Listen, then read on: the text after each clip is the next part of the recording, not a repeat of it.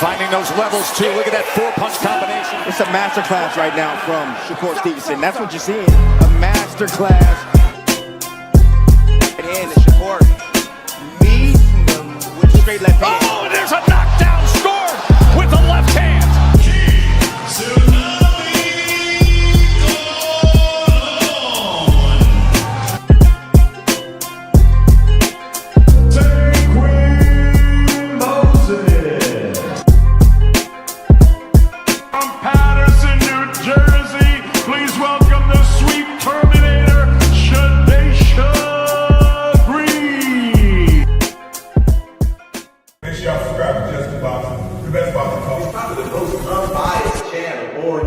Right now, we're going to give him his just due. Shout out to my brother, Just Due.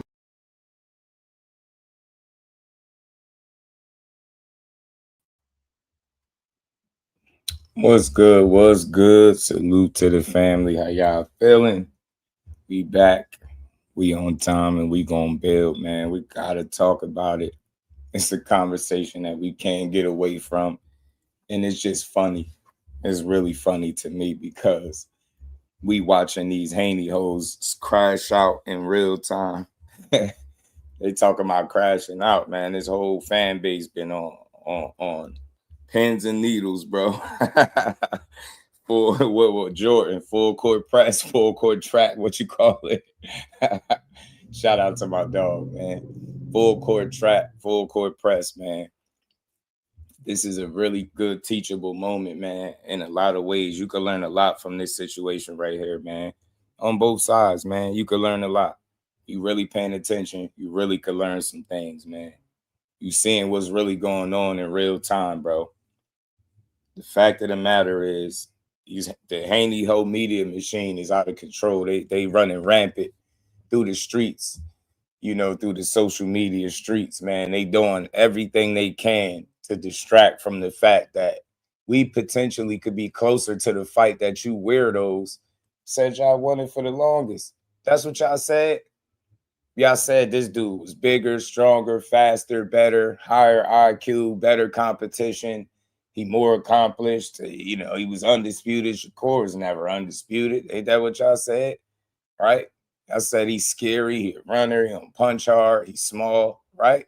This is what I heard. You get me? Now that you get closer to the fight, y'all hoes running around here crying, man. This is what y'all asked for. And this goes to show y'all that everything I said, I was right. Didn't I tell y'all they wasn't no A-side over nobody?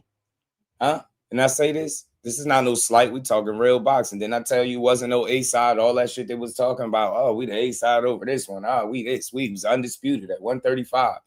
That shit don't move the needle alone. Belts alone don't move the needle. Revenue do. You get me? When you able to, you know, put them asses in seats and be an attraction, man, then you could flex like that. I said this before. This is a teachable moment. Why you think Tank Davis don't go through this? Why you think Canelo Alvarez don't go through this? Or any other? Why you think when Errol Spence was making his run, did Errol Spence go through this? Give me any A-side in boxing that's going through or goes through what they going through right now. Mr. We so accomplished over everybody. We so big. Mr. I'm a true welterweight. We put on all this muscle. Get me? You're not A-side over nothing. What you really just seen happen with that shit on Twitter, with him accepting or allegedly being willing to go to 44, you know what that tells you? He's not the A-side over no Shakur Stevenson. That shit is dead. That dude is every bit as accomplished as he is, if not more, because he's been in more weight classes, right? I get it, he was undisputed, but he's been in more weight classes. That shit kind of level out. And at the end of the day, you got to see what really makes sense. You're not going to be able to hold him in no negotiations. This is what all of this proves, y'all. And I don't want to be redundant. I don't want to talk about 25%, but didn't I tell y'all this is why this is betting on yourself. This is what betting on yourself look like. Not letting somebody, you know, hold you out in negotiations, undermine you and underpay you because he got underpaid to fight Kambosos. He ain't no Kambosos. Didn't I tell y'all that? Now y'all, Shakur is right.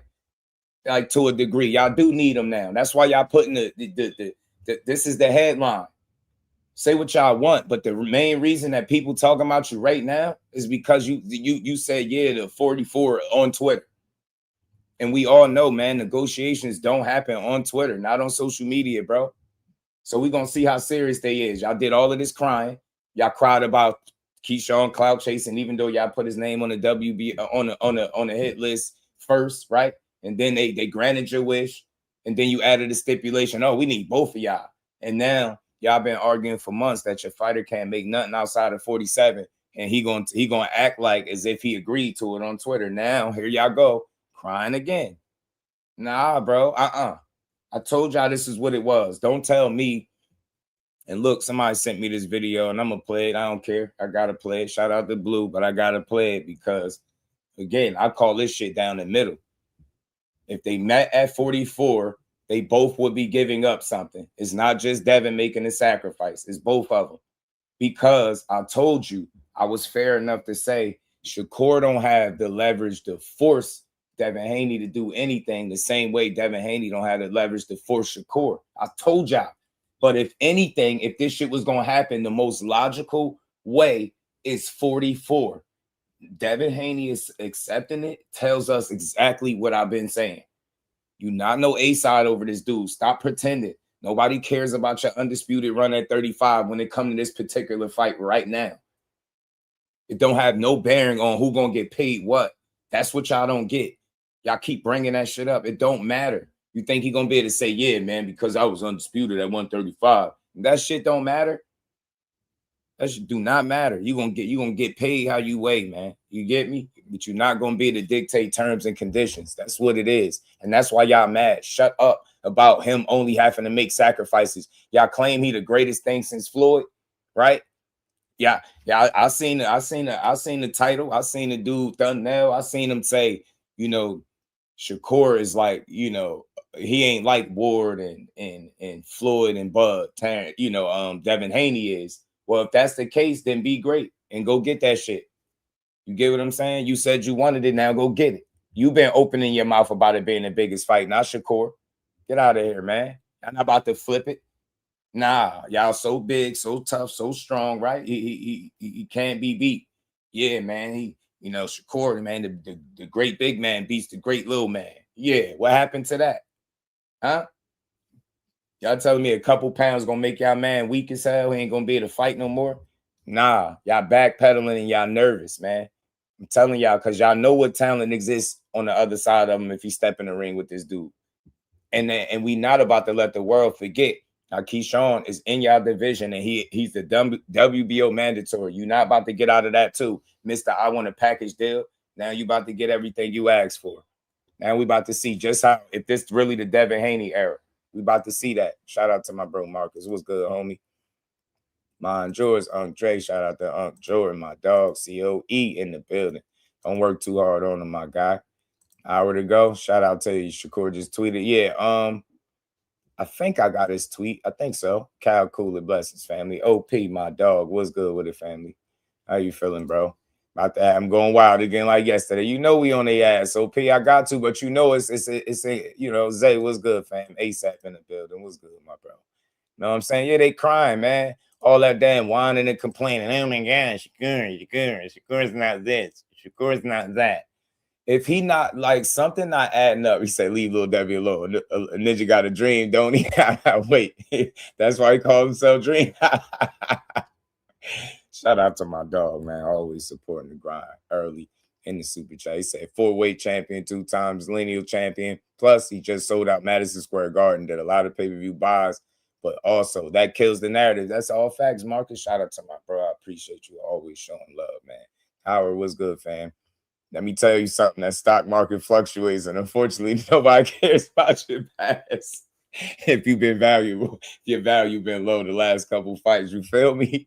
Mag, what it do, man? Great big man beats great little man. Only one is that. Shakur double down on Ward Park. Oh, we get into that. ASAP, you know we gonna cover that. Sonny, what's good with it, man? These other content creators are bought paid for. Talk to them, man. 5 boxing fans. So you think they both be dead? Look, I'm gonna say this to you, 5 boxing fan. Devin Haney ain't no chump. Blue, what's good, homie? Dre in the building. Was good, man. Mark Nash, shout out to my guy. Was good, Mark. Good to see you in the building, man. All right, we good. Look, I'll tell you this. P Hunter was good with it. Thank Zufa made Evan Cade for the bag. If it's true, I don't think it's that they made him. If he's actually gonna go through with it, P Hunter, I think it's logical, because think about it. AP Shakur just got to his 4th weight class. He only had 1 fight. Devin Haney had 2 fights at 40. Fought Ramirez, then 47. It's unrealistic to ask him to go to all the way up another 7 pounds after just going up 5.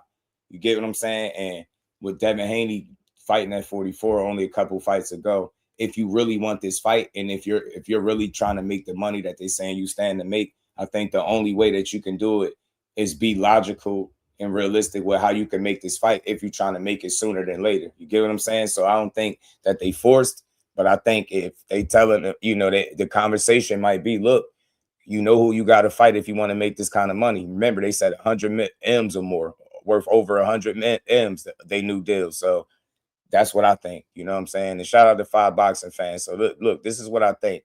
Devin Haney is a phenomenal fighter, bro. He's not easy for nobody to beat. I don't want to make it seem like I'm just picking against him and got guys going in there, blowing him out, whooping his ass, making it easy.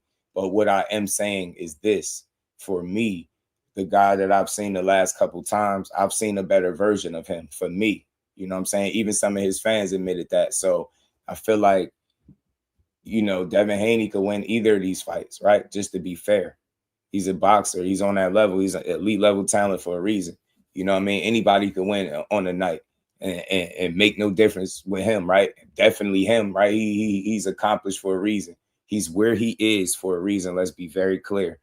But for me, I need to see a different version of him, I think, if he beats Keyshawn, right? The version we've seen the last 2 to 3 times is not the guy that I feel like would beat Keyshawn in the fight, because I think he would make too many mistakes. I think Keyshawn is a complete fighter. I think the experience level is more comparable than what people realize, because of again, I explained it the other day, I'm a quality over quantity guy, and I think that's what Keyshawn got working in his favor. Dev has, quantity over quality, but he got, you know what? He got some quantity with quality, right? He got a combination of both. He got a nice number of fights, and it's about half or so that's respectable for sure, right? And you can't take it from him. So that being said, he got an opportunity. And could he beat either one of these guys? Absolutely, bro. 5 boxing fan. Could he beat these guys? Absolutely. Do you hear me? I want to be very clear. But for me, he has to be a better version of what we've seen, for me, the last 2 times out, the last 2 to 3 times out. Does that make sense to you? Right? I'm not going to sit here and tell you that I ain't no way in hell, but I feel like Keyshawn Davis has, I don't know what would we rate that off if we saying Key ain't all that? A 5 boxing fan, if Key ain't all that, you ever ask yourself, why would Devin Haney put him on his hit list to begin with? Why would Devin Haney be entertaining fighting him right now if he ain't all that? Wouldn't that be admitting that Devin Haney is trying to chase guys that's not all that? Because you already know how they trash Shakur. And he younger than Shakur. He younger in his career, or earlier in his career, than Shakur is, right? So just think about that. If Key's not all that, what does that say about Devin Haney for putting him on his hit list to begin with? Get what I'm saying? So it's a reason he put him up there. It's a reason why they talking about fighting him right now. Boxing Edge was good. It's a reason. You get me? And that's because these dudes are the cream of the crop. You know what I'm saying? The cream of the crop. That's what it is. You know what I'm saying? They the cream of the crop. So and you say Key ain't all that. Like who on Devin Haney's resume is better than Keyshawn Davis? Get what I'm saying? So and now he didn't have no trouble. He dominated him. If that's your opinion, I ain't gonna try to change it. But I think the majority of the people in here know he dominated them both fights. He lost 2 rounds, arguably the first fight, and the second fight was a 12-rounder. And he barely lost any rounds. He didn't have any trouble with him. The only thing he did was hold. So again, he got 33 fights, 5 boxing fan. You said Loma. I knew you was going to say that. I'll give you that. Even though I don't got Loma beating Keyshawn because I think he's too small. But that's one guy out of 32. Now name another guy realistically that's better than, nah, you don't believe that. You don't believe that. You don't believe that. There's no way you see that. There's no way you see that. In what ways is he better than Keyshawn Davis? Guarantee you can't explain that. That's no way you see that. You telling me they both held a world title. You get what I'm saying? And Keyshawn's still undefeated. Nah, I don't think so, fam. I don't think so. Keyshawn been fighting at a higher level as an amateur and pro. There's no way to back up that claim. That'd just be speculation, pure speculation. Forever G's, what it do? Bill was capping this morning again. That's asked him straight up. Have you contacted Jay Prince? He couldn't answer. We're going to get into it. I'm going to try to get into everything. Mike Magic, my brother, man. What's good, Mike? Forever G's in the building. We don't care. Tell that you got to cry me a river. Cry me a river, Epic. Cry me a river, bro. Cry me a river. Tell that to your favorite fighter because he shouldn't have said it. He could have stood firm on his 147 claim the way his dad was when he was speaking in the media. Now that shit washed all that stuff down the drain that they've been saying. Don't say 144 ain't it. Epic was 144 it when he fought Jose Ramirez. Was it then? It was it then, wasn't it? Okay. We don't want to hear that shit. We ain't trying to hear it. You know what I'm saying? Shout out to Ill Status. What's good with it, bro? We're not trying to hear what 144 ain't. You got to tell that to Devin Haney. Go right now, Epic. Go right now on Twitter. Go to Devin Haney's Twitter page where he said, if I come to 144, we got to fight. Go right in his comment section and tell him, Devin Haney, yo, this 144 ain't it. Tell him. Don't tell me. I can't control the fighter. I don't have no control over it. I could just support it. And I told y'all before, I would have supported it if Shakur would have went up to full 147 pounds to fight him. I would have supported it if they met in the middle. I would have been understanding if they'd have both said, you know what, now ain't the time. I'm going to do what I'm doing. And when you get here, like Devin Haney said, when you get here, then we could fight. Till then, I'm going to fight your brother. What happened to that? Y'all do too much backpedaling. We ain't trying to hear all this. Y'all saying a lot of nothing. Y'all saying everything but let's fight right now. What's going on, man? What happened? I thought y'all was DEEBO for real. Nah, man. The Haney hoes, the media machine working overtime. Y'all out here crying like he the only one that makes sacrifices. You just seen Shakur jump up 5 pounds and go fight the most established guy there. And you're going to act like that's not what he did? You're going to act like that's not what he did? His last win is better than your last win. And it looked better. And it looked better. Do you ever ask yourself, why is they doubling down? Why is they talking so much about Shakur Stevenson? He not even in their weight class. Y'all don't even get it. Y'all dudes running around with y'all tails tucked between y'all ass right now because the Bash brothers applying full court press. Now it's full court press. You get what I'm saying? Y'all want to talk about, oh, you see?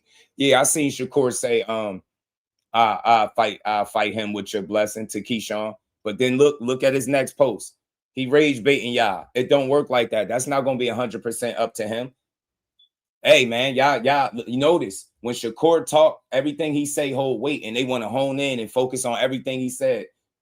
I'm cool with it. I know what he just said, but it's not up to him. He just rage baited y'all. It's not up to him whether he fights first or nah. That's up to Team Haney because they the ones that proposed the package deal. So who y'all mad at? They proposed the package deal. They said they wanted the Bash brothers as a 2-for-1, like this is fucking Wendy's or something. They said that.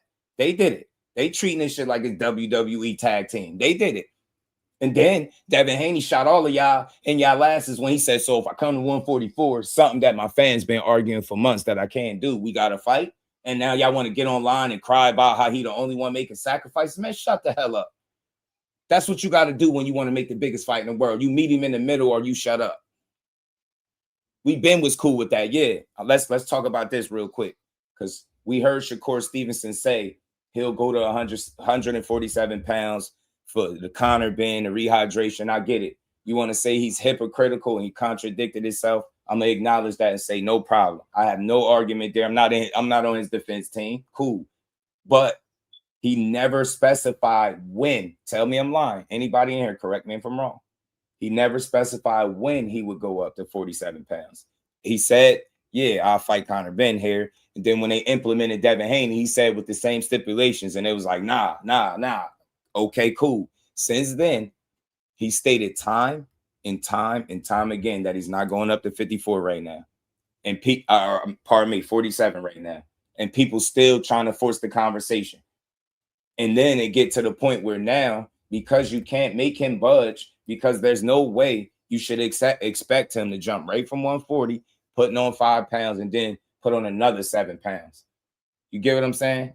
Want this dude to put on 12 pounds in his last 2 fights for you. So what you have to do is you got to be realistic. You either focus on what's in front of you, and that is Keyshawn Davis in the 147-pound division, or you really want to make this fight with Core, if you really want to put yourself in position to make this $100 million that your dad is talking about, that your fans are talking about, then you got to be willing to make a fight with him. And if you want it sooner than later, the most logical course of action is to meet the man in the middle. You at 147 pounds, you will be giving up 3. Core going to 144, he will be giving up 4 pounds. That's meeting in the middle. You give up 3, he got to gain 4. Simple. Simple math. I can't negotiate for these guys, but I think that's a logical way to get the fight done. I think that's why Dev suggested it.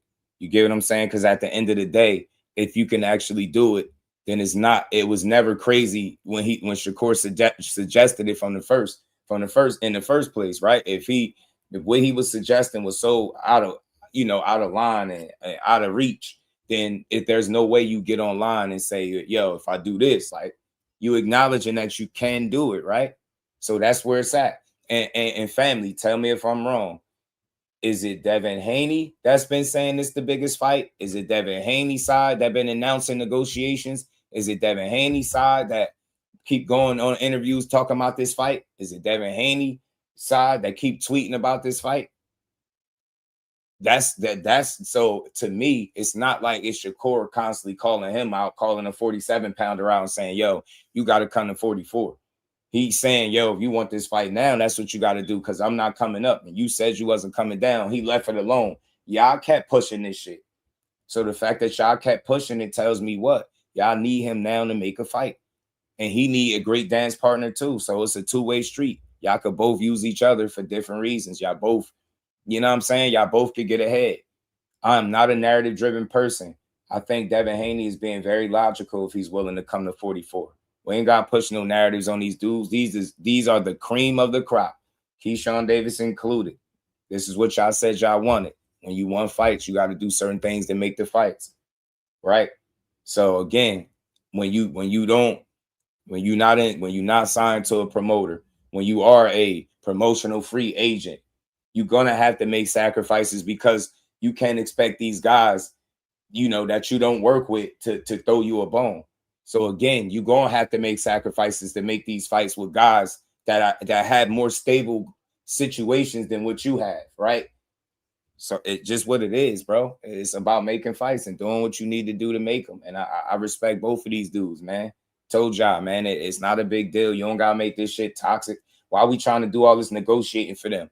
Why would I sit up here trying to tell y'all what Shakur should and shouldn't be doing? That never was my stance. I always told y'all what I felt like I knew he wouldn't do, was go to 47 in 2026. Didn't I say that? Now you fast forward to today, they entertaining 44. I told you he don't have the leverage to make him do anything.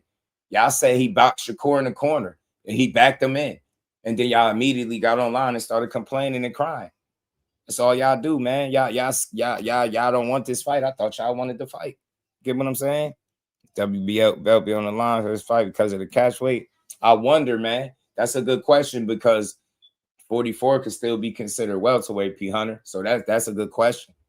I wouldn't know. I wouldn't know until they do it, man. That's a great question, bro.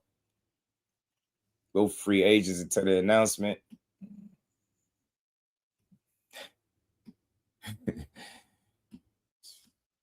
The thing is, y'all be trying to lump. I'll say this, bro. Shakur's situation is not the same as Devin Haney's. I'll say that. Their situations are not the same. They're not actively having issues making fights. Have you seen that? The only time Shakur has had an issue making a fight is when somebody is hesitant to fight him. Guys get contracts, didn't get what they asked for, didn't ask for more. Like, their situation is not the same. Do you see Shakur going into negotiations or being rumored to fight all of these people, and then none of the fights are happening? Are you seeing that? Or are you seeing people actively call Shakur name from multiple weight classes? Shock at 30 talking about core. Lamont Roach talking about core. You get me? Raymond Muratalla talking about core. Devin Haney talking about core. You get what I'm saying? Not too long ago, Ryan Garcia was talking about core. They options are not the same. Because Shakur can make more weight classes, he has more options. Would he not? Wouldn't that be realistic to say? And until I start seeing him negotiate with guys and the fight fall out because he talking about he couldn't get the guarantee he want and all that type of stuff, you just don't see that. So, nah, their situations are not two and the same. They're different, all right? Or one and the same, should I say? They're different. So, again, he got options because of what he's able to do. Devin, I think, has options as well, but I think they put themselves in position where they got to go through the gauntlet respectfully to get what they want. They have to. They got to go through the gauntlet. You know what I mean? They've been selling a lot of wolf tickets about what they're going to do to the baddest thing on the block. DEEBO this, we fight anybody that. We want to fight both of the brothers, package deal, 2 for 1. Yeah, back to back. Even if we lose to Keyshawn, we still fighting Shakur. Like, I've heard everything. Yeah, 144. I've heard it all. So again, I'm here for this shit. Let's see it. Shout out to my cousin Ashley's Corner. How you feeling, cousin? Good to see you. I think Bill Haney was swinging like Trey Styles with David Green. I'm telling you, sick and tired of this shit. I'm sick and tired. Punching the air, man. They're back against the wall. OP, you get me? Corey's having issues making a fight. You just not vocal on the net about it. Nah, yo. All right, listen, Boxing Edge, believe what you will, fam. I'm not here to change your mind. That's what you believe. That's fine with me. Because he's not vocal about it, you believe that he having trouble behind the scenes. All them people you name are busy except for Shock and the money Core want. You're not putting on Shock fight. So what would that be an issue for Shakur or Shock? Because Shock is not a big fight for Shakur. Shakur would be a big fight for Shock. Who's calling who out? It's been Shock calling Core name out. So that's an option that he could pursue, but that's not make or break if that don't happen. What I'm telling you is I don't think he's going to have no issues getting his next fight. He said his fight date coming soon. So make it at what you will, man. I'm not here to change your mind, but he don't got to be vocal about it. Devin ain't vocal about it either, but we seeing it play out. You know what I'm saying? So you're not seeing that play out with Shakur. What you are seeing play out is people saying they negotiating fights that they only negotiating online. Nobody is even hitting up his team. Look, dude just said, shout out to fam. He just said Ness was over there on the Boxing Voice. Ness asked him, did you contact Jay Prince yet? And he said, Bill couldn't even answer. Y'all don't even get when y'all be being played. Didn't y'all hear my guy tell y'all after I already told y'all Behind the Hands TV told y'all they ain't what network they fighting on? Who is they signed to? Until they get the deal that comes out officially announced, what are they going to do next? How are they even going to fight Keyshawn? Y'all not even asking these questions. Y'all doing all this, core that. Man, these dudes can't beat Core, man. They can't beat them. I'm telling you, they can't beat them. That's why they spend all their time online trying to tear him down, bro. The weakest shit I've ever seen. Haney Hoes is the new name. That will forever be y'all name. Telling you. That's what's going on right now. We sell more tickets than him, but you entertaining 44. If you was the A side, he'd be having to bend the knee to you. He don't have to. He don't have to. You got to meet him in the middle. You ain't Tank. I'm putting this shit out there. I'm killing this shit. You not no Tank. You not no Canelo Alvarez. You not no Earl Spence. Not no Anthony Joshua. You Devin Haney. And that's with all due respect. But you don't have the leverage you say you have. This is why we keep being in these situations, bro. Y'all don't realize they don't have a home, a pot to piss in or a window to throw it out right now. They got it. This for them to even move forward on any of these fights, somebody has to sign off on it. What network are these fights going to be on? Top Rank is on board. Are they fighting with Top Rank? Are they going to go do a one fight deal with Top Rank to get Keyshawn? What they going to do? Y'all tell me, where is it? Oh, it was Zuffa. So is Zuffa going to work with Top Rank? Is that WBO title going to be on the line? Because we know who the mandatory is. Huh? Mr. You promise? Y'all remember that shit? Come on, man. Come on, tell me when I'm lying. This is what's going on right now. Y'all doing all the negotiations for him, bro. They got to do this shit behind the scenes, fam. All that shit on the internet sound good. It got me talking, and I love it, bro. But it's going to take a little more than that. A lot more than that, matter of fact. And we know this. Y'all better pay attention. Do not be fooled. Do not fall for the smoke and mirrors. Right now, this shit just making good conversation pieces, man. The Bash Brothers done applied full court pressure, and it's smoke either which way you go. Just like my guy ETB said, pick your poison, bro. Pick your poison. Because I'm telling you, y'all, I'm a man. I better make some money that day. The day they step into the ring, I better make some money that day. The way y'all be talking, I'm very confident that he wins. Notice, y'all, I want to point something out. Notice, whoever these quote-unquote Shakur channels and Shakur fans are, notice, tell me, y'all, any narratives that you hear coming from Shakur Stevenson's camp or anybody that supports him. Is everybody up here complaining about Devin? Is people up here talking about how Devin not great? How he not making no sacrifices, knowing that they both making sacrifices? Who doing all the complaining after getting exactly what they wanted? Tell me, y'all. Why is this energy like this if they for sure that this kid can beat Shakur Stevenson? If he that much better than him, right? That's what y'all said. That's what y'all keep telling me. He bigger, man. The greater, bigger man beats the greater little man. That's what y'all said. And what y'all backtracking on that? Why y'all complaining about 144? Why was it good for Ramirez, but it's not good for the biggest fight in the world? Why was it cool to fight at a catch weight for a meaningless fight? A meaningless fight that bored everybody, right? I'm pulling out all the stops, right? Why was it okay to make the sacrifice there? But you doubled down again and just said this is the biggest fight in boxing. You keep saying it. You keep talking about Shakur. You and your team, you and your fucking dad. Lying. No, we negotiating right now. You will be talking to his manager. You'll be talking to his people. If you're not talking to his people, there's no way in the possible fuck you could be negotiating a fight. Nobody. It's impossible. I told y'all that. I'm not, do not let these, don't fall for the bait and switch. Don't fall for the smoke and mirrors or the banana in the tailpipe. Do not. Somebody has to sign off on one of these fights for these dudes. What network? Can anybody tell me what network is Devin fighting on next? And if you assuming it's Zuffa, can you be 100% sure that Keyshawn Davis is the next fight? Because we're not gonna skip over that. We're not gonna miss that. We holding they since y'all want to hold everybody to what they say. That's exactly what we doing. Y'all said y'all wanted to see these fights, and all I want to do is see them as well. I don't care how they do it. Just stand on business, right? I think Devin Haney is in a really good position if he can finesse the next two moves or so the right way. You get what I'm saying? I don't know what the crying and complaining about. It's only one side that's attacking the other side, but you need them currently to make a fight for yourself. There's no way in hell you could think Devin Haney is going to make upwards of $100 million in any deal if a name like Shakur Stevenson is not attached to it. They've been the ones making all the announcements. That's why my energy is with them, because they have the most to prove right now, because they've been putting it all out there. They've been putting the fillers out there. They've been talking about a deal worth over $100 million, right? They've been talking about how good this deal is for them without putting nothing else on it, right? That's them. They're the ones that's telling Mike Coppinger and Sean's telling them that they negotiating the fight. And then you find out that that's not true. They're doing that. So that's why I'm putting the bulk of the responsibility or accountability on them, because it's their side who's constantly acting as if they're pursuing all the smoke. They're chasing down the Bash Brothers. They both want Key and Core. That's what they want, right?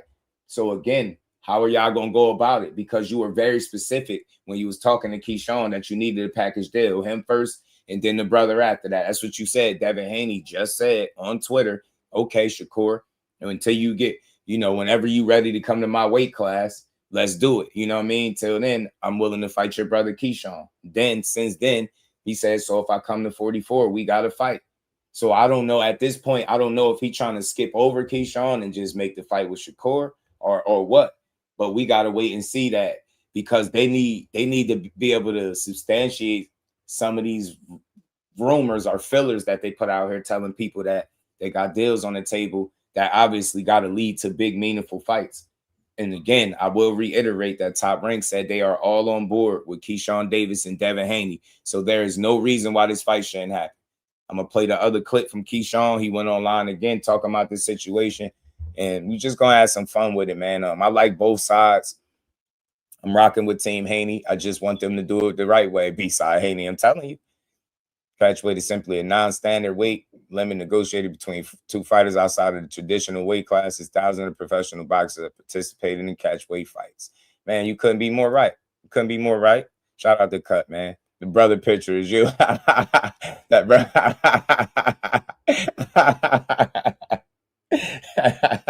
Shout out to Marcus. He said they won the ace out against Ryan, but okay. And they said they was. Remember, he said he was. Then he had the backtracking on Angela Yee. Said he took the 45. Ryan got the 55 because he fought Tank and proved that he could sell more tickets. And that's what it's all about, y'all. That's what it's going to come down to in them negotiations, man. Y'all keep talking about belts and shit. That shit don't matter, bro. That shit don't matter. You got to come play ball. You want to make the big fights? It's time for you to come outside and get some mud in your boots, man. You know what I'm saying? Lance said the stepbrother's photo of Cobra Kid is Spider Bass is absolutely hilarious. You know I like to have fun with it. I thought it was funny. Kurt, my dog, was good. Just tell me what I know. Both sides are talking to Zuffa, not each other. You not telling me nothing, Boxing Edge. I told y'all that weeks ago, fam, before anybody announced anything about Zuffa, and I knew directly from the source. So that's not news to me. But I'm telling you, it's you. I don't know if you understand what I'm saying. I get it that it's hard to separate my information because you know I rock with one guy more than the other, but that's because I think he's a better fighter, not just because I like him more, or not because I dislike Devin Haney any. Their side is the more vocal side. Do you understand what I'm saying? Who is speaking for Shakur besides Shakur? You got Devin Haney tweeting, you got Bill Haney tweeting, doing mad, and the mixtape tour has begun. And then you got a slew of Devin Haney channels. They're all pushing narratives and they're all very vocal and damn near speaking for Devin Haney. That's why my energy is like, okay, if y'all the ones making all the moves because y'all the ones hunting everybody, remember, he said DEEBO is coming for you. So if you're coming for everybody, what are you going to do to make these fights is what I'm saying, because they're doing all the calling out. Keyshawn already said what he said directly to Bill. He said, I'm trying to whoop your son ass. What's up? You keep talking about Shakur. We all seen this. That's what I'm saying. It seemed like the energy is switching, man. I don't know, man. I don't know, bro. I'll tell you what, if he do duck, I'll talk about it. He wants to send Keyshawn and to gather more data. Look at this. Look at this. Look at this. There's no way you could believe that, fam. How long you been watching boxing, bro? I'm pretty sure you got to know boxing don't work like that. Look, Zach, dig this, family. You know what I mean? Dig this, fam. That's a narrative created on YouTube. That's a narrative, bro. That's one of them false narratives that a person like Just Do Boxing shoots down on a regular basis, bro. Let me talk to you for a second, fam. This is the sport of boxing. This is not like WWE. This is not a cartoon. This is like, you get me? Business don't move that way. Like, you got people that's playing with millions of dollars, like real money. Do you think Shakur is that powerful where he can send Raymond Ford to fight O'Shaquie Foster? Do you really think that? So let me tell you something else, Zach, and shoot that down for you so you can sleep better at night. Because I'm gonna get you right. My brother, Behind the Hands TV, shout out to my dog. He's out there in Houston, and he in all the gyms. He knows O'Shaquie Foster personally. Oceanique, for the ones that really know. Shaq told him 2 years ago that he was fighting Raymond Ford. Do you understand? He interviewed Raymond Ford as well. They had an issue before what you know of. So they already was planning or talking about fighting each other. Them fighting had nothing to do with Shakur. I know it looks that way because Shakur was like, fight Savage and then I'll fight you. I know, I get it. That's the theatrics. But in reality, that's the way business took shape, because Shaq Foster beat Cool Boy, and instead of pressing the button at 35, keeping the interim title belt that would have kept him closer to fighting Shakur, he moved back down to 130, and he wasn't going to get the Navarrete fight or none of the other unification. So Raymond Ford was the best opportunity available for him. That's why he fought him. That's real boxing. All narratives dispelled, sat to the side. Shakur cannot send another grown man in the ring to fight anybody. The only people that are pushing that ignorance are people that have an issue with Shakur because they weird, right? They got a personal with a guy that they never met. Maybe they don't like what he said in the interview or how he fight, or they don't like his new teeth. I don't know. but it's complete nonsense. Shakur has no bearing on what the WBO, where the WBO placed Keyshawn Davis. They asked for it. They got their wish. That has absolutely nothing to do with Shakur. Did Shakur tell Devin Haney to put Keyshawn Davis's name on the hit list? Absolutely not. Did Shakur Stevenson tell, Keyshawn Davis to start calling out Devin Haney and fight him first so I can get more data? How the fuck is he getting more data when he sparred him? You get what I'm saying? More for years. He got all the data he need. He don't need nobody else to pick up no data for him. So those narratives is just foolish, man. I'm just being real with you. If it was true that he sent these guys in there, I would call it out. I'd be like, yeah, man, he's sending his mans in there.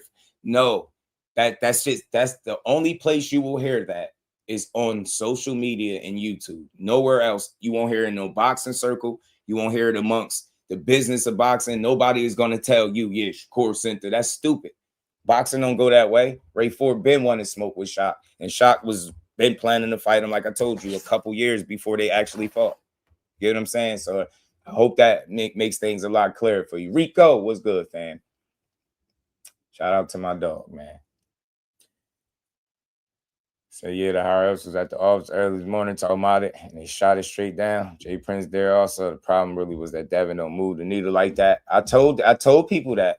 I told people that anyway, though, Kurt. We can see. That's what it is. You get what I'm saying? It's like if Shakur fighting him, he's still in Keyshawn fight.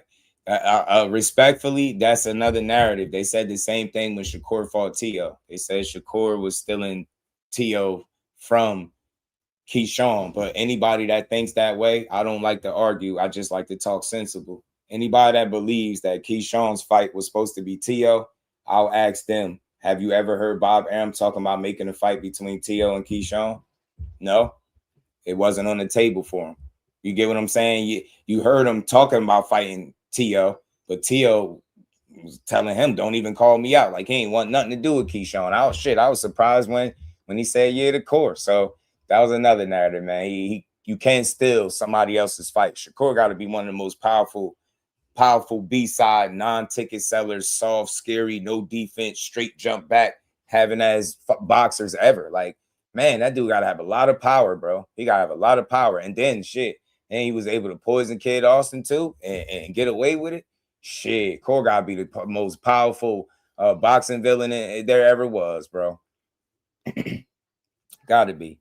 So that's what's going on right now, man. A lot of these, they working double time because they scrambling right now because the landscape is making things uncomfortable. It's a no way out situation. Either way you go, you got smoke. You got smoke that you got to tend to, and it's not going to be easy to deal with, respectfully. So say what you want, but get ready for the next storm of media lies, bro. Let's get into one of these videos, man. Let's keep building. Everybody hit that like button, sub to the channel, support the grind. Let's get it. Going with the Mando instead. I'm telling you, bro. It's what it makes sense. That's what they said. That's what they got to do. That's what they got to do. They're not getting Shakur right now. I've been knew that. They know 2026 fight happening with them, in my opinion. Not this year. Better settle on Keyshawn and hope you get through there. Hope you ready for the smoke you saying you really want. You know what I'm saying? You better hope.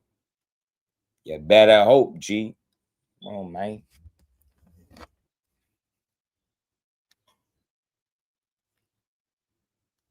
Telling you, man, the boxing is getting interesting, man. But all people got to do is just deliver on their word, bro. On all sides. Everybody just stand on what they said. Right? They made Key the mandatory. He said he want that fight. Top Rank is all in. It appears that Bill said he's all in. He wanted the twofer, right? There you go. Everybody should be happy, right? Devin Haney, by him saying this year to 44, right? That's what y'all said. Then he just proven just how great he is, right? So why cry? You're right. Y'all say he's the one doing everything that nobody else is doing, right? If that's the case, then y'all shouldn't be crying that he making some concessions again, right? Right? Because since he the only fighter in the world that makes concessions, right? I want to hear that cry. I don't want to hear that cry, baby. You know what I'm saying? I don't want to hear that cry, baby. Hold on. Let's see what TB said real quick, man. See what TB. You know TB. TB, my guy. You already know, Kurt. Appreciate you, man. Lisa, peace to the queen. How you feeling today? Let's see what TB said. Oh, the damn rest. Yeah, y'all see what's going on. At this point, it don't even matter if you mandated. He's just the #1 contender. None of that even matters to me. Why? Because they already put their foot in their mouth talking about what they gonna do and who they gonna fight. They put the pressure on themselves. It's not like we forced this. Did anybody in here force this on these guys? Ain't this what they was asking for? The narrative was that Keyshawn Davis was exposed by the WBO for not petitioning to be #1 in the WBO, right? They exposed him. They said if he really wanted to fight, he would petition. Well, they did him one, and they did it for him. So, and they the ones that keep coming out talking about who they fighting. So that's my thing. They're saying who they're fighting. If you don't fight neither one of these guys, they're gonna look crazy. Yeah, Keyshawn is calling you out. His side is on board. It's up for y'all because y'all the ones are saying y'all got the deals. Y'all got this to announce. Y'all got this in the works.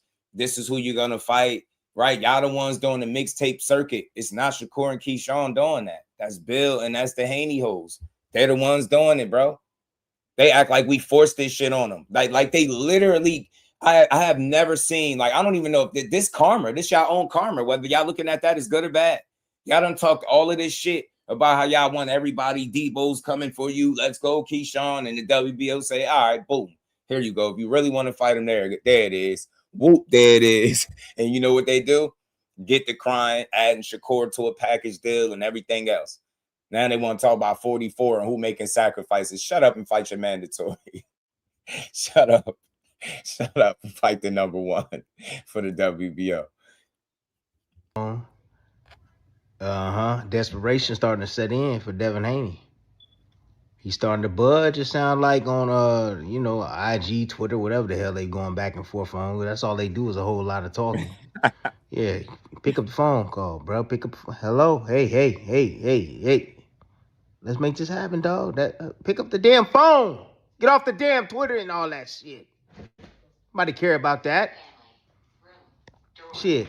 And then on top of that, if this shit get made,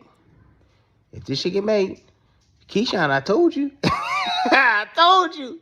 Boy, you put yourself in line for the belt and all of that shit, man. Shakur about to get you up on it. I told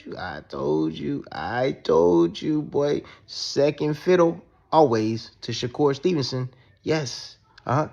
He better than you. I see what Tim doing. He better than you. Anyways, let me stop it with that. And one request. Please, Turkey Al-Sheikh, Zuffa Boxing, whoever the hell gonna put this fight on, if the fight get agreed upon, have this fight in America, please. And look, I want to say this too. If Shakur gets the fight first, because I see that people saying that too, at 44, then he not fighting Keyshawn. Then they going back on their word because they said Keyshawn first, then Shakur. So I'm cool with either fight. I can't do the business. I can't control who fight who first, so it ain't up to me anyway. I don't give a damn. But I just want to point this out. I want all of y'all to keep the same energy and complain.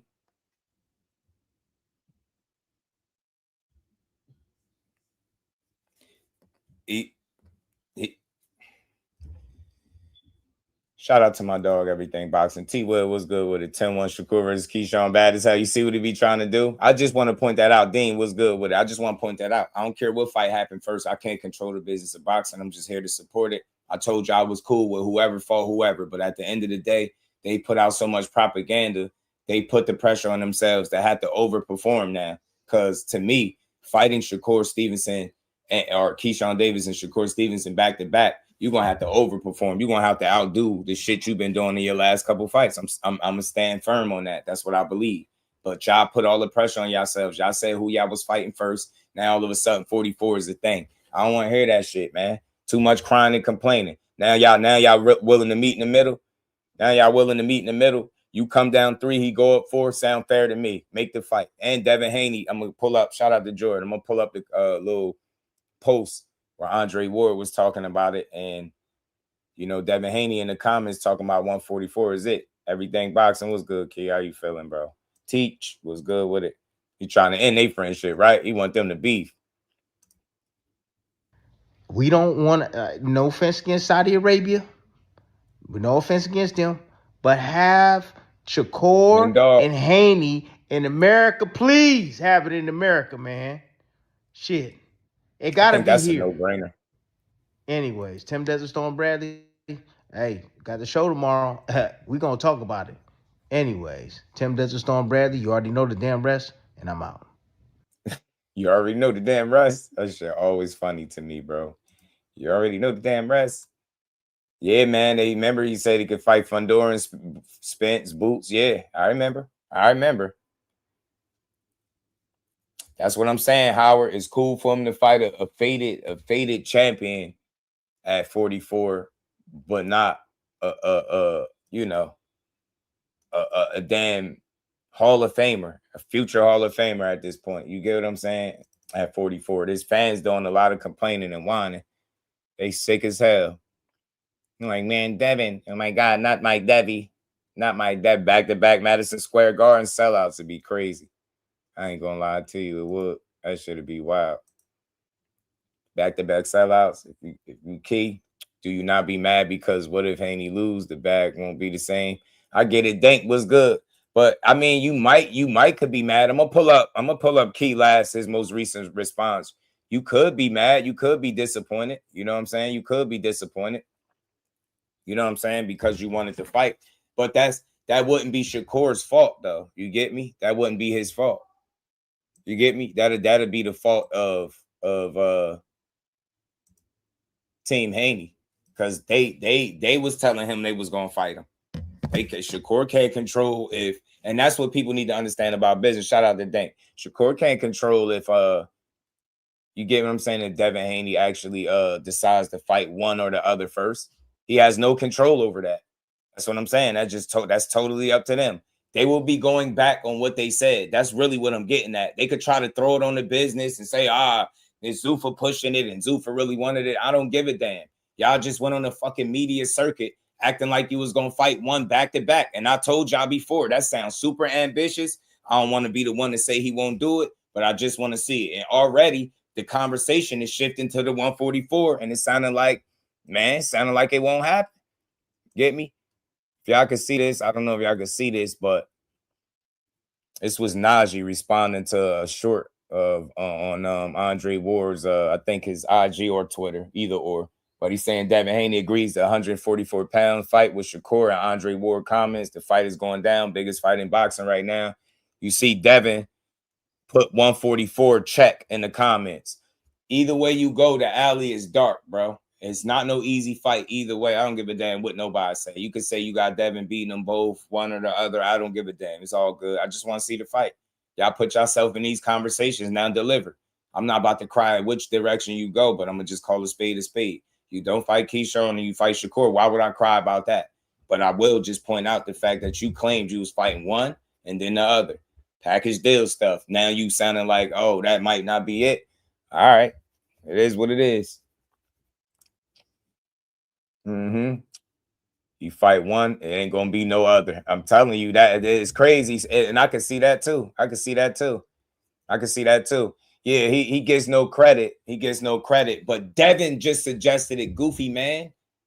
And look, I like to let people have their opinions, but we don't do the coon talk over here. That's you already know. It's no way you can't be one of us talking like that, fam.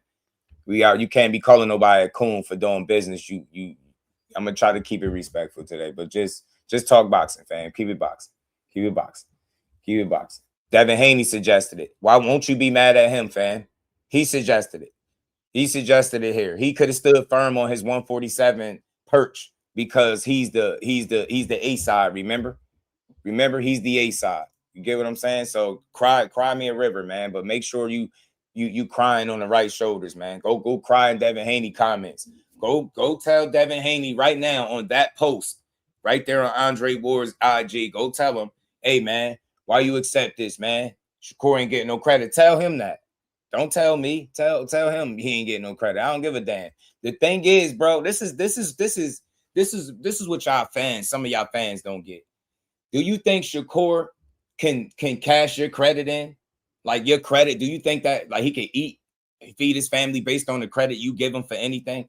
So why would he give a damn about you giving him credit? Devin Haney could have said, nah, 147 or nothing. Mr. Triple Dipple A side, Mr. DEEBO, I'm bigger than everybody. We make more money than that. He could have stayed on his 147 perch. He didn't have to bend the knee. What A side do you know would have bent the knee? And then his whole fan base start complaining. So look, man, cry all you want, man. I want to see fights. I don't want to hear that crybaby shit. I don't want to hear it. I don't want to hear it. Go cry to Devin. Tell Devin he should have stood firm. You know what I mean? What they call him, Little Debbie. You know what I'm saying? You go to and look, hey, look. This is the hypocrisy because I'm a real one. I already pointed out the shit that they said Shakur said about going to 47. Cool, he said it, but then since then he retracted, said I'm not going up there, right? You want to call him a hypocrite, have that. But the hypocrisy with y'all is wild. This is the situation you find yourself in, y'all, when you get to 147 and you still sticking your nose in 35 and 140 business. This is what's going on. Dude got one fight at 140 and all of a sudden he got to come up 7 more pounds for you. Shout out to the Objective fan, my dog A1. You get what I'm saying, bro? This is what happens when you keep sticking your nose in 140 and 135 business. You end up having to bend the knee and you find yourself agreeing to 144 on Twitter. That's what happened. Tell me, is it not? Is it Shakur team that been putting out all the fillers, or is it Team Haney, y'all? Am I missing something? Ain't it Team Haney that been saying all this shit? They've been saying everything, bro. They've been saying a little bit of everything. All they've been doing is complaining, fam. Complain. Y'all asses is nervous, man. That shit making y'all uncomfortable. I know what's up. Hold on, where is this joint at, man?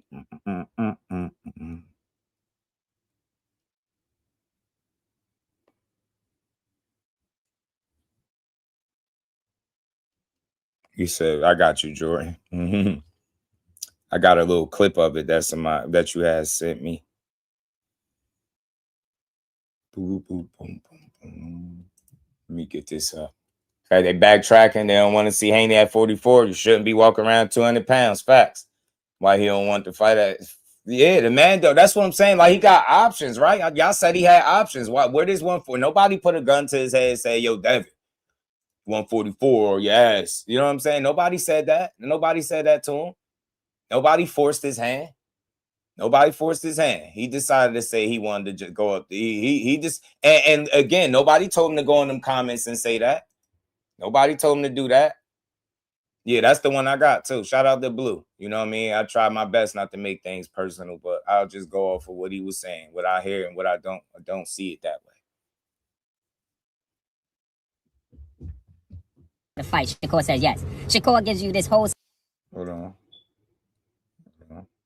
Haney is now saying, all right, I'll consider coming to 144 a catchweight and make a fight. If I come to 144 with a catchweight, we got to fight. Shakur says yes. Shakur gives you this whole soliloquy about how Floyd Mayweather made one of the biggest fights in boxing history at a catchweight. He didn't do his damn research, because he never does. I'm sick of the sport of boxing, bro. I'm sick of the politics. Y'all don't like this man because his father is in his corner. Shit. What happened? What her father? Huh? I love the fact that Bill is side by side with his son while they succeeding at the highest level, bro. I love that shit. And I think what Shakur said was a fact. Did Floyd and Canelo make one of the biggest fights in the history of boxing at a catchweight? He didn't say who suggested it, who wanted it, who didn't want it. He just said they made one of the biggest fights in boxing at a catchweight because they really wanted to fight. That sounds pretty accurate to me. And yeah, like, I don't know. I think if you somebody and you mad that Devin Haney got his father in his life, you need to rethink watching boxing, bro. You need to go find something else to do. That should be a reason to cheer him on more if you're a real supporter. So I like the fact that Bill is the mouthpiece and Devin is the machine that drives the car, you know, the engine to drive the car that does the fighting. You know what I mean? And Bill do the verbal warfare. I think they make a good tag team. You know what I'm saying? I actually like them in boxing. I think Bill is good for boxing. despite what people say. I think he's really good for boxing, but you got to be able to think for yourself. If you don't think for yourself, then I don't know what to tell you. I could think for myself, so I know how to separate the BS from the real shit. But let's continue. It's disgusting. So now this dude got to make a sacrifice again, but he got all these asterisks by his name. He can't punch. He ain't got no chin. He ain't this. He a runner. He a holder. He this. He can't do that. He's scary. I mean, a lot of those same things they say about Shakur, though. A lot of those same things. It's not like Shakur is saying it. The thing is, it don't matter what the fans are saying. They can't fight for Shakur or Devin.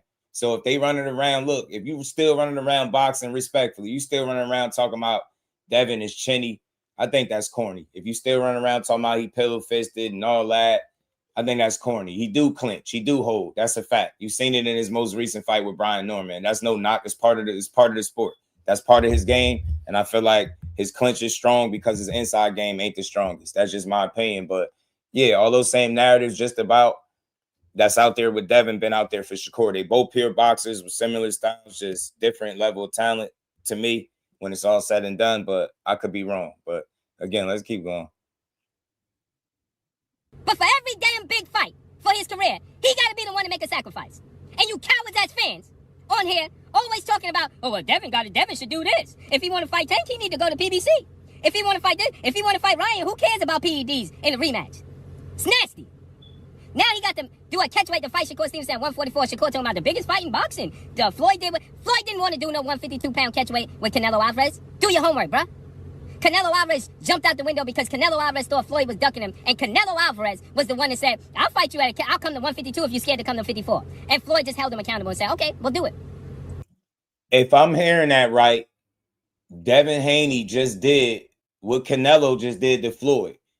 He said, I'll come to 44 because the consensus is that you're scared and you're too small to come to 47. So I'll come to 44 since you won't come to 47. I ain't got to use the word scared, but didn't Devin Haney just do what Canelo Alvarez did? Suggest coming to the other weight class, right? Nobody forced him. He ain't got to do shit. I said this a long time ago. Devin ain't got to do nothing but what he want to do. You want to stick around at 47 and clean out the division. You want to go up to 54. You want to keep calling out guys from smaller weight classes, expecting them to come up when you want them to, then by all means do it. But didn't he just do what Canelo did? And might I add that Canelo was the B-side in all of this too. And he suggested, just like Devin Haney suggested, and then not only suggested, he doubled down in the comments on Andre Ward's most recent clip. And we're going to get into that interview too. So respect the blue. I'm just calling it. See, it ain't about him. I'm just talking about what he talking about. I'm talking boxing. You saying, you know, Canelo Alvarez did all of this. That's exactly the position that Devin Haney finds himself in because he's the one adamant about the fight. Y'all the ones adamant. Your fan base, Devin Haney fan base is saying Shakur has been ducking. Shakur is scary. He got to make sacrifices to fight Shakur. But we both know if Devin Haney fights at 147 pounds and comes to 44, he's giving up 3. Shakur just got the 40. If he goes to 44, he's gaining 4. And really, Devin weighed in at 46. So he'll really be losing 2 pounds less than what he weighed in at. And Shakur be coming up 4, if you're being honest. So I don't know what the issue is. He is putting his foot in his mouth, just like y'all put y'all foot in y'all mouth talking about y'all wanted to fight Keyshawn.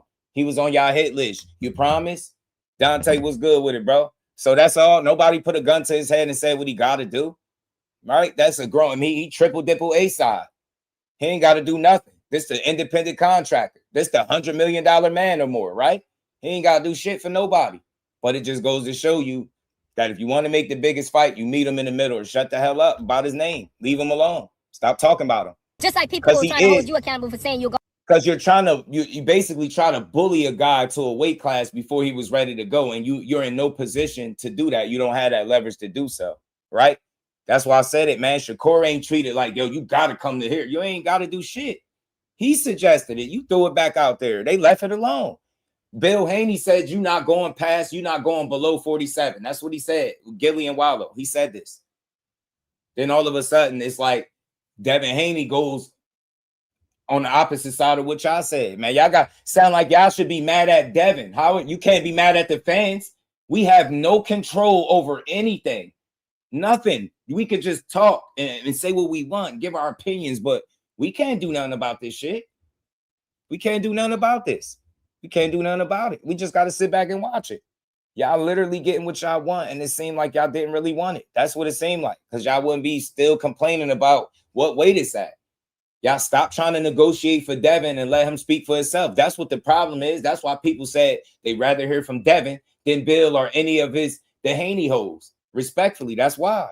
That's why, because y'all gonna say something opposite of what he's saying. You get what I'm saying? He said 44 when y'all been arguing against it for the last couple months. Nobody put no gun to his head on Twitter. He said this on his own. Nobody told him to get in the comment section and suggest he said 44 with a check mark. Nobody forcing him to do that. But I tell you what is forcing them to do it, the fact that they put out, you know, this notion that it's this $100 million deal or more on the table. I think for that to be a reality, you got to fight guys like Shakur. Respect. Go to 47 and collect all the belts. For just like people trying to hold you accountable for saying that you the best fight in the world and size don't matter. That's what Floyd did. He held Canelo Alvarez accountable. There was no rehydration clause, and that was only 2 pounds, bro.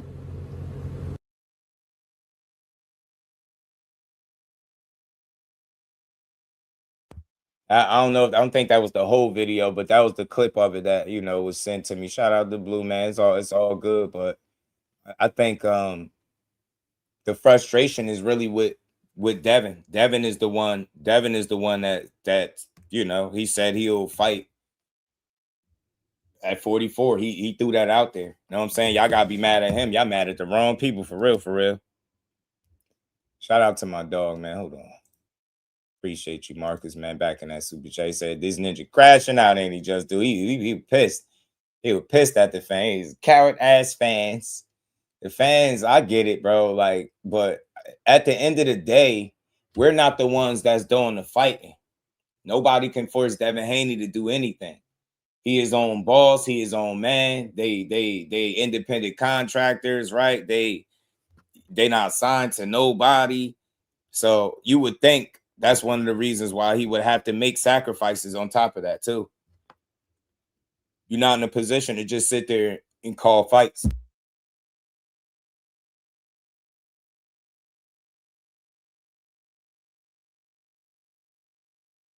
Man. But think about this. What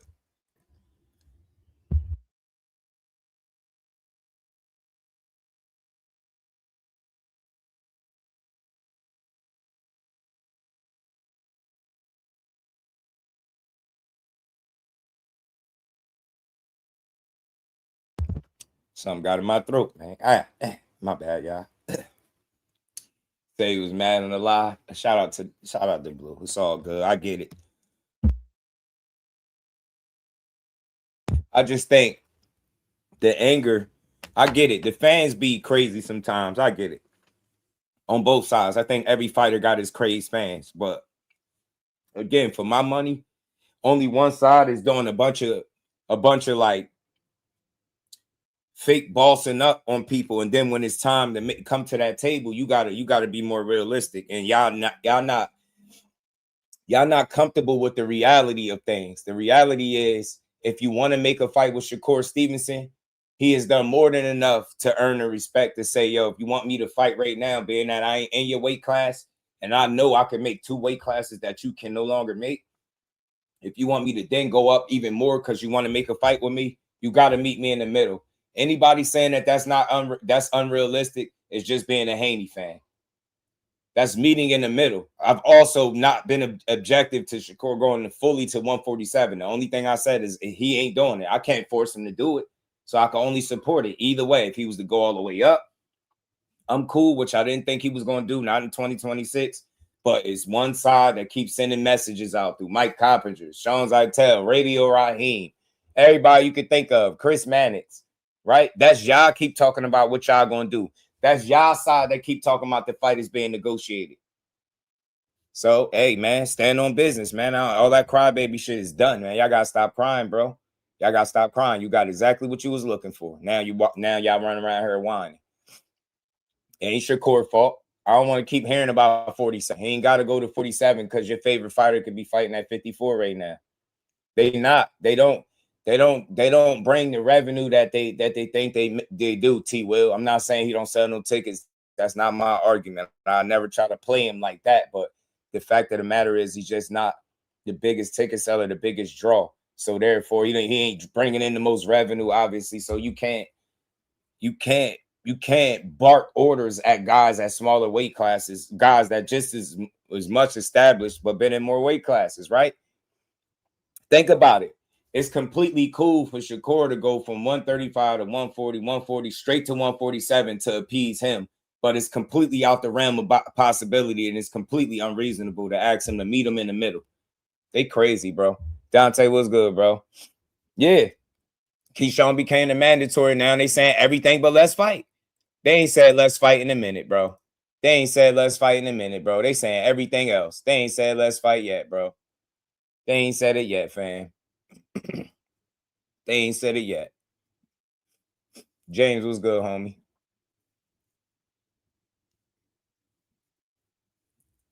Well, yeah, man, a lot more on this payroll. Yeah, them narratives was crazy. They still pushing them. They going crazy with him. Here go Key. I think this was his most recent response. Talk about one light-skinned boy right now. We talking about one light skin right now. Just one. Mandatory. Let's talk about the mandatory. Let's talk about shit that actually matters. His fucking mandatory. So next time y'all get out there on the public and use y'all Twitter fingers, talk about his mandatory. Talk about his mandatory.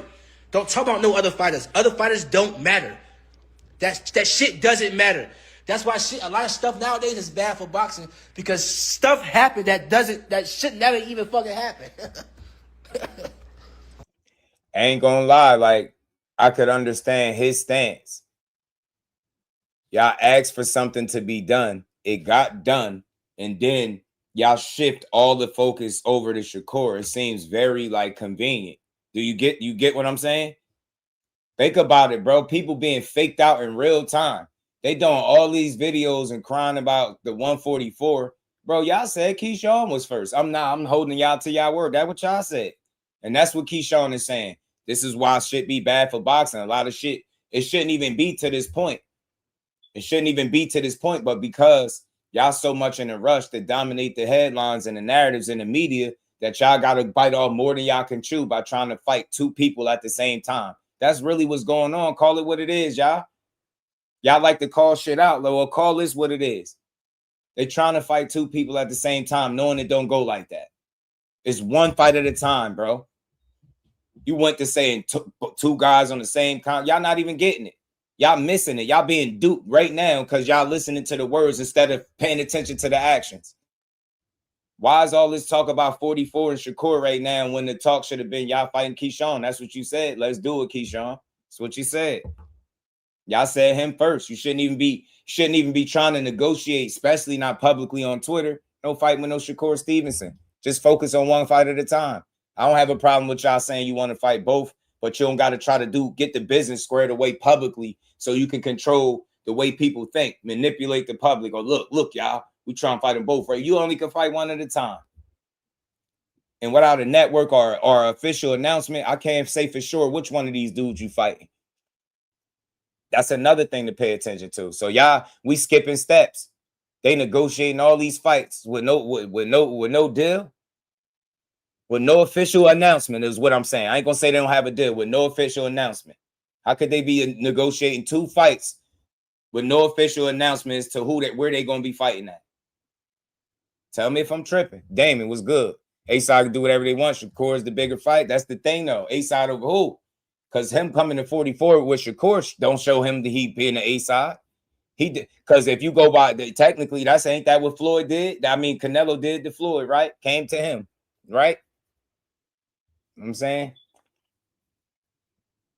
Nah, man, you just because you call it the truth don't make it the truth. Nah, the internet put you in timeout because you probably be talking crazy. If you keep it boxing, won't nobody over here time you out. If you don't say anything disrespectful, won't nobody over here time you out, Jeffrey, right? You just come in here and talk boxing, fam, you good. You straight. I don't care how different your opinion is. It's all good. If you not on no weird stuff, you even could click the link and come up here if you want to chop it up, bro. As long as you ain't on no weird timing, you straight, bro. This is a boxing platform. You can have any opinion you want. Just don't be weird with it. It's my question, just because we know he'll do it. Is Dev going to duck this mandatory like he ducked Sandor? And that's what I'm saying. Like, where do you go? Right? You can't. People don't get it. Like, and I mean this in the most respectful way. I don't mind the mixtape tour because I know how to separate the real from the fluff. But what y'all don't realize is it's a lot of skipping steps. These fights are being negotiated publicly, not behind the scenes. That's not a good sign. If you're not speaking to Jay Prince, the guy that's managing both of these fighters, about making a fight with neither one of them, how could we be sure that either one of these fights is coming? And then you can't remember, his man just said he the A side. He could do what he want, right? Okay. Well, the responsibility is going to be on said A side to make these fights. And if he don't, then it's on him. Devin A side on the last fight has been on undercards. T Will said Ryan. I noticed he always try to pick smaller, lesser fighters, chase an easy meal. Omar was good. Keyshawn Davis mandatory. He number 1 in the WBO. You know what I'm saying? So he right where they wanted Keyshawn to be. Like Shakur trying to fight Shakur at 144. Talk about your mandatory. Right? Your mandatory. You such a bitch. Excuse my language. You're such a runner. You're such a runner. You're willing to just drop your belt? Because when you fight, if you fight Shakur at 44, your belt is going to get lost. It's going to be no more belt. It's no more belt because you didn't fight your mandatory. So you are just going to just drop your belt? You're that scared. You're that scared. If you really knew you could beat me, you would come beat me and fight Shakur. It's 2 big fights.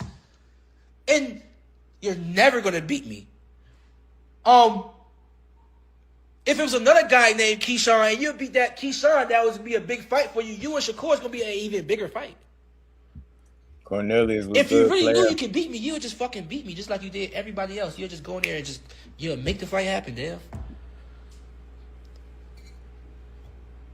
I mean, he all on y'all line and he in y'all weight class. So I'm really truly confused as to why y'all so mad at the notion that he will be fighting at 44. Why? Because he's going to be drained. He's going to be at a disadvantage. Well, tell him he don't got to do it. Nobody putting a gun to his head. But if you really mad about that, won't you focus on the guy that's right there, number 1 in your division? You ain't got to lose no weight. That's what Keyshawn is saying. That's why I say, man, y'all some crybabies, man. Y'all some fucking crybabies. All y'all do, go across the internet all day crying about getting, because y'all can't get y'all way. You can't bully guys to 47. You cry about it. The guy not petitioning to the WBO to be number 1, you cry about it. The WBO puts him in position, you cry about it. You get me? Your favorite fighter suggests 144, you're crying about it. Y'all getting everything y'all said y'all wanted. Man, this will come with being the A side, right? This will come with being the face of boxing, because that's what his fans keep saying. He the A side and he the face of boxing. He the most talked about boxer and all the boxing. Okay, well, I expect him to move like an A side and deliver on these fights instead of talking about them. Because real A sides make the fights. They don't just sit on Twitter and YouTube talking about what fights they're gonna make. Keyshawn has been very clear about what he want out of you, bro. He said he want the smoke. Top Rank is not stopping him from what I heard. So I feel like the responsibility is on y'all to deliver the fights that you keep telling the fans that you pursuing. You said you DEEBO. You said you coming for everybody. You putting more pressure on yourself than you really need because y'all trying to win public appeal. Y'all want to control the narratives. And in reality, them shit's going to be falling by the wayside because when the business don't line up with everything that y'all been saying, y'all going to look crazy. You know what I'm saying? Y'all sitting here. Why would you cry about moving to 44? Nobody forced Devin to do that. Why? What's the outrage about? Shut up. He's so drained. Shut up. The dude is so drained, but he's such a welterweight. But he fought one welterweight, had the fight fall out with Rolly. Claim Ryan didn't want to enroll in Vada. No, he had more focus on 40 and 35 pounders than he did 47 pounders. Y'all getting everything you asked for. You getting the attention that you wanted from these dudes and everything. I'm telling you, bro, that shit. And I told you some shit sound good to say it out loud. It sound good to say, yeah, I'll fight Keyshawn and then Shakur right after. I told you that's very ambitious, bro. And now all the energy is shifting and y'all mad at Shakur. Shut up or stop using his name.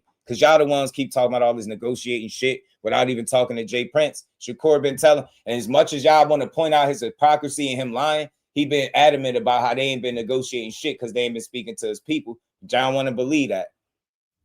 You don't negotiate online, man. I'm telling you. That's where all the negotiating happening at. That's why ain't shit moving.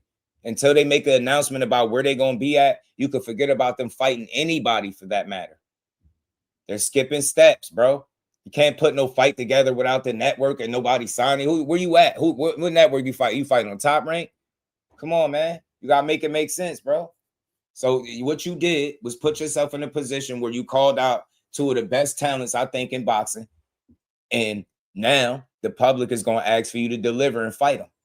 Both of them, preferably, because that's what you said, bro. Shout out to my dog, Marcus. Appreciate you being a member for 2 months. No, I know he's going to make it to a year. It seems like Devin wants that Shakur bag more than me. And look, that's just doing good business, Marcus. To me, that's just doing good business if he was to pursue that fight over Keyshawn fight. But the problem would be, Marcus, you know, and I'm not complaining, is what did they tell us they was going to do?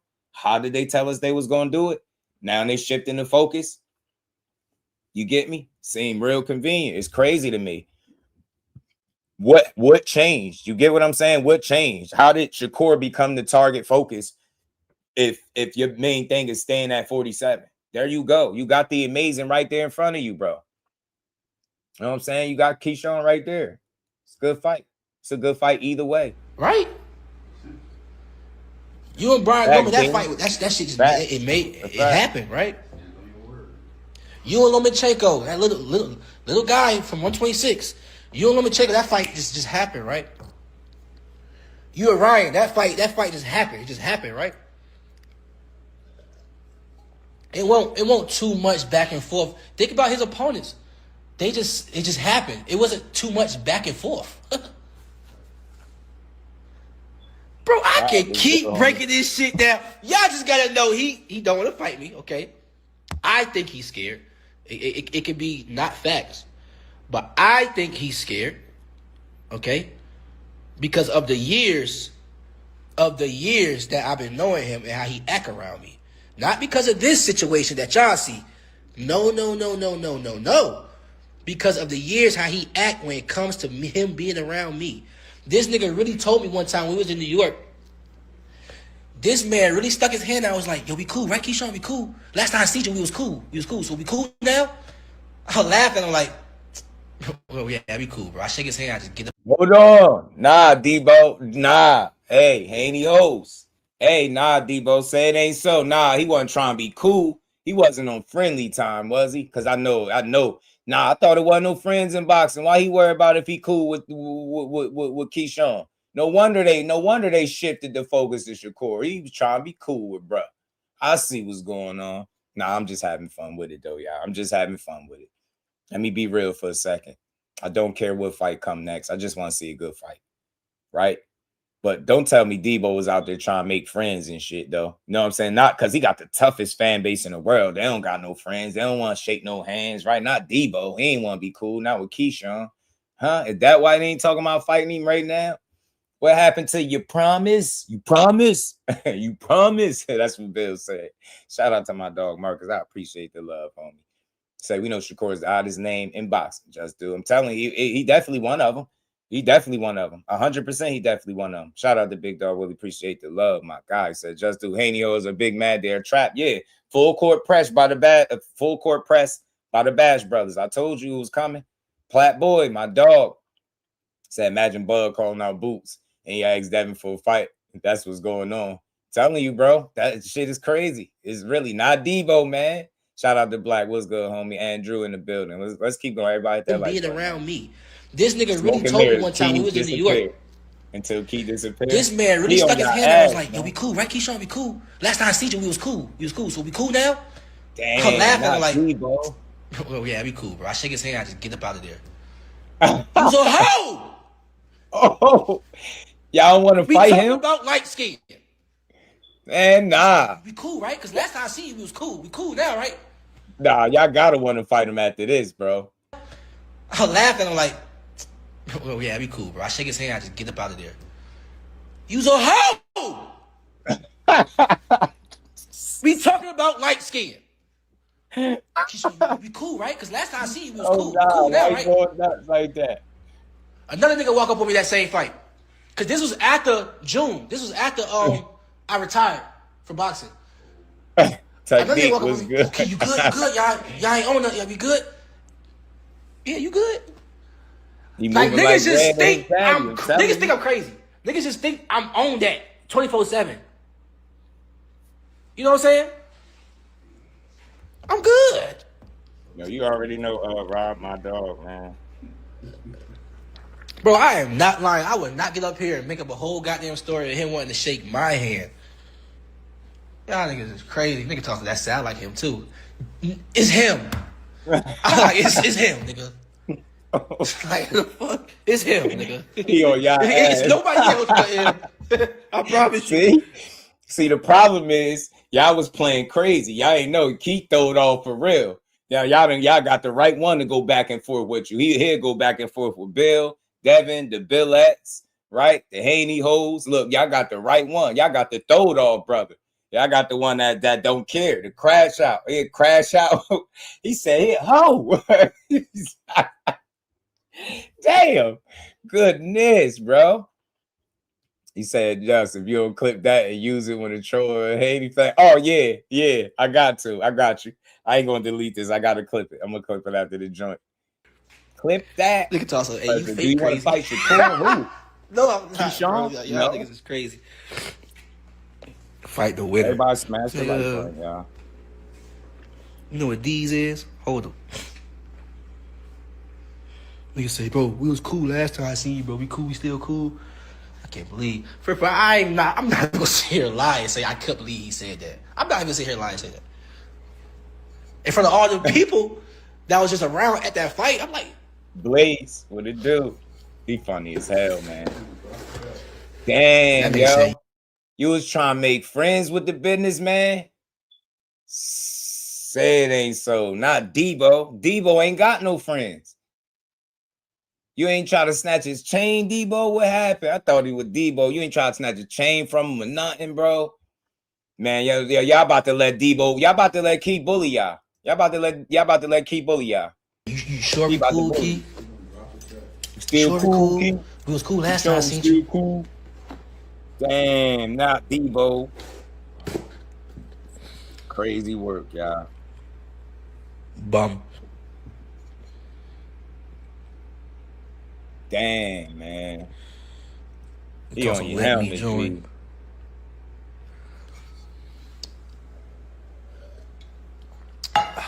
Coffee got me going crazy.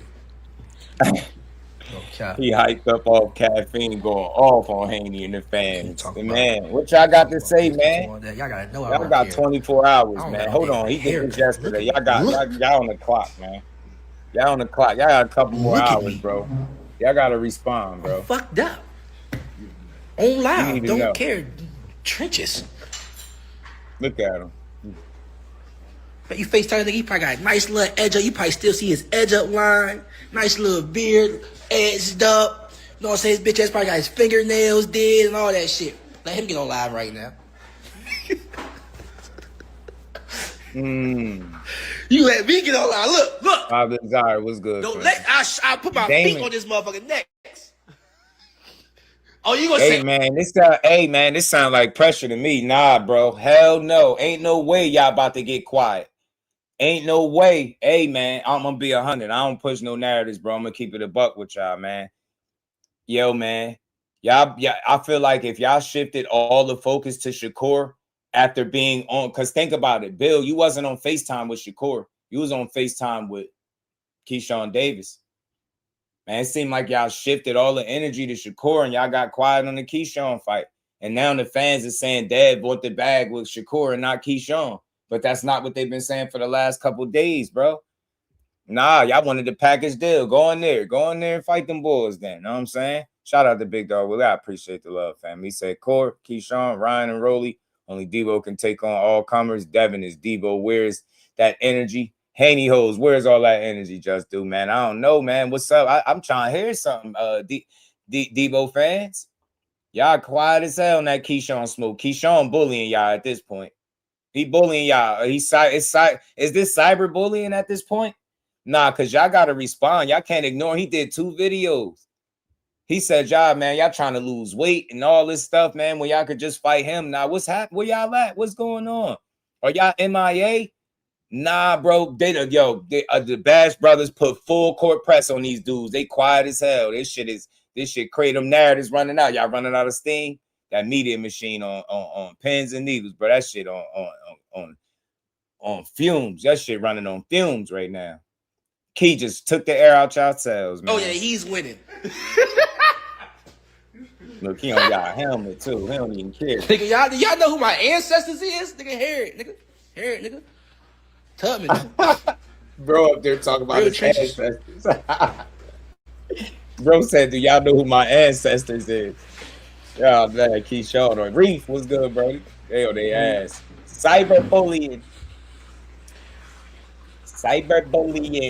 Nah, they doing a lot of complaint. Hey, Damon, y'all saying everything but let's fight. Y'all complaining about weight. Y'all saying that he ain't really mandated I'm yet. Start streaming again because I got a lot of shit to say for days. Man, I thought y'all wanted to fight them boys. For days, though. You hear me? I got a lot of shit to say for days. Hey, matter of fact, while we up here, because I'm about to get off. I'm sick of talking about one. On Kick. Go follow me on Kick right now on the Keyshawn Davis. I think it's number 8. Keyshawn Davis on Kick. Go follow me, because I'm about to start streaming. I'm going to Houston. I'm going to stream with Shakur ass, because Shakur got me fucked up. If Shakur try to steal my fight, we sparred on Kick. We sparred in the stream. Shakur try to take my fight, I'm sparring your ass, and I'm coming to Houston. That's gonna be the first stream. I'm sparring Shakur on Kick. Motherfucker try to take my fight. Somebody clip this, please. Clip this. Man, Shakur, you taking my fight, I'm sparring you on Kick, and I ain't bullshitting. Sparring event at the J Prince gym. $50 to get in and watch this shit. Yo, this man is troll. 200 real quick. Okay, let's do that real quick. $50 to get in. They serious as hell. They like, see, he is, man. You in his shadow, man. You in his shadow.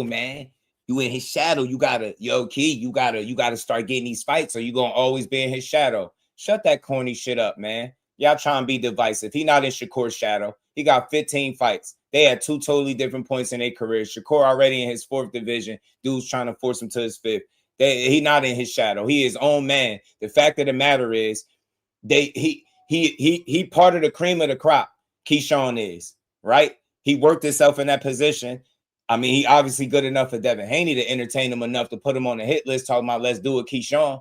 So that's what it is. That's the harsh reality. I told y'all, when the smoke start clearing up a little bit more and the pieces start to move on the board, these 2 dudes gonna be in the conversations with the fights. That's all you saying right now. So it's just a matter of which guy you pursue first. If you think you can go out there and outthink and outbox Shakur, then by all means, go do it. We want to see the fights. You think you can go in there and deal with Keyshawn, beat him, then go do it. Keyshawn, you think you could beat Devin Haney and they want to make a fight, go do it. I ain't mad at nothing and nobody. I just want to see the fights, bro.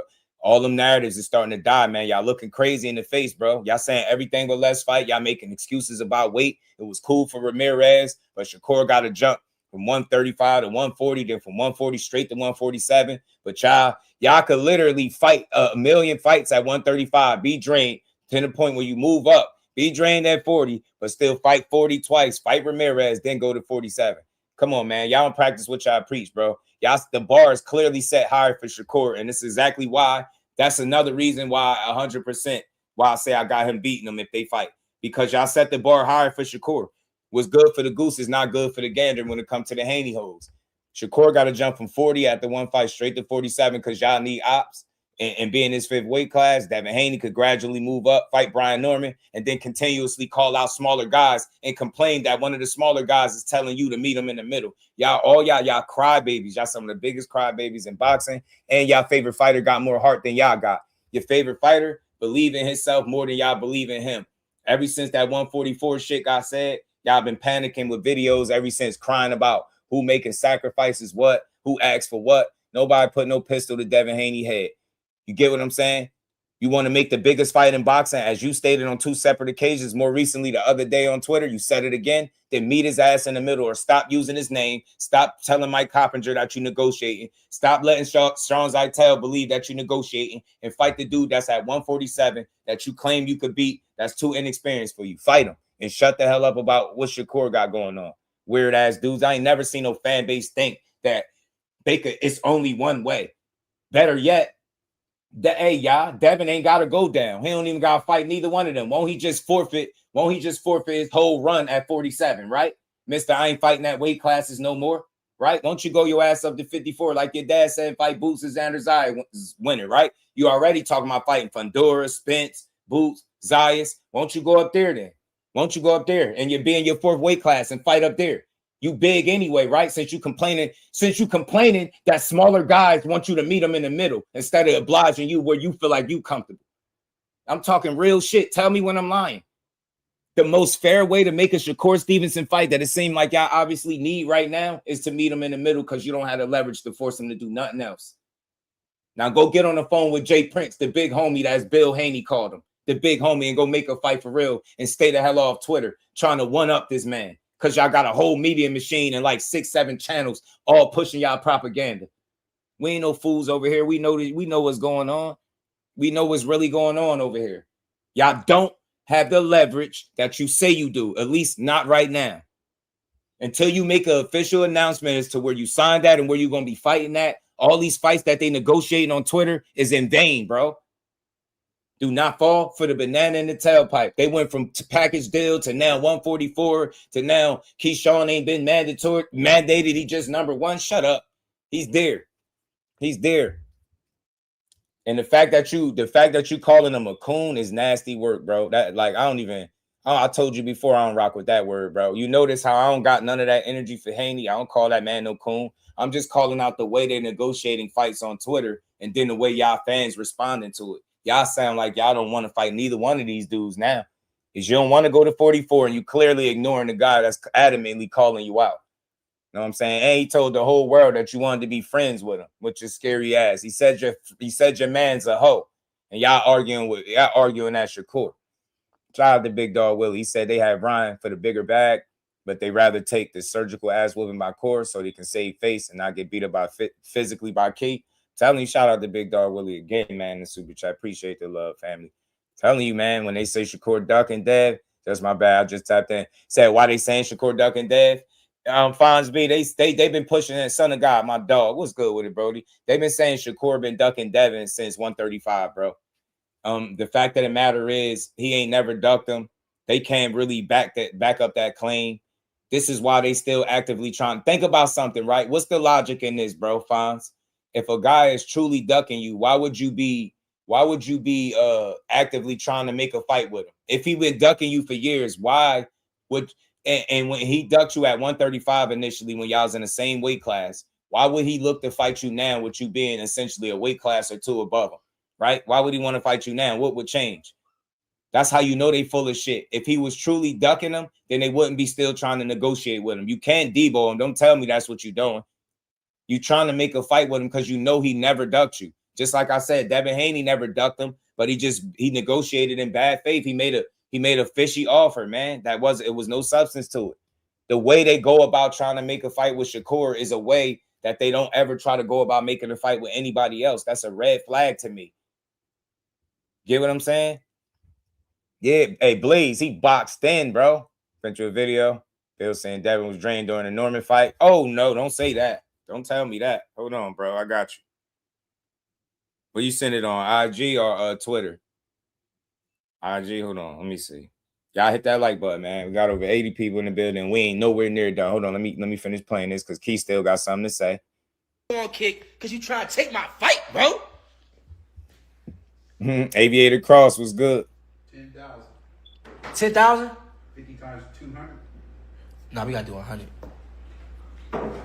We getting the numbers straight. Hold on. 100 times 200. Somebody do the math up here. Yeah, 100 times 200. What's that? 20 G's. 10. I can walk up with a quick little 10 for a spar session. Twitter, that, $100 to get in this sparring session with me and Core. $100. They thought they had something like, yeah, King Core about the beef. Yeah, we got him. I don't want fighting for real. I want fighting for real. Nah. $100 to watch the sparring session with Shakur at the J Prince Gym out in Houston. Shakur, you want to take my fight? All right, bet. Y'all go ahead and make that shit happen.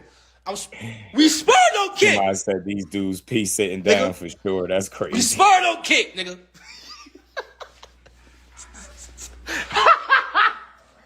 Hey, I'm laughing because I'm dead ass serious though. You hear me? I'm laughing because I'm serious. He said nobody paying to watch y'all spar. Nigga, you ain't gonna pay, but when you watch us on kick, you gonna see 1,000 motherfuckers in there.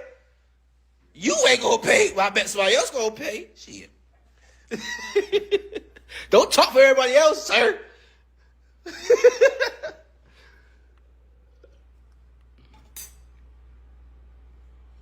Man, shout out to ETB. He on y'all ass, man. Cold piece of work? Man, nah, they're a cold piece of work. Keep trying. Man, look, I'm up here looking so raggedy. Don't care. Just wanted to come here and pop it real quick. Let y'all know. See, I'm not gonna do all that Twitter. Y'all gotta respect this more. And this is my last thing I'm gonna say. I'm gonna get off. Y'all gotta respect this more. I go live and tell y'all real shit. I'm not tweeting, going back and forth and shit. Fuck all that. I'm gonna just let y'all know what's going on. Right here, right here. You feel me? Yeah, we gonna play that. I'm not tweeting all that. The interview. Nah. I'm gonna call you or I'm gonna go live. OT, what up? Y'all gonna know. I can't. What? Gotta respect it.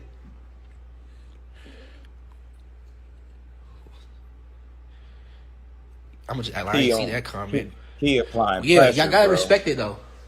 You know, I don't do too much Twitter. I really just re-downloaded that shit. All love, my guy. Twitter is so toxic. I can't do it. Ass. Oh, Fago, Looney. I'm about to hit you, cuz. I've been meaning to tap in with your ass too. No cap. Hey, Looney, I hope you clicked a lot of this shit up here, Looney. Cause I'm gonna repost it. I'm gonna reshare it. Trust me, I'm gonna reshare it. No cap. I ain't bullshitting. Who Shakur fighting? Shakur about to fight me on stream, on kick, when I come out there in Houston. He better be ready. I ain't bullshitting.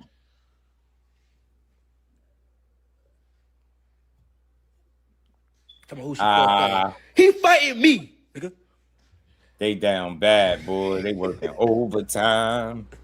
This is why it shouldn't be any friends in boxing, man. And I'm streaming. Friends in boxing. On my kick, you want to see me and Shakur spar? Go on my kick. Keyshawn Davis on my kick right now. My kick handle is Keyshawn Davis. I stream off. Some of them fighters that y'all got on them all-time great lists and them pound-for-pound lists have had friends in boxing that they didn't fight. Go do y'all homework, man. Go do y'all homework. Android. God damn it. I stream. I'm an Android streamer. I don't got all that book bag, all the extra utensils and accessories and all that shit. I don't got that shit. I got an Android and I stream out that Android. You hear me? Bro, I should have been live off my Android. Shit. Yeah, they want to see Hey, bro, this nigga Uncle Al crazy as hell. Hey, y'all keep talking about how I fight so good. This how I fight so good. Word. You fight Robin, Young Rim, because you've been telling the world that's who you was gonna fight, Robin and then Batman. It's my coach. If you want to call it that. This nigga makes avocados. Do y'all know a nigga that know how to make an avocado? This nigga make avocados. This nigga make oranges. This nigga know how to make a lemon tree. That nigga he make all his shit from scratch and he feed it. You know what I'm saying? He make his own coffee. Fuck. There it is, Brody. I got you. Mm-hmm. Bring back Bo Mac. That's Uncle Al call. Uncle Al, if you want me to bring Bo Mac back, you say bring him back. If Uncle Al say fuck him, fuck him. Facts, Dean. Facts. Hey yo. That boy having fun up there. Bill and all y'all, Devin and y'all. Bill, Devin. Y'all doing a hell of a job tricking these casual fans. Yeah, not me. Not me. That y'all actually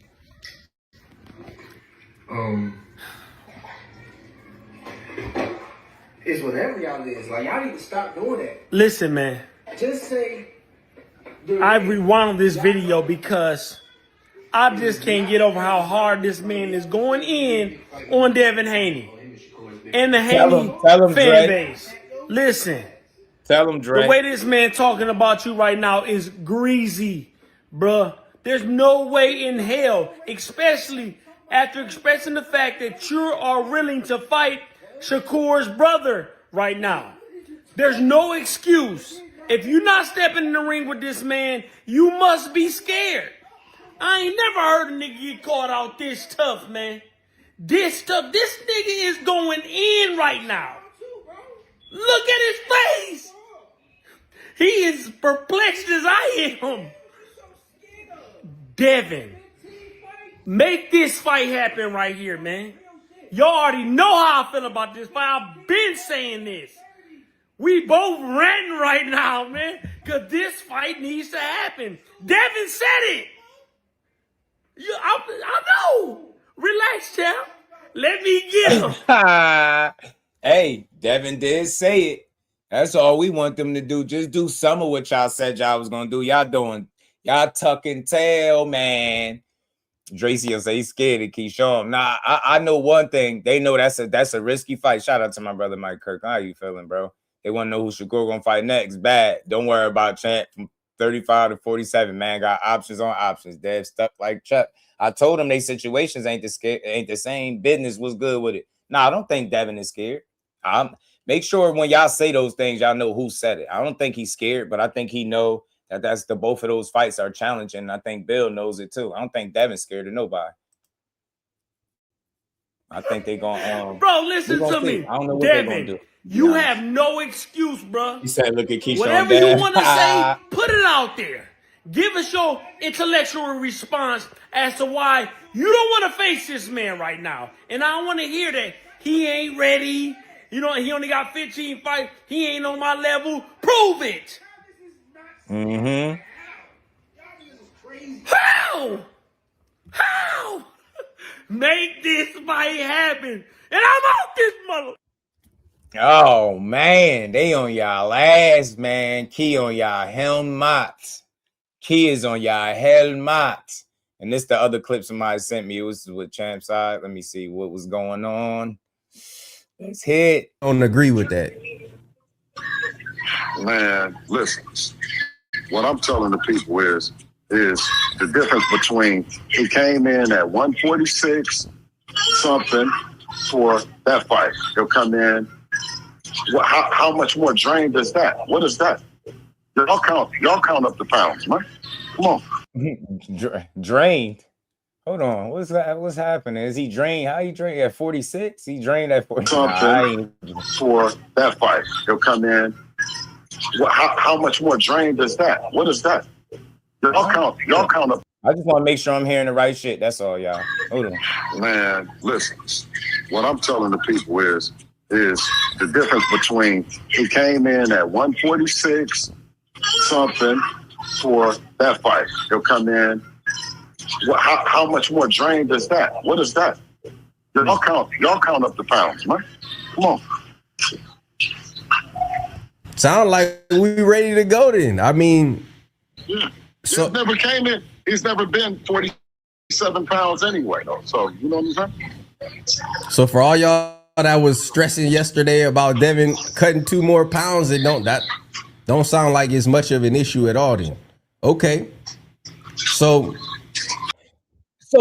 what's they crying about all this time for? If it wasn't an issue, why have y'all been crying the entire time about the 44? Why is the abundance of the videos of how Shakur ain't gonna get no credit for something that Devin Haney got credit for when he fought Ramirez?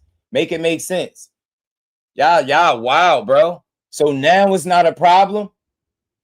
So when Just Do Ben said he can make 144, and y'all told me I just want him to be drained. Now you hearing his fucking dad said, man, hey man, sound like I'm owed an apology, bro. Y'all was coming crazy. Nah, you just want him to be drained. Nah, your little man is scared. Nah, this and that. Now all of a sudden it's not a problem no more. Bogus work, bro. Nasty work, bro. Nasty work, man.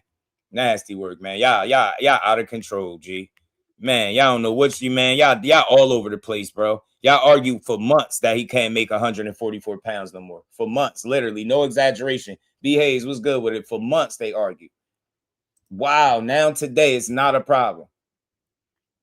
Shout out to Big Dog Willie, man. He said, this is amazing. Bill Haney, internet negotiations finally caught up with his cap and ass. DEEBO Dab is really in the tight place. Only way out is Ryan Garcia.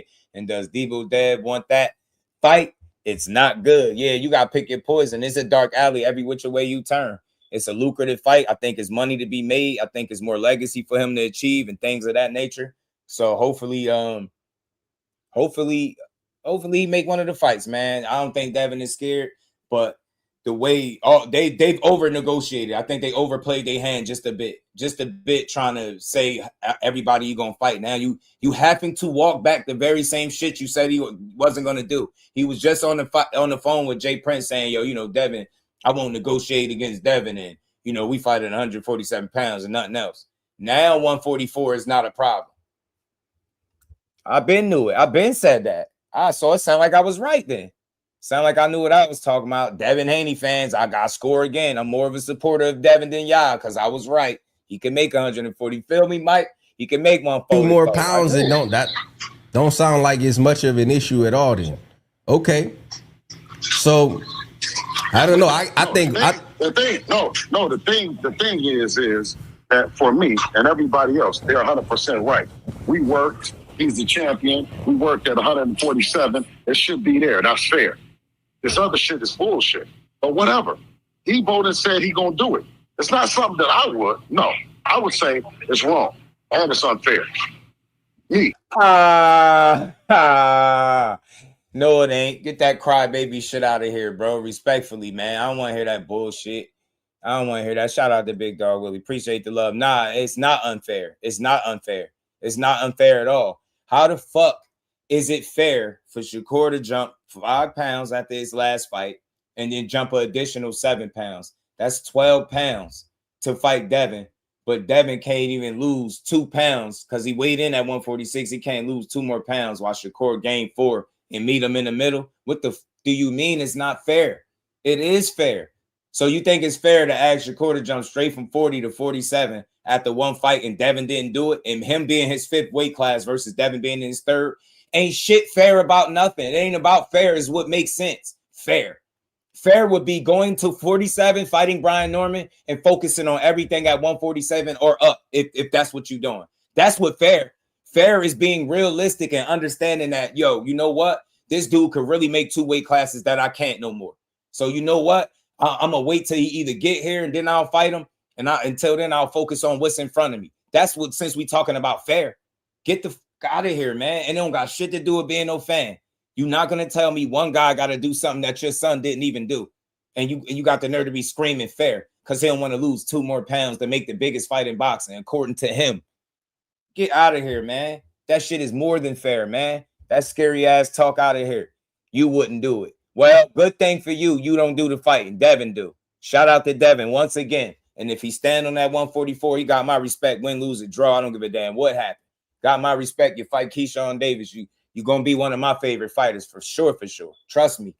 Trust me. So I just want to see the fights, man. But my energy is to all of the double talking that they've been doing. Like, they've been arguing against this shit, and they've been adamant about what Devin can't do. And I told y'all, stop listening to these fans, especially the super fans of the fighters, because they'll say anything, but they don't speak for the fighter himself. You heard Devin go against exactly what they've been saying he can't do. Told y'all, when Mickey Bay came out and said he could still make 140, I knew something. I knew it. I didn't expect him to do it, but I was like, bro, if he could still make 140, don't tell me he can't make 44. And y'all said Mickey Bay was wilding. He shouldn't have said that. He spoke out of turn. Nah, bro, he speak for Devin Haney any other time. Said that man can make 140 pounds. I don't want to hear shit. All y'all do is make excuses because you can't DEEBO a guy to go up. That's what fair is. Since we talking about fair, shout out to Bill, but fair would be focusing on your weight class, fam. Focusing on your weight class. Fair would be stop doing mad interviews talking about negotiating a fight without speaking to the fighter. That's what would be fair. That's what would be fair. Meeting in the middle is the most logical way when you got two people that clearly got a size discrepancy between the two. It's clearly a weight class difference between the two. Get the hell out of here. Haney will come out on top. Bro, Keyshawn can't touch him. Vince, I feel you. I still want to see it. I still want to see it. You know, they should fight at 140 for both belts. That would never happen. They bullying Big Bro, never around.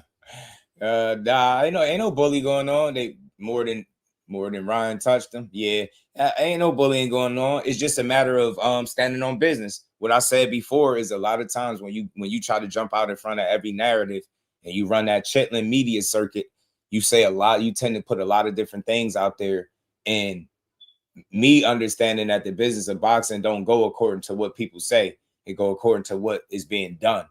And with this particular situation, it was a lot of talk. It's a lot of talk. It ain't a lot being done right now. It's a lot of being said, and y'all overreacting. And maybe me to a degree too. I put myself in the pot. Maybe I've been hyped up more than I should be, because right now a lot of this talks is premature stuff, right? Ain't nobody sending no offers. Ain't nobody making no further announcements. It's just a bunch of talk. So I want to make sure, like, when I add to it, that I ain't being toxic about it. Look, I just want to see fights in a climate where y'all keep telling me a guy is the A side over everybody, and he the face of boxing. He the most talked about guy.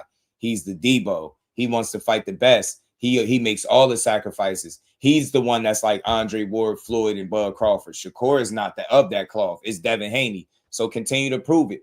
Y'all hypothetically set the bar super high, but in reality, y'all don't expect them to stand on the things that y'all be saying, right? Y'all say all this A-side shit, but it just can't be proven. Y'all say all this A-side shit, but then can't make a fight nor send an offer. You say a 2-for-1 deal, but it's no deal. It's no deal out there that got two of them on the same deal. It's none of that. Right now, it's just a bunch of premature ass talk. And tell me I'm lying. It's premature talks, bro. These dudes ain't making no moves right now, right? Then y'all just say, where the video? Somebody send me the clip of the Boxing Voice where he was talking about if he ain't speak to Jay Prince yet. That's what I'm telling y'all. They're the more vocal side. They're more vocal than Shakur and Keyshawn put together, because they have a whole media circuit, whole media machine of Haney hoes arguing on this man's behalf about what he can't do and what weight he can't make. Like they in the gym with him. Shit crazy, man. If DEEBO is the fighter you said he is, meet the man in the middle or stop using his name for clicks and views, because you're not trying to make no fight with him. Because he told, and again, Shakur gave y'all the stipulations, and y'all seem like y'all bending the knee. So again, who's the A side of what? A sides don't bend the knee to B side guys. And don't tell me it's just because he want to be great. No, that's because he got to come to terms with reality. The reality is, damn, that's the only way this fight get made right now. The reality, if I want to make this money, is sooner than later, I got to get this dude in the ring with me. Best way to do it, meet him in the middle and have my whole fan base convince everybody else that I'm the only one making a sacrifice. Like, he ain't just go up and making an extra sacrifice to gain 4 more pounds. Y'all some crybabies, like I said earlier, man. Crybabies, man. Because y'all not confident he could win. Y'all said skills pay the bills too. Y'all keep saying what Shakur said, right? Yeah, he said it. But he ain't about to give up 25 pounds just because y'all think he's stupid enough to do it. Get the hell out of here. He's not doing it. Period. Y'all say skills pay the bills. Well, the same shit should apply to y'all. 144 shouldn't make him no weaker than what being at 146 made him. That shit's still technically welterweight. He'll be just fine. If he a water walker, like y'all said, if he always better than Shakur, if Shakur can't touch him and he wins for sure, then a couple pounds ain't gonna make the difference. He should go out there and walk on water, right? Shout out to my dog, Big Dog Willie, back in that super chat. He said, perfectly said, pick your poison. Fight Keyshawn, fight Ryan and Rolly at 47, or go up to 54 and fight Boots and Xander winner, right? Go down to 44 and get Cord. You got options too. He got options. It's just a matter of which one you want to do. But if y'all complaining about weight again, then stay in your weight class. Stop calling out smaller guys. What other fight, y'all, did a guy just get to a weight class and start calling out all the dudes in the weight class that he just moved out of, while calling himself DEEBO, and then get mad because he can't force smaller guys to be in his weight class right now? Y'all delusional ass fan base. I really mean that. Respect to the real ones out there, but y'all super delusional, man. Y'all really are. Is it an advantage for Haney if Stevenson jumps up another third weight class in 3 fights and they know it? It is vision beyond sight. It is. They feel like they had the ups. That way everybody came by at the Edwin fight to type shit on Shakur, talking shit. Justin, you get me, Mike Kirkland. You was here for it, bro. Haney's the B-side guy, only A-side and smaller weight classes is Tank. Shout out to it. Depends on the situation. The Tank is the clear-cut A-side, but I feel like he's shown it because he don't go through this, right? This type of shit. His issues be different. It don't be securing the money he want and fights and shit like that. It don't be fights falling out. Dudes be, quick to sign a contract. Turkey took sides out of money issues and Shakur all weight in it. Devin said, okay, 144. Weight is going to be in it. Weight is going to be in it, fam. Weight is going to be in it when you 2 weight classes below a guy officially, fam. So that's the fact of the matter. Y'all keep talking about what Shakur said. What did Devin agree? Did Devin agree? So, yeah, he did say, okay, right? So your beef will be with him. If he was really the A side, he would have stood on his square and he would have said 47 and no fight. But instead, y'all clout chase for weeks talking about y'all was negotiating. Now y'all getting what y'all looking for. I'm glad. I couldn't be happier to see it. So now the 2 pounds ain't nothing. You know what I'm saying? Crazy, man. Yeah, he said that, but did you see what he said after that? Let me pull that up real quick for y'all because I know y'all love talking about what Core said. Let me show you what else he said, because I know y'all seen that and y'all just probably logged off. All right, I'll show you what he said right after that too, so you can see it for yourselves. Yeah, everybody hit the like button, man. Big Dog Willie, I appreciate the love, man. That's what he got. He got options, bro. He got options. He could do a lot right now. Haney could. It's just up to him. It's all up to him and what he wants to do. What fight he trying to pursue first? What makes the most sense to him? Like, I don't think he's scared of nobody, but you got to weigh your options. I think the problem is they was negotiating publicly and they was putting too much out there too fast before any official announcement got made. Now they kind of backed into a corner by their own doing because they put expectations on themselves that nobody asked of them. Nobody asked y'all to fight both of them back to back. Nobody even asked you to present the situation or the conversation where you said that they would be fighting these guys back to back. So it is what it is, fam. You got to stand on it now, because that's what people are. That's what people are expecting. You heard what Champs I said in that clip, bro. Like 2 pounds ain't nothing. So now, where y'all gonna move the needle at now? Why y'all keep complaining about 44? Why y'all ain't complaining about the catch weight with Ramirez? I just want to know, for the people that keep talking about what Shakur said about 44. Like he was supposed to go up 12 full pounds for Devin Haney to be comfortable. Get the hell out of here. That's y'all problem, man. Y'all can't get y'all way. Y'all cry. You cry baby, man. You cry baby. Making 144 can be worse for Devin than making 135. Facts.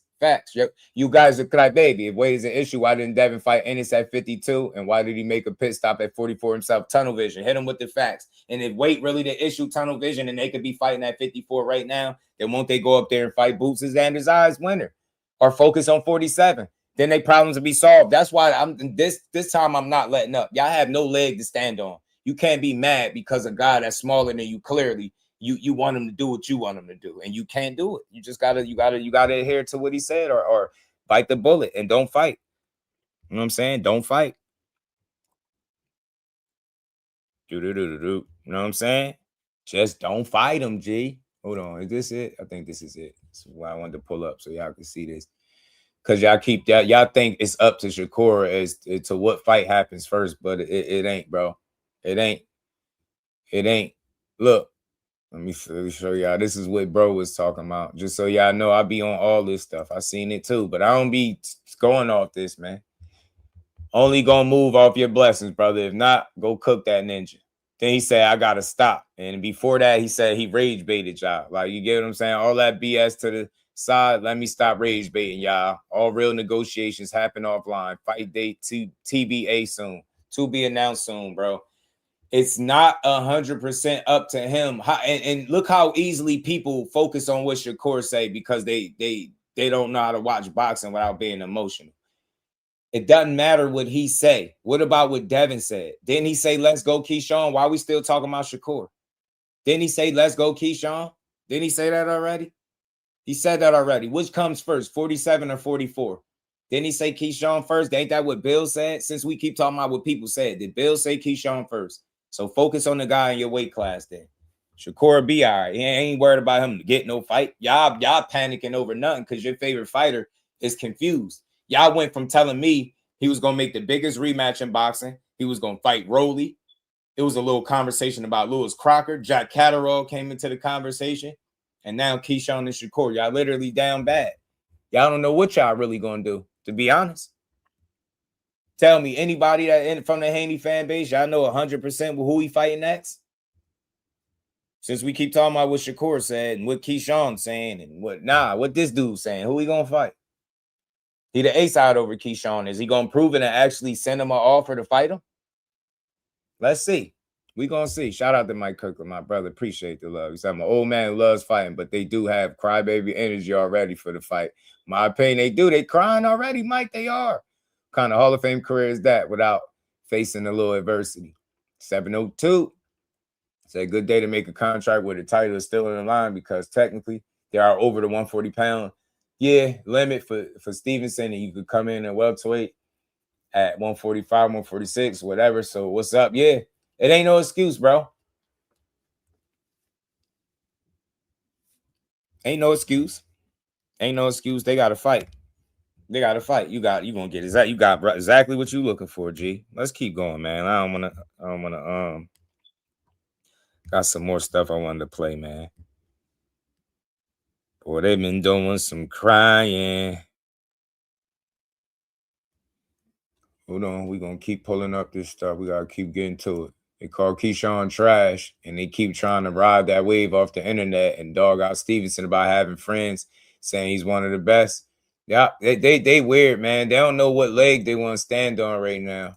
That's why they getting pumped in real time. Bash Brothers done boxed them in. They don't know which way they want to go. They scrambling for the next narrative, man. That shit ain't gonna work. You gotta get in there and fight, G. Got to get in there and fight, B. Fuck, bro. Seriously?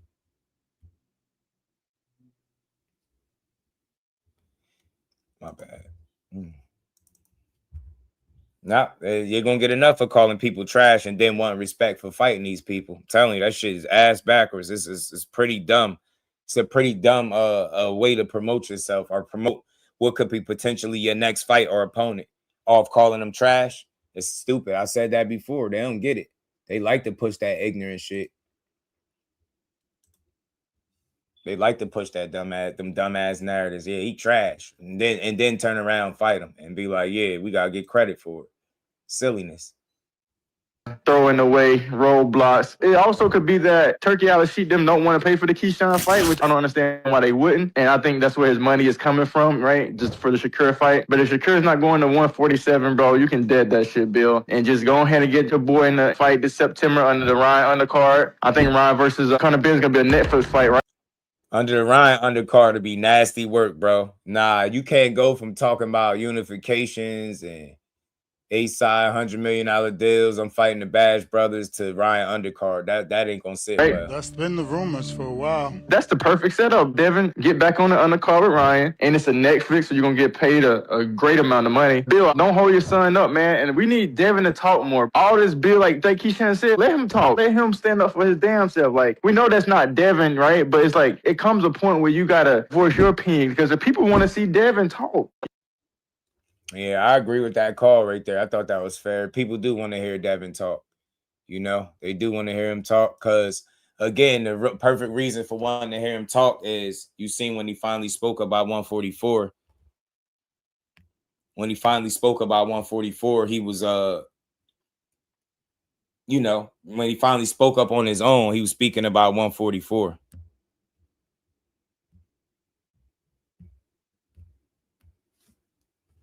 They always would say this. They always say, "Will this fighter carry his power up, and will he be ready for the weight class? Jumping up." That's not for Stevenson. They know what it is. Fate was good with it. They know what it is. They know what time it is for real. All these roads are tough roads to follow, man. All of them. They better act like they know. Let's get to this Andre Ward and Core interview, man. Hit the like button, y'all. We over 2 hours. And McQueen, what's good with it? Put out the denigration of opponents to them. They hit you with that. It's just fighter talk. What is he supposed to say? Right. Not that. You get what I'm saying? You ain't supposed to spend multiple interviews trying to convince the public that your next future opponent is trash. And then that's how they say they want to fight him, by convincing us that he's trash. Like, it's like, yo, they wild, man. They got a strange way of promoting, fam. A very, very strange way. Bill knows Shakur the big homie, but his super fans are still brainwashed. They know. They know he's the big nigga. He's the big homie. They know. Big homie call. Him and Andre Ward. You know this was a good one. Andre Ward do nothing but good interviews. All of them be fire.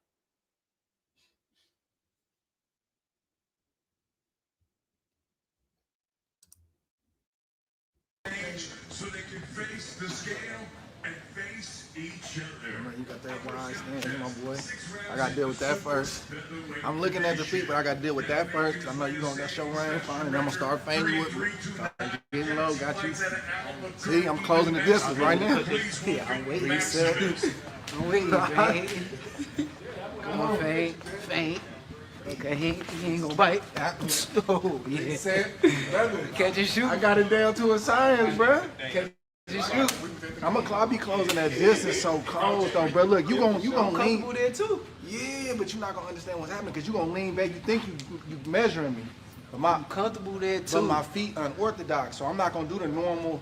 I might go like this, and I just close the distance. You like, see what you did right there? See what you just did, though? I'm back foot. Did you see what you just did, though? You went.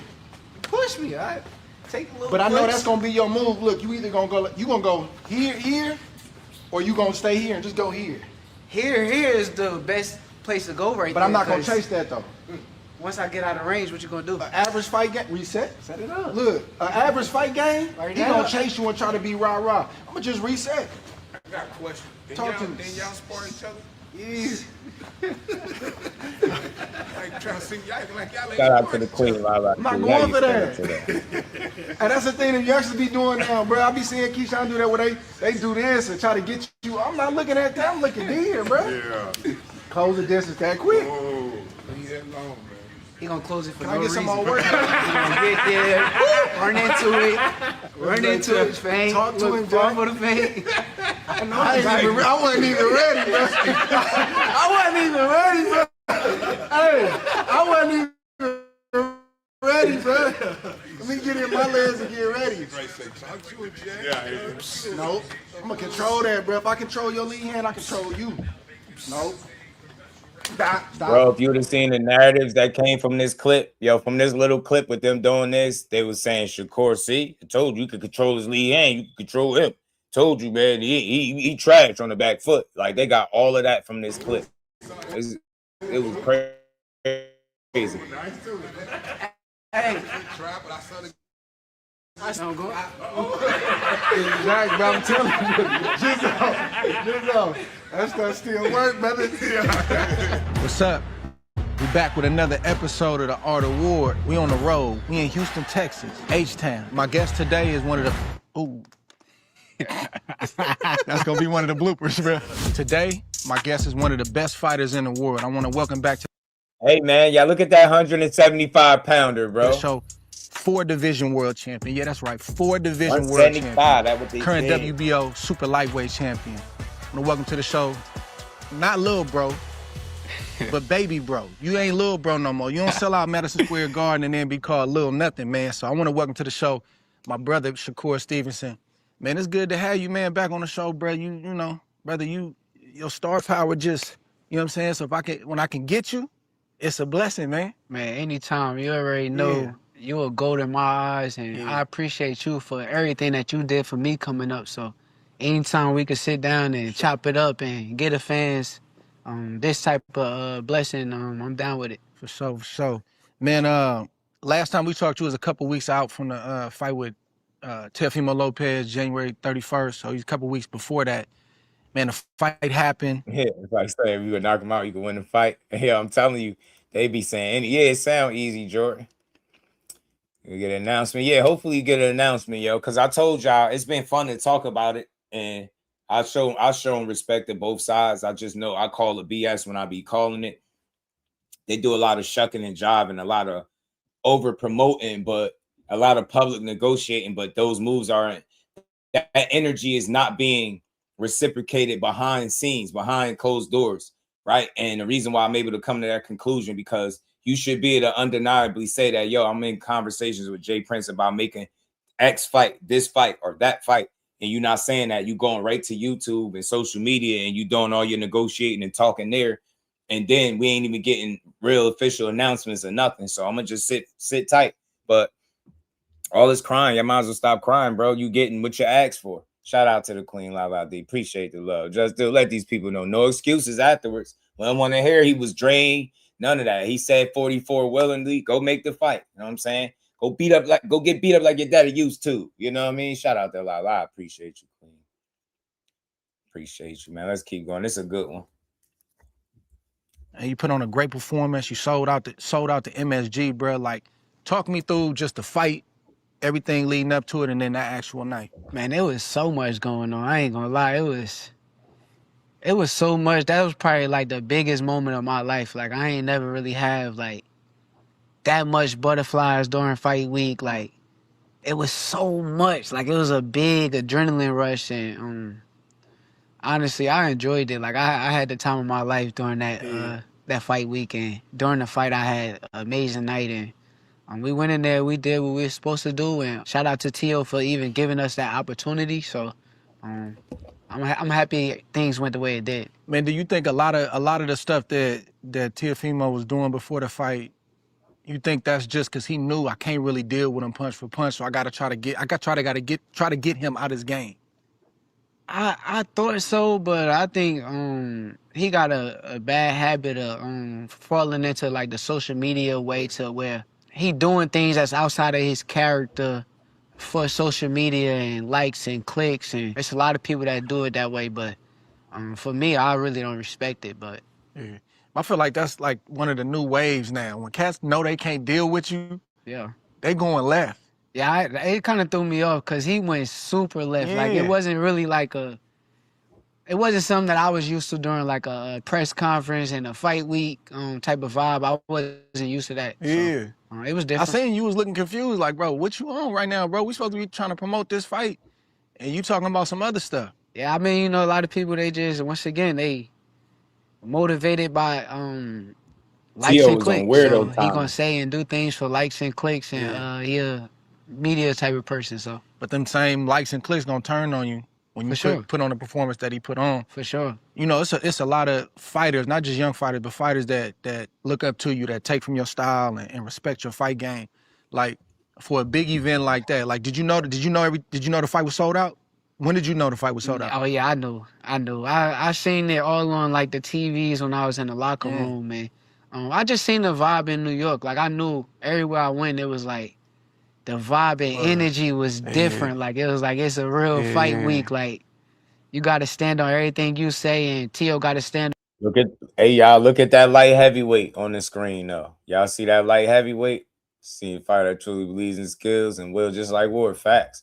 Did say he's the mandatory, and if Haney doesn't want to fight Stevenson, that the belt goes thrown away. So we're gonna see if Devin got that energy with the sanctioning bodies. We're gonna see if Devin got the energy that his dad been putting out over the internet these last few days, and his fans, DEEBO. So he should be in the ring with one of these dudes next. One of the two. On everything he say. So let's really see when them bright lights come on, and let's see who is who they say they are. But walk me through that for other fighters and young fighters, right? So, like, the fight is sold out. You feel the energy. You feel the pressure. You walk into the ring right now, like, against a real dude. Like, what is that, and how do you deal with that kind of pressure as an elite fighter? Honestly, I was born for this. Like, I knew, like, in that moment, it just felt like destiny hit. Like, it was my destiny to be right there in that moment, and everything just, like, was a flow. Like, it wasn't even, like, I had to think about anything. Like, everything just was flowing. Like, it was instincts. My instincts kicked in, and God jumped in my body, and God body. Yeah, because it's like, I know there's a lot of good fighters out there. Some of them could be great. Yeah. But when the lights get bright, when the pressure's real, they forget who they are. They forget they fight game. They dang near forget the game plan. Yeah. For great fighters, I feel like stuff slows down. Yeah. Where it's like, it's an arena, but I found a way to just see you. Yeah. And that's what it felt like to me early on when I see you doing little stuff like, you know, when you command the distance and the range early, and I'm like, Teo keep wanting to throw that overhand rider. He keep trying to pump fake, but he can't get it. And then you start countering. I'm like, he in a good groove. It looked like you got in that groove early in the fight. Honestly, I told you I played it in my head. Right, ETB, every bit of 170, maybe even close to 190. Facts. Legacy, what's good, homie? They really running with it Other too. times, like I knew how the fight was gonna play out already in my brain. Like I kept telling people, like, don't be surprised if this fight is a one-sided beatdown and I'm just in control the whole time. Like I kept saying it. I told the commentary guys that was commentating the day before. So once again, I just felt like my destiny kicked in and it was my moment.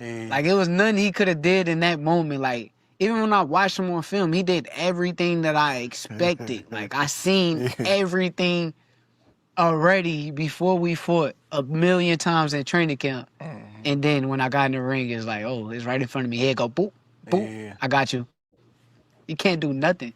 What was Paul, Jack, what's everybody telling you in the corner? Because they got to a certain spot where I'm like, I think Brody can stop him. Yeah. He just got to step in a little bit. Yeah. And I'm yelling that, right? So it probably was like the 7th round. I said, I'm going to stop yelling, bro, because I got to commentate tomorrow. Brody seemed like he got his mindset on how he going to fight.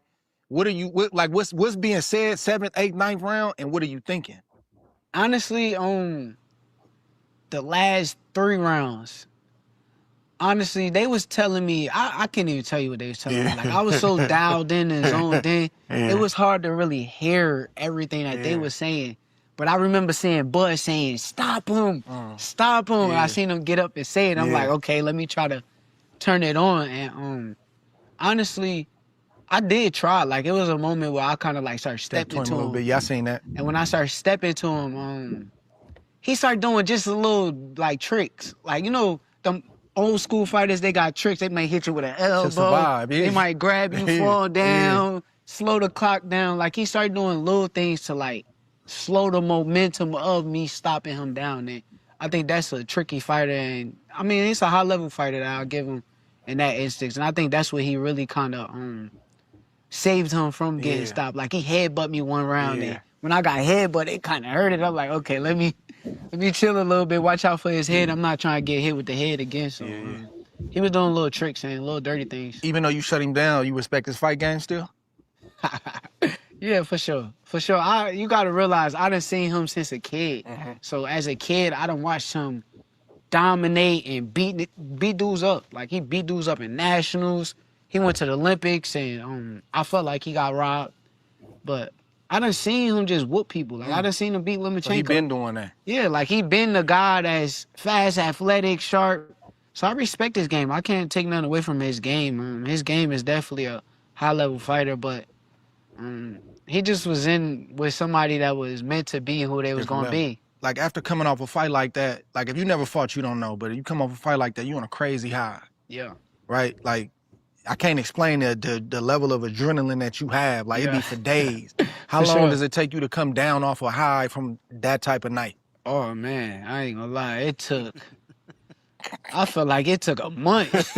Like, it took a month. Like, I had to get away from boxing, and just get boxing off my brain for a month's time and settle down. But it was kind of crazy. Like, my brain was just at a whole different level. Like, the adrenaline that I had was just, it was it. I ain't never felt nothing like that in my life. It's a beautiful feeling, but that's a good thing, man. That's good to hear, man. At least that's just one of the fights, man. You could get that a lot more with these other fights. The fights are gonna get bigger, I think, as long as he continue to win. You know what I mean? He can make potentially even bigger fights. It's a crazy feeling too. Like, you can't sleep. Yeah, you can't sleep. You might nod off for a couple hours, then you up and you just turned on. You turned up because that was the moment you've been training for, and then you perform like that, and then you get that kind of response after the fight, and you sold it out. Yes, it's crazy. Yeah, it definitely was a different feeling. But Teo, I appreciate him though. I want to say that again because I appreciate him because me and him talked before the fight, and when we had that conversation before the fight, he told me on the phone. He said, "I'm gonna beat you," And I remember he said that. I'm like, man, you're not beating me. Like, me and him kind of got into, but for us to even come together and have that moment of, let's make this fight happen. We really both want this fight. Let's make it happen. And I got to respect him, man. I want to say again, I appreciate him. So, man, I love what I'm seeing with that kind of stuff. But I do too. I'm with Ward, man. And I think that's how fights need to be made. When you talking about guys that are establishing themselves, Tio was well enough respected. Even with a loss, he bounced back after that. The loss didn't define him. You know what I mean? He had some rough performances along the way, but still squeezed out the wins. So it was a credible win. It was a big night for boxing for them to sell out. And I think that could be the beginning of things to come. And you notice, look what's up on the screen. You got Errol Spence and Bud because they did it. I told y'all I would hope that could be the beginning of things to come in terms of fighters just being willing to sit down and hash out the business and cut out social media and really get the fight done. And look how easily and fast Tio and Core got put together. It is to the point people was like, I believe when I see it. I don't believe Tio ain't going to take this fight. And then boom, you got it. No, not a whole bunch of trying to one-up each other on social media. Not a whole bunch of no negotiations whatsoever online. None. Just getting the fight done, little trash talk here and there, but they got the fight done. 1, 2, 3. That's how I think when you establish God, you got to be involved in your business, bro, especially when you want a particular fight. I think it makes sense, especially if it's like two guys that's clearly established, you know, and accomplished. Man, sit down and figure the business out and get the people a fight. Bud did it with Errol, and you know, you just mentioned you did it with Tio. I love two guys that really are like that, really want to get at each other, and it's a lot on the line, but they can sidestep, you know, the normal process and say, hey, bro, let me holler at you. Fact. And either get the deal done, negotiate the deal, or whatever the case may be. That's powerful, man. That's like, that's being a real businessman, and that's a lot of times how these big fights get made. I would love to do it with everybody. I mean, if anybody ever really want to fight me, and we could get on the phone and get together, and but you know, a lot of people got egos and pride and all of that kind of stuff. So, well, I'm gonna jump to my, you know, I was gonna ask you this up the road, but I'm gonna get to it now. You know, for a minute, you know, the word on the street was, don't nobody want to fight Shakur. Yeah. Don't nobody want to. I don't want to deal with that style. I ain't finna be running, chasing that dude. The tune changed. Oh man, it's a whole lot different now. Yeah. Why did it change? And like, but I also don't see fights getting made after the talk. The Ryan Garcias, you know, the Ben, like I see talk. Yeah. But I don't see them contracts getting signed. I really think like I slowly became just real quick, just to speak to that in the Super 6, like he had to fight a tough guy in the very first fight, you know, and Mikhail Kessler, you know what I'm saying? He was already just getting thrown right there into the fire. He was built for it, man. Different breed, man.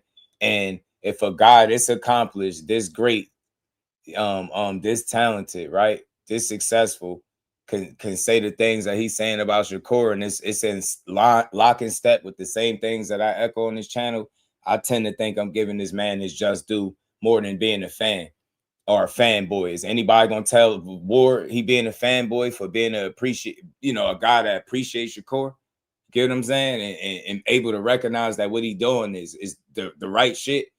But you'll hear a YouTube goofy question his character, his moves in boxing, without really acknowledging what he doing, right? So I think he on the right path, man. It's still early for him. It's still a lot more that he can accomplish before it's all said and done. Just got to keep moving, man. One fight at a time. Keep trying to make the best move each time out. That's how you do it. One fight at a time, bro. You only can fight one at a time anyway.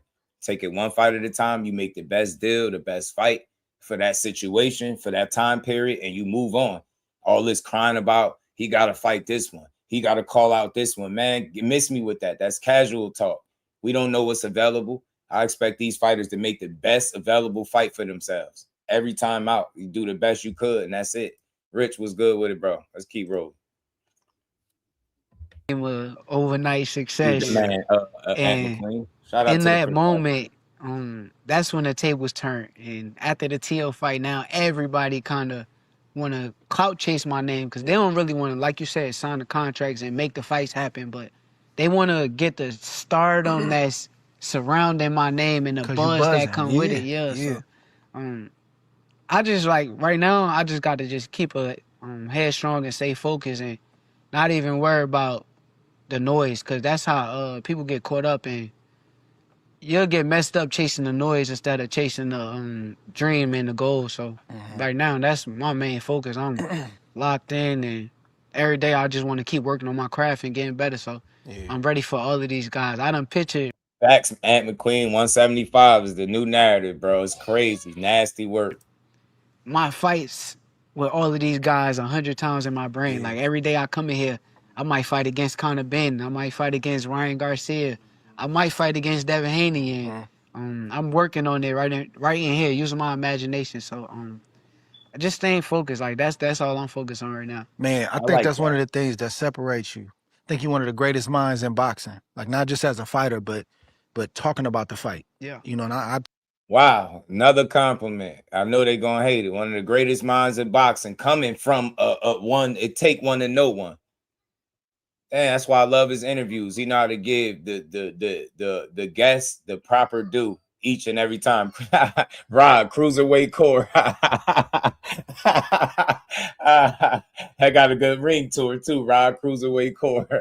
told you this before. I told you this today, but I told you this before. I think you one of the next ones that can really stand if you really want to in the broadcasting space and get that bag. This is a big bag. Facts. Right? Facts. You ain't taking no punches and you got the best seat in the house. But you can talk about the game and the way that you break down fighters. You be seeing stuff I don't see. We just had a conversation before we got on camera and I said, hold on, we was breaking down a fight and you like, nah, you gotta look at it like this. I'm like, wait, hold on.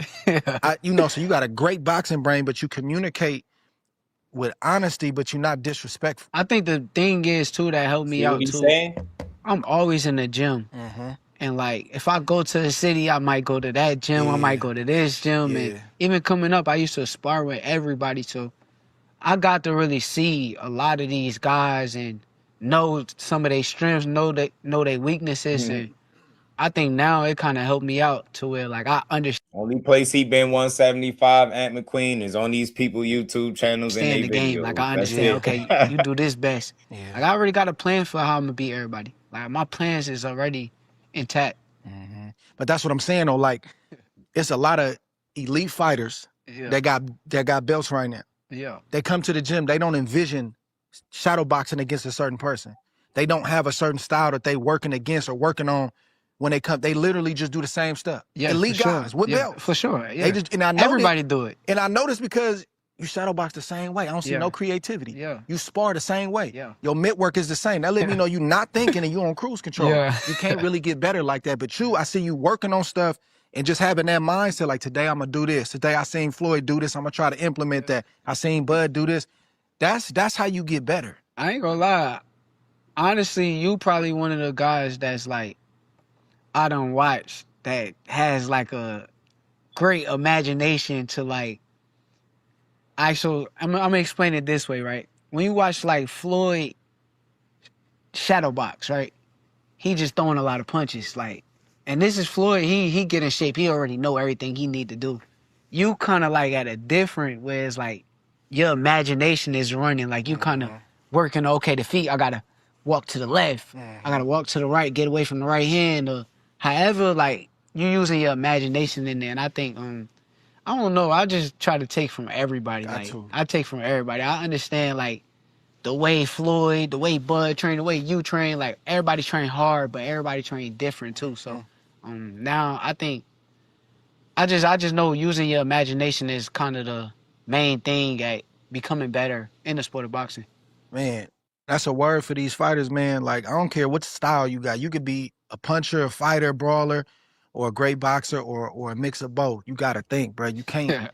I think so, Lala. I was supposed to do it a while back. I told y'all. You know how it be sometimes. It be a little hard to get in touch with these dudes. But yeah, man, he already agreed to it. You can't. You gotta have a boxing brain. Yeah. If you a fighter, you gotta find other ways to get inside. And learn how to make a fight go your way. Yeah. So all that old turning your brain off and just fighting, brother, you could do it. Yeah, you know what's crazy about that too? Definitely. I had to like go back and like pay attention to myself. So like I had moments in my career where I felt like I didn't want to watch fighters. I'm like, I don't even want to watch fight. I don't watch tape. But I really caught that from like watching Floyd and saying like, oh he'll watch tape. And Floyd do watch tape. He just don't say he watch tape. Floyd watch tape. But I had to remember myself. And when I remember myself, I'm like, yo, let me go back to when I'm at the top of my game. Back when I was in the amateurs. Yeah. I used to think about it. When I used to fight against guys, the day before I get to see them fight. And I used to sit by the ring and I used to sit there, study them and come up with my own game plan of what I'm going to do with them the next day. Yeah. And then by the time I fight them, I already got them figured out. And it was always so easy. And I kind of forgot that throughout my career because I kind of went with them. And Floyd said he didn't watch tape. I ain't watching these guys either. Like, that's going to mess me up if I watch tape. I'm going to overthink it. But I ain't going to lie. That shit changed my whole game now. Like, paying attention to habits and traits and things that people do is like it's interesting. You see, I had to catch yourself, bro. If you want to be elite, you got to. What's going on? This is Barack the Boxing Bully, and we teamed up with DraftKings, which is the ultimate destination fights. So what you waiting for? I'm gonna take it back real quick to the business of boxing. You know, the WBC before your fight and after the fight, you know, they start talking like they do. And we know what the sanctioning bodies, but I'm gonna just call out the WBC right now. What they want to have their hands in everybody's pot, everybody's money, even if you're not fighting for their belt. Yeah, that's crazy. So you as a champ, you still have one belt at 35, right? No, at 40. At 40. Yep. But I thought you had one at 35 too. They took it. WBC stripped me. I thought you had two belts at 35. No. No, I had one. So they took the one belt. So the WBC strips you after the fight. Yeah. But the reason they stripped you, and you can speak more on it, they wanted to be a part of the move up. Yeah. Right? And they still wanted, what, 7 figures, 6 figures? I mean, 100,000 and some change or something like that? I want to say it was triple what I had to pay for my fight with Zepeda. So, you know. Triple is crazy. That's why I called it extortion fees. But you know what? He had a couple moments like that in his lifetime, in his career, throughout his career, Blue, and I think it's made him better. One of those check yourself moments was getting checked and humbled by Bud Crawford as a youngin, as a teenager. One of the best experiences, I think, for him. After the fight, you got to pay. Sanction fee. Yeah, so I paid that. And then for the T.O. fight, they try to triple it. But they were not a part of the fight for the people that don't know. No WBC belt on the line. Not at all. So what happened? Basically, they kept sending like emails back and forth to my team. And, you know, we in camp now, like it's that type of moment. We ain't trying to too much focus on that. So we was, I guess, slow responsive to them, man. We responded to them, but I already knew beforehand that they was gonna strip me. Like I was cool with it because at the end of the day, I know this ain't right. So the side that I'm on is I want to be on the right side of things, and I'm not paying nobody that much money if you don't have nothing to do with my fight. What am I paying you for? You don't have nothing. This is a WBO sanctioned fight for me and T.O. at a different weight class. So why would I pay you any money? So I just felt like they're trying to rob me. But truthfully, I feel like they issue was more so with Bud because this didn't happen, and they didn't come to us with this until they started having issues with Bud Crawford. And I felt like that wasn't right either, because if me and you, Mauricio, and all these people with the WBC, we got a relationship and we cool, why are you taking out your beef that you got with Bud on me? And I just don't respect it. Man, I respect the stance. You gotta do it. You know, I think you said something like, you know, I'd rather give that money to my daughter, to my baby girl. Facts. And when you start doing the math, all the money we start giving them, brother, you giving away mortgages, houses, cars, tuition, vacation, like. And we're gonna keep talking about this over time because it's gonna continue to be an issue. But the sanctioning bodies, man, and more specifically the WBC, like, y'all gotta stop with that stuff. And the guilt trip that y'all use is not gonna work. You trying to come for Bud Crawford and try to tarnish his name, or come for Shakur, or any fighter that really know the business of boxing, that's not gonna work. Especially when it's like we the ones risking our life. Like, I'm in the ring really risking my life. Things can go left at any given moment. And if that's the case, y'all should respect what we do and have some type of decency when it come down to me holding my belt that I sat there, I worked hard for, I put in the training camp, and how can you just strip me like that? That ain't, I don't respect that. Maurice, I'm with him. I'm with him. I think that was a weak ass move. They was being short sighted, and they was clearly chasing the bag there. They even brought up the relationship with Bud, and I think that was a red flag. That kind of told you what gave them the idea and why they was on it. Like it was like a residual effect from Bud not paying their asses too. It's crazy. Shout out to Marcus. Appreciate the love, homie, man. He said simply the smartest boxer in the business is sport. That's why I continue to support and bet up on that young man's skills over anybody else. Facts, man. He a student of the game for real. And is the real ones respected, Marcus. I learned to realize that. That's what helped make peace with the amount of negative coverage that he get. I noticed it only come from people that don't do this shit and that they have an agenda or something in the narrative that they want to push, propaganda. So they tend to attack them. But it's refreshing to hear somebody is accomplished again, is as successful as Andre Ward and as great as what he is still to this day. You get me to get up here and get his man his flowers. Shout out to Marcus. Appreciate the love. Theo feels like the WBC made the fighter, and he doesn't understand that the fighter makes the WBC belt. Yeah, that's crazy. I wanted to fight for the WBC belt, not because it was nice and green or whatever. I wanted to fight for it because of the champions that had that belt. I saw Floyd have it. I saw Ali have it. I saw Sugar Ray Leonard have it. I said, I want that in my house. Yeah, that's the reason. So the sanctioning body does not make the fighter. Facts. The fighter makes the sanctioning body and the belt. Facts. I agree. And so I wanted to fight for the belts for the same reason. When I seen everybody like y'all with the belts and flashing them. So, yeah. But you get to a point, and this is the part that they struggle with. I need it to a certain degree. But then when I get to a certain point, I get smarter on the business side and say, man, I was okay giving you that money. I'm not okay giving you that money no more. Facts. And then number two, I really don't need your belt. They're going to come see me regardless. Facts. Got to accept that. Got to accept that. So I appreciate you making a stand on that. Another name that you keep getting linked with. Point to the easy work. Is Devin Haney. Another fighter you got a lot of history with, came up in the amateurs with. It's a fight that's going to get hard to get made because of the weight difference. Is that how you see it?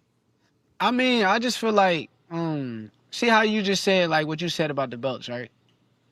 I agree. Like, I feel the same way about the belts. I appreciate them. Yeah. Also. Good place for it. For everything that they did. But when we're talking about like a Devin Haney fight, he got a belt at 147 pounds. I got a belt at 140 pounds. I'm willing to move around and meet at certain weights if the fight is that big and is that serious, and I'm down. Like, I'm all for making the biggest and best fights happen, but I'm not just about to just give you what you want. Like, who are you for me to, and no disrespect to Devin, like, Devin, you're a hell of a fighter, but who are you? You hear that? He a hell of a fighter. Out his own mouth, not all that weird shit that them hoes be putting for me to just be like, oh, I'm gonna give you exactly, I'm pound for pound one of the best fighters in the sport of boxing, bro. What I gotta go to 147 for you for when me and you could meet in the middle? We could meet 144. That's what you proposing. 44. Let's do it. What's the problem? I don't see the issue. You just fought, hold up. Let's remember correctly. He fought Brian Norman, and before that fight, he fought Jose Ramirez. When he fought Jose Ramirez, the weight was at 144 pounds. So if he's fighting at 144 pounds against Jose Ramirez 2 fights ago, what is the problem with fighting me at 144 pounds? That's the most logical shit ever, and they refuse to believe it or accept it, but it is, because it is giving a little to get a lot, and he giving up something, both giving up something. Like, instead of one guy having to give up everything, one or the other. That's a fair way you make a fight when you got two established young kings in the sport. I'm gonna call them, both of them. When you got two established young kings, that Devin Haney and Shakur is, that's how you do it. You negotiate, you meet up in the middle, and you're like, all right, we both making a sacrifice. Because we want not only this money, but we want to prove just how great we is. We want to get this bag. And the thing is, if you want it now, that's why the meeting in the middle is even on the table. If you wait till the guy actually moved up to 47, then I'm pretty sure it wouldn't be no stipulations involved. It's just that simple. being in your 5th weight class in 9 years and 26 fights ain't nothing to play with. And how would I know that? Because every fighter that accomplished 5 divisions or more, they all did it much later than 9 years and with way more fights than just 26 fights. That's ridiculous. So again, you would be asking him to do something that nobody in the history of the sport has done. And my question is, if he actually did it, would everybody finally shut up and give him his credit, give him his just due? I have a hard time believing that would be the case. So again, you can't move nobody before they're willing to move. You got to meet in the middle and do some business, because y'all clearly, it's weight that separates y'all, and that's just being real. Ain't nobody scared, but the question is, how bad do you want to fight, and what sacrifices are you willing to make? Clearly, you're not going all the way back down. He ain't going all the way up. Seem like the sacrifice that y'all both willing to make is meeting in the middle. It's fair to me. How I look at it. And the Haney's, their stance is they don't want to go past 147. Facts, bro. I mean, that's what they say, but like I said, once again, we could sit at the table and negotiate, and that has never even happened yet. Bill is I'm not going to say he a cool guy. He be tweaking on the internet. But I respect Bill. Like, I respect Bill for what he do for his son. I don't mind sitting at a real table, me, you, Devin, Jay, and we could sit there and negotiate and find what's right for the fight to happen. Let's do it.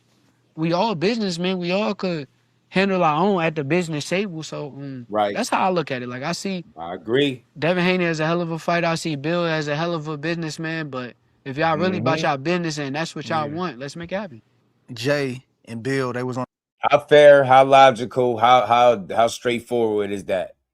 Sit down at the table. Stop barking over social media. Stop sending messages through these different outlets and talk to the man that you claim you want to make the fight with. That's why I always had my reservations about how vested are they. Because, all right, when it comes to the mixtape media circuit and the media machine from the Haney hoes, we see how invested y'all are in getting up on any and every platform, making it seem like, yeah, this is definitely what y'all want. But in reality, if you're not doing none of the talking to the guy or his team on the other side, nobody from his side, then how the hell are you serious about making a fight? You pump faking for social media. And that's the part that I'll call out. But other than that, let's see it. Let's see how serious y'all are about making these $1 million fights. worth of game. Yeah. Jay, they called Jay on the phone, and it wasn't a negotiation, but they started talking about the weight. Yeah. And that's what I think Jay had mentioned. 144. It wasn't a negotiation, but they start talking about the weight. More of an indicator that if Andre Ward got that same thing I got from it, I'm inclined to believe we both on point. Wasn't no negotiating going on, and it still ain't if you ain't officially talked to his team, and nobody about making a fight. There's no way Bill you can was negotiate a fight. Dev is the best fighter at 147. In other words, we're not interested in going down. What is stopping for y'all to get into a real negotiation? I don't know what's stopping it. I mean, if they serious and it's that, they shouldn't even have to go. We don't got to go through $1 million. No disrespect to Gilly. Yeah. But that just happened. That wasn't a real year. We got each other's number. Well, I don't have Devin, but Bill and Jay got each other's number. We could set this up and it could be that. But once again, this is how I look at it. If they not saying right now, let's fight, then I'm going to grow. Like, I'm still growing. Yeah, that tweet, and he was just joking. I pulled up the other tweet. He said he was rage baiting him, Dean. Say he was rage baiting, and the real ones know that it's not fully up to them, because it's Team Haney got to stand on their word and really make one of those fights. You get what I'm saying? It's crazy how fast they pull a bait and switch, and people lose sight of the fact that, yeah, he said he was rage baiting. Look, I'll go to the tweet for you, Dean. Look, he said, only gonna move off your blessings, brother. If not, go cook that ninja, right? He was saying to Keyshawn about that in that video. Then look, the next tweet, I gotta stop. He laughed. He said, all BS to the side. Let me stop rage baiting, y'all. All real negotiations happen offline. Fight date, TBA soon. You get what I'm saying? He wasn't serious about, the only way I'm gonna fight him is with your blessing. You think Keyshawn is serious when he say, man, Shakur trying to steal his fight? Like, it's people that really believe that. They be dead serious. Like, man, he said you trying to steal his fight. Shut up, man. Dude just playing. Devin getting past 147 pounds. I don't see him going to 154. He could say whatever it is, but like, I don't see him getting in the ring with no boots. Like, I don't see that. So if that's the case, I got time to get to that 147 pounds. So if it's that, and I'm gonna get there when I get there. Man, that's see. So it's either all right. If you're fighting me at 44, I'll be willing to meet you right now because I ain't planning on going to 47. But if not, then I'll get there when I get there. You're not going to 54 right now and fight no boots, and you not. You just got to 47. You gonna be there. I'm gonna do what I do. I'm gonna get up there eventually. You still there, then we gonna fight. He gave you two great logical ways to go about the fight without no funny business, right? He didn't tell you to come all the way down. He just said meet him in the middle. If not, that's something you don't like. All right, cool. Just give me a minute. I'm gonna handle my business down here. When I get up there, we could fight if you still there. Simple and plain. You get me? You get me?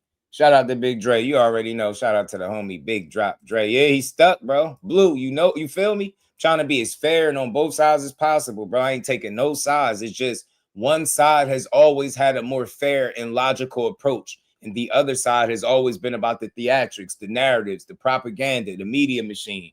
Shakur be getting straight to that shit. If you listen to what he's saying, he being straightforward about how to make fights. He ain't playing around. He not trying to, just do it for social media and clicks and views. He got a very honest approach, bro. Look, we could sit down and talk. What's stopping it? Because y'all rather do it on social media. That's what's stopping it. Again, you could tell when he started talking to Jay Prince, that was the first time that they've been talking about that in a while. The fight. You get what I'm saying? You can tell. And then you go right to social media and keep pushing that this is what's next. And it's not. That's what I'm saying, bro. Telling you, Dean, yo, it's a video I got. If I got it, I'll pull it up still. Boxing Dad was good where Wally Moses said, Team Haney said they was gonna always stay 2 weight classes away. So that's a big fight for the sport why they started talking again once he got a whole lot of money on the table. And I had Bill on the show. I think in January, Bill said you on the list. I said, Bill, what list? He said the list. You ain't know he was on the list? Yeah. I didn't know he had a list. At least I knew he had a list, but I didn't know your name was on the list. Yeah. Then he went from saying he was on the list to saying he was easy work. He giving you more than one way to go easy work about for Devin. Yeah, that was crazy. Are you easy work for anybody? Hell no. Hell no. Honestly, I was listening to it and I watched it. I seen the things he was saying, like, oh, we gonna walk him down and all of these things. So, I mean, all of it sounds good, but like deep down inside, Bill know. Like he know. He know who I am. Y'all got history. He know. Yeah. I was probably one of Bill's favorite fighters coming up. Like, he could say whatever he want. Cameras out right now. They could go somewhere. So Bill, I was one of your favorite fighters. That's why my bad. I'm trying not to stop it too much, man. Only when we need to break something down. But this is why I show the tweets, Blue, because people will stop right at the tweet and then make the video and push the narrative based on that. I'm watching this as I'm live. I'm watching the videos pop up, notifications. I just can't watch this stuff. People just be saying anything nowadays. But I'm watching people tweet about the one thing he said instead of the couple things that he said after that. And then all tweeting aside, we know business don't go like that. It's not 100% up to him who Haney fights. Get what I'm saying? Think about it. They said it was an order in which they was going to do things, and now they switching that up. So they doing a lot of backpedaling, and they kind of all over the place. You know what I'm saying? They all over the place, bro. Yeah, they just trying to control the narrative. That's why I start blowing up in their face, because you can't control every narrative and then everything be true too. It don't go like that. You get what I'm saying? They don't know which ones to get behind. They jump behind every one, and eventually them shit start getting chopped down one by one. Shout out to All Things. So they trying to spin that narrative to media because they want Stevenson's place. Yup, you heard what Bill trying to make people say Devin is the man. It's like, beating him makes you that guy. You get me? I'm telling you, bro. So he on point, man. He know what time it is. He know what they're doing. I think he a lot more sincere about making fights, and he got a more logical approach. People can say what they want. Ain't shit scary about him. He told you very clear, I'm not going to 47 right now. I got time. You just got to where you at. You ain't going up to the 54 right now. So how could you force me to be in 5 weight classes when you ain't even in your 4th? How could you force me straight to 47 when you didn't do it too? It's simple. I keep breaking it down, man. It's facts every time I speak, bro. I ain't leaving nothing out. They think I'm siding. I ain't siding. I'm siding with the truth, and the truth just happens to be on the side of Shakur. I don't think he fronting. I don't think he being fake about it. He letting it be known, like, bro, This is what happens. This is what I'm willing to do to make the fight. Anything else after that, talking about 147, is ridiculous because he already told you. And again, how many interviews do they need to hear with him saying the very same thing? But he's the clout chaser and he be contradicting himself. These dudes keep talking about 47. The fight ain't happening up there. Now they got to eat that 44 that day. He know it. Devin know it. Like Devin used to kind of social media. He know. They know. So that's how I feel. Like you can say whatever you want, but I respect Devin, and I think Devin is a great fighter. He got a great mentality. I don't think it's he's not an easy night for nobody. That's what I told Bill. I said, I don't think it's easy for either fighter, bro. I said, but I ain't easy work. Yeah. That's what I do. I'm not easy. I ain't. There's no way. Yeah. There's no way. I train too hard. I dedicate myself. I've been born for this as a kid. So all of these guys, any of them, let's do it. Man, that's a fight I want to see, man. I hope y'all figure it out on the weight side, man. I think that's a great fight, legacy, great fight, money-wise. And that's the fight. Y'all. Like, I've been in H-Town probably just, not even 24 hours. Bro. Fam, man. Do you see this interview? I know where you got that from because I kind of know what people started that. But the fact that you would push that Shakur and Bud Crawford is the same size is ridiculous, fam. Like, y'all really be on that type of time when it comes to this young man, bro. Y'all really willing to push any narrative. He can make 135 pounds and 140. Bud Crawford can't make neither one of those divisions, Moon Man. He can't even make 147. And Shakur will be undersized there. So how the hell are they the same size, fam? You got to make it make sense. He's not the same size. Trey, what's good with it, fam? Let's keep going, man. We got over 70 people in the building. Hit that like button, sub to the channel, support the grind. We're going to keep building. I told y'all the narrative, the media machine, bro, is nonstop. You know you great when they don't stop at nothing. I already hear y'all names. Like, man, I want to see Shakur fight is Devin. Yeah, for sure. That's the fight. So, but Bill going to pop his whip. Bill going to talk. Bill going to do his thing. He's doing his business. He's doing exactly what he's supposed to do. Man, when I see you now, when I see a lot of people with your name in their mouth, like we said earlier, right? To me, tell me if I'm wrong, it doesn't seem like you take it as personal as you used to when you was younger. To me, you turn it into business now. Yeah. So, okay, and you make it, you get what you can out of it. And if it's real, you pursue it. If not, you keep it moving. But I don't see you taking the call-outs and stuff as personal. Do you see the call-outs different now? Nah, it makes sense. It makes sense, but I just look at it like I said earlier, it's like, I remember it was a time it wasn't a lot of people calling my name. Yeah. I remember it was a time where people just used to shit on my name. Now it's like I'm in everybody's talks. Like everybody that you see. Crazy, yo. Xander told you he be 180. Shakur ain't never been that. And Moon Man, opinions is one thing, but just straight up telling a lie is another. That's egregious to think that Shakur and Bud is the same size. I just gave you a perfect example of how they not. That's not an opinion. That's a fact. Bud can't make 47 no more. You knew that. You knew that when he left out after the fight with Earl. You know he can't make nothing under that. Shakur can make all of those divisions. Tell me again logically, fam. If you're a grown man, tell me logically how they're the same size. And that's the last time I'm entertaining. I just be trying to put people on game and make people aware. Whether they on TV or where they at, Shakur. Like that's all you hear. So I'm just happy to be where I'm at. Like everything is going according to plan. Like my plans is coming to fruition now. So that's right. That's right. I don't take this stuff personal no more. It's at the end of the day, like you said, it is a business thing. As long as I'm prepared and long as I'm ready for any of these guys that keep saying it, and they all gonna get their day. That's how I look at it. Like you could say, okay, Shakur. Once that day come, you gotta deal with me. And once again, under them bright lights, I am not who you want to see across the ring. How much of the internet noise do you actually pay attention to? I get motivation from it. So you watching and listening all the time. I'm too competitive. That's the truth. Like I'm too competitive. Like I don't understand how bad like I'm competitive like this. Like it's like I hear something, then it's like, oh nah, go to the gym, champ. Go to the gym. Yeah. Like as soon as I see it, you gonna beat me? I'm going to the gym.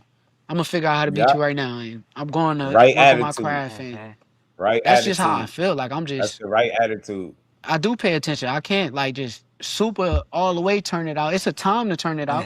When it comes that time and fights made and now shut the noise up and just focus on the task. But like right now I hear it and I draw motivation from it.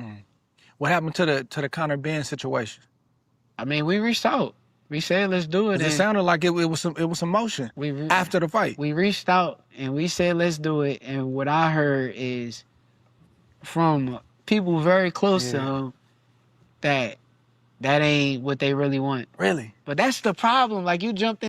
And that's a fact. I got the same thing. That's the same thing they said. Before you even asking about Conor Ben at 54, we not entertaining that conversation because it's pointless.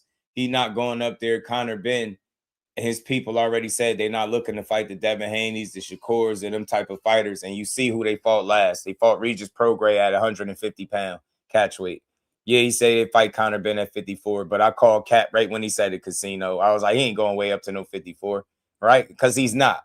You ain't going to 47 right now, so you think you're going to 54? So if that makes you feel any better, you can say that. I call Cap on it. I'm like, he was just speaking like a fighter. You ain't going up there, you know? But sometimes, like, they hold on to every word. I don't take every single thing he say out his mouth like, oh, that's the gospel. Yeah, he's going.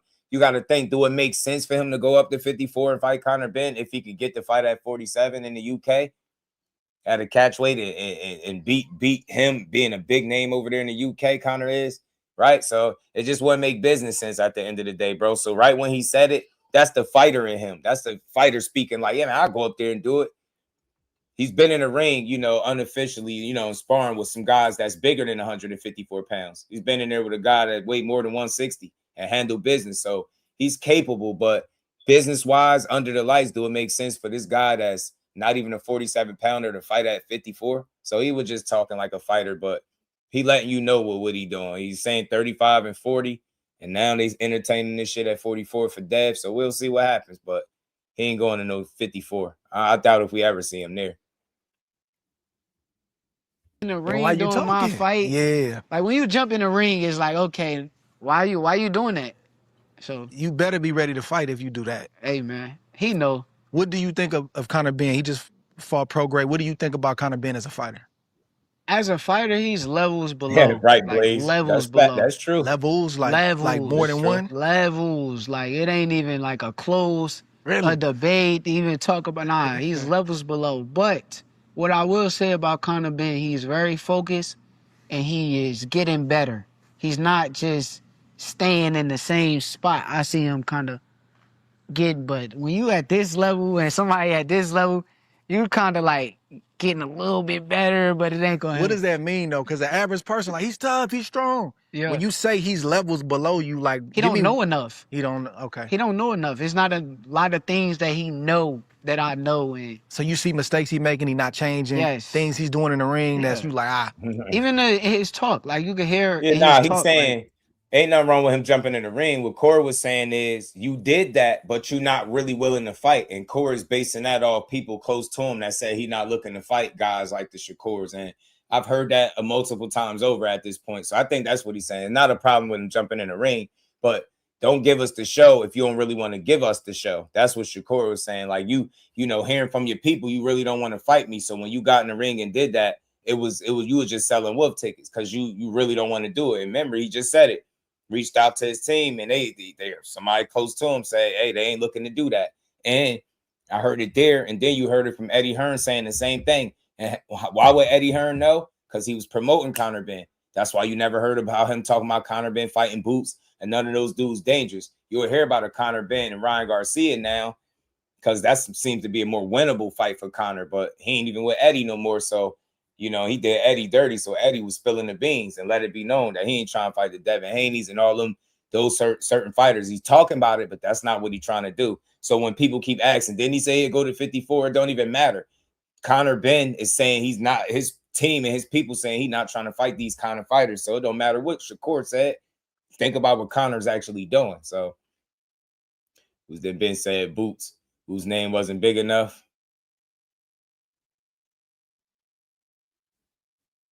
Yeah, nah, he told He told Boots behind the scenes, Ill Will. I don't know if you caught it. He told Boots behind the scenes, absolutely not. He not doing that. Like putting him and Conor Benn in there.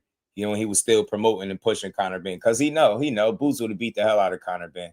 Shakur, now that I got you, Gleaves. What he say about him as being a fighter, like he would told him to his face, levels, man, levels. To you his style, and you listen to him, and like if you know as a fighter, like okay. He ain't on that level. Yeah. He'll tell you, like, you'll understand it by the way he talks. You think he believes the stuff that he says? I think that he's a great businessman. That's what I think of Conor Benn. I think Conor Benn is a hell of a businessman. He's a low-level fighter that's making top-tier level money. And when you put yourself in that position, I think he's smart as a person and as a human being. But like I said, it's just levels. Yeah. It's levels. The weight ain't no problem either? Nah, not with, like, at the end of the day, you gotta realize, Conor Benn, he's not no super big guy. Like, people kind of make him to be this, but he's very small. Like, he's really very small. Talk to that man like that. He's small. I done seen him, when I seen him in London, it automatically sparked to my brain, like, oh, this dude really closer to my size. Like, I could picture myself in the ring with this guy. Like, you feel me? Like, another name that spoke on you was Ilia Topuria, the UFC lightweight champ. A little crossover right there. You would be interested in doing a Floyd Mayweather, Conor McGregor type of event? I'm a fun guy. Like, I'm all down for the partying and the fun. So, the guys talking, and I think it's interesting with guys with the UFC, and even the guy you seen that Usyk fought. Like, he went in there, kickboxer, and he went in there and did good, and he surprised me. I didn't even understand what I was watching. So, there's a lot of people that probably be like, okay, he could do something with Shakur, but I guarantee you, I'm going to stop that dude. Guarantee you, I'm going to stop that dude. You don't respect his hand game? I've never even seen him fight. You never seen him fight? Ever? Never. Not one time. That's crazy. I can't tell you what he fight like, how good he is, but I'm definitely underestimating him because I'm very confident. I'm definitely underestimating. You got to understand, like, I'm confident, and I've been doing this since 5 years old. And I know too much. Like, when I know too much, it's like, you're not going to come from the UFC and get in the ring with me and go 12 rounds and be comfortable, be happy with how it's. Nah, it ain't. So how you explain the Usyk situation? Because you big on Usyk. How you explain that? I can't believe it. I don't know what Usyk did, but what I will say, here's the difference between me that I was taught and I learned. You have to take every guy serious. Very serious. Maybe Usyk wasn't taught this. Like, that's the excuse that I'm just going to give him until I see a rematch. When I see a rematch and he go in there and beat the guy up, then I'm like, okay, that's Usyk. But for me personally, it looked to me like Usyk did not take that guy serious. Like, he came in out of shape. His feet wasn't as fast. He wasn't turning around the guy. Like, it just seemed like it wasn't really kind of Usyk that I seen fight. So, what's the conversation piece between the UFC and boxing, right? Like, I seen you on the Aiden Ross stream. When Aiden Ross says that UFC is better than boxing, is he saying the business of UFC, or is he saying the fighters are better than boxers? Man, I think that dude was tripping when he said that. Because it's like... But what is he saying, though? I mean, he probably just talking from a street fighting standpoint. So that's what I would think. An MMA fighter can beat a boxer? Aiden Ross said that, but it was weird because he was involved in boxing events. Like, he kind of is a promoter from Brand Risk, but at first they was just doing just straight boxing. So it's like, for him to say that, it's like, it's going against kind of what he really stand for to me.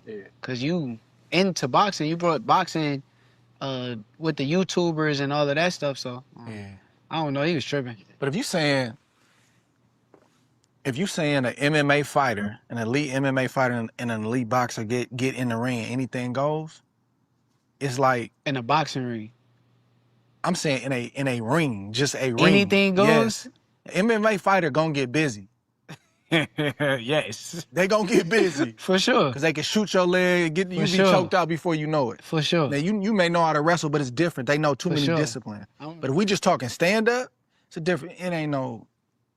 Yeah, if we just talking stand up, in them situations, you got to keep it on you. Right? Yeah, because they get you. Yeah, bro. Exactly. Exactly. For sure. Let me ask you this, man. Do you like being a celebrity? You know, as a kid, you come up, it's like you want to be kind of famous and like that's what you think about as a little kid.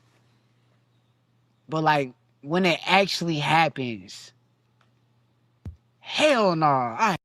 That's a great point, Dean. That's a great point, bro. I agree. I agree 1,000,000%, bro. Yeah, and Usyk. I nobody in the world gonna convince me that Usyk trained for the dude Rico the same way he do any other fighter. I just refuse to believe that. I just don't think so. I think he had fun. I think he had fun, and that dude was a little tougher than he realized because dude really wanted to win, and that's what I think. You know what I mean? He made it tough.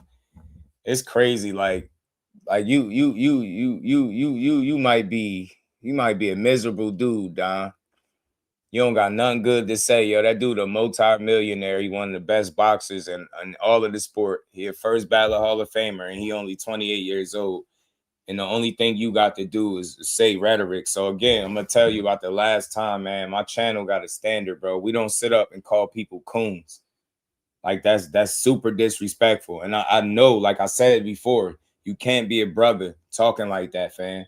You gotta be with your name. You probably not. I could tell by your name. But look, you can have your opinion. You could talk as crazy as you want. But let's keep it boxing. That coon stuff, like that has no place in boxing or this conversation. You'll call him a fake Mayweather this, but Mayweather himself would call him little TBE. So your problem might be with Floyd and the people that praise him and give him his just due. Instead of sitting here hating, that you a weird guy, man. You sit here watching a multi-millionaire achieve his goals. You know him, he don't know you. So it's like, if I didn't like him, if I felt the way you felt about him, I wouldn't be in here typing about it. That's like whole shit. Yeah, that's why I be trying to tell y'all. Get what I'm saying? You gotta get your mind right. You know what I'm saying? And I usually don't. I try not to give everything life, but I do want to let you know. I give you an opportunity to just be part of the conversation. But I ain't.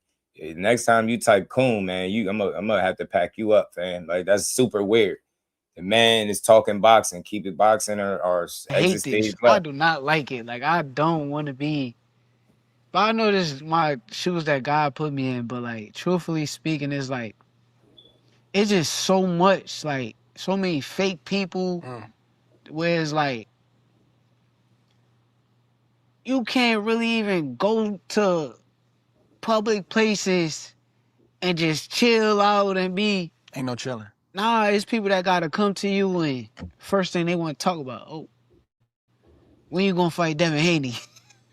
Telling you, and I don't mind saying it, bro. If you really understood how he take care of his people and how much on top of his game he is, that's the last thing you would think about him. You'll really respect it because you'll be like, damn, this man got a kid. He take care of his kid. He take care of a lot of people, his family. He the oldest out of like 8, 9 siblings, 9, I believe. And he take care of his folks. That's real man stuff. That's not somebody that's a coon. You get me? You just seen him sell out MSG in his first pay-per-view ever in his career. It's nothing about that says coon. He's sitting there talking to another Hall of Famer. You get what I'm saying? Legend in the game. You think Andre Ward thinks that way? Nah, because he see what he really is. You on some weird shit. And I gotta say that because my platform gonna have a standard, bro. I don't try to police the chat crazy, but I don't stand for that. Well, coon. And I told my other guy, he got a wrench, and I told him don't say that shit no more either. It's weird, bro. That don't have no place in boxing. If you don't like him, say he's soft, keep talking about how he's scared to get hit. Hey, look, you got people that brains are full of mush. Brains full of mush.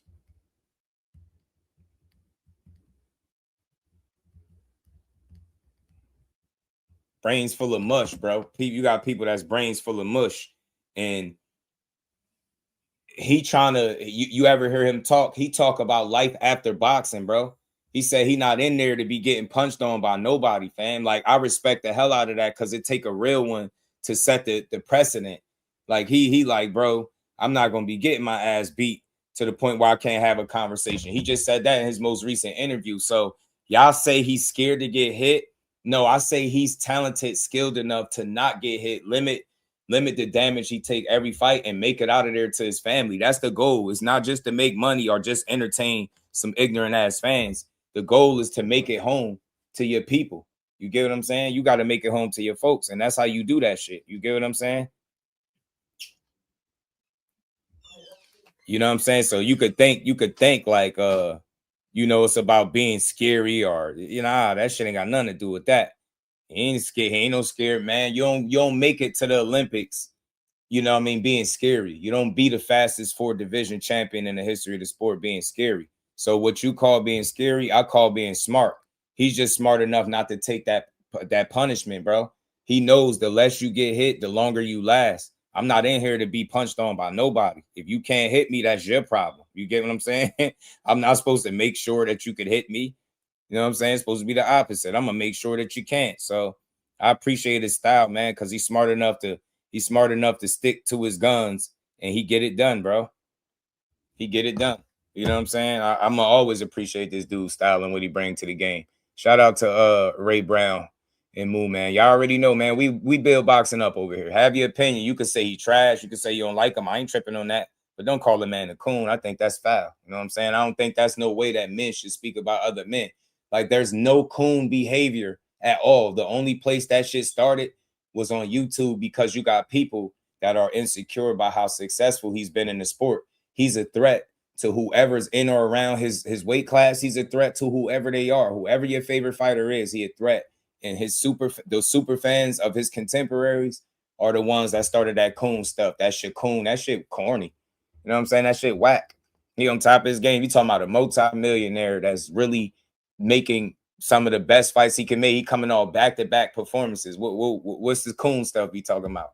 The man take care of his kid, young, black, successful man. You think that's the only thing you could come up with? So again, I'm gonna always make time to give boxing its just due, especially with teachable moments like what dude just did. So pardon me, y'all. We're gonna get back to the cook. We're gonna get back to the cook. Let's keep building. Shout out to you, Big Dre.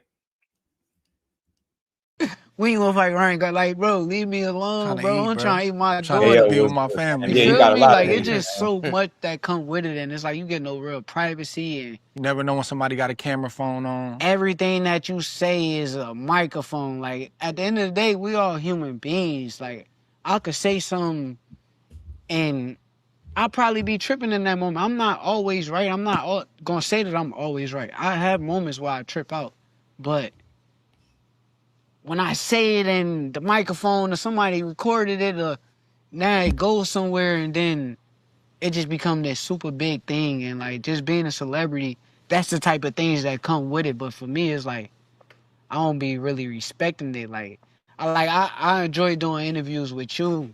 I enjoy that kind of stuff. But like, now I'm at a point where I barely want to do interviews with people because they twist your they words. twist and turn everything, and they clip. Everything is a clip now. Like, how the world works is like a 10-second, a 15-second clip could be the most viral thing in the world, and a 10 and 15-second clip don't always tell a full story of things. So people have different versions of story or things that happen, but everybody got an opinion on what happened with you in a certain situation. Shout out to my dog, my brother, Behind Hands TV, man. What's good, bro? And dog, my God. Shout out to the real ones, man.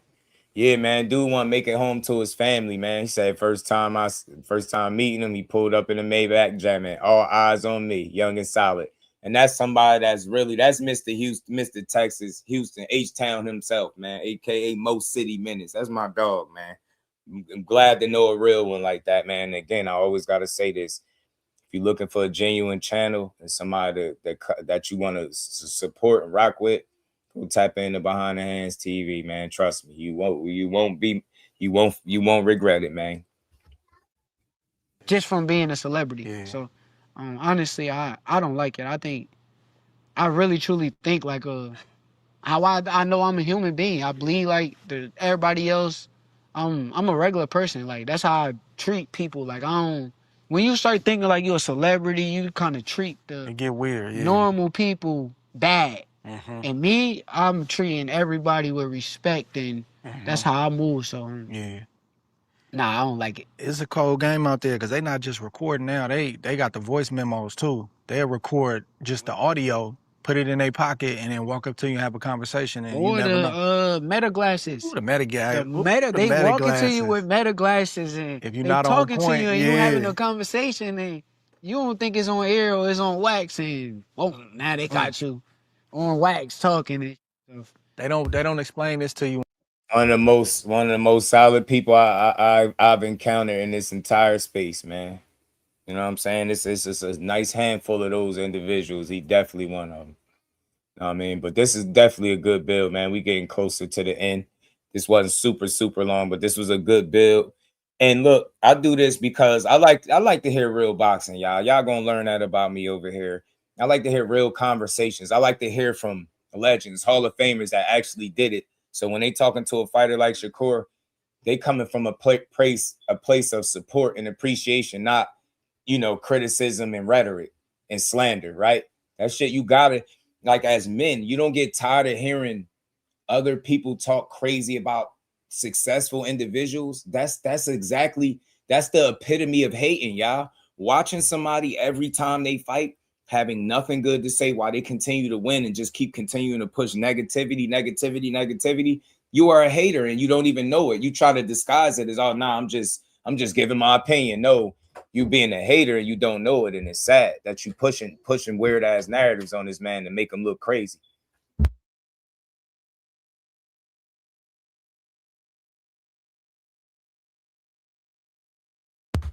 Yeah, it's like these YouTube commentators, a lot of them are disrespectful. Stevenson spinning narratives for no reason. Facts, vision beyond sight, they are. And shout out to Mayo, man. He not ducking no smoke. Nah, it's definitely his error. He ain't ducking no smoke.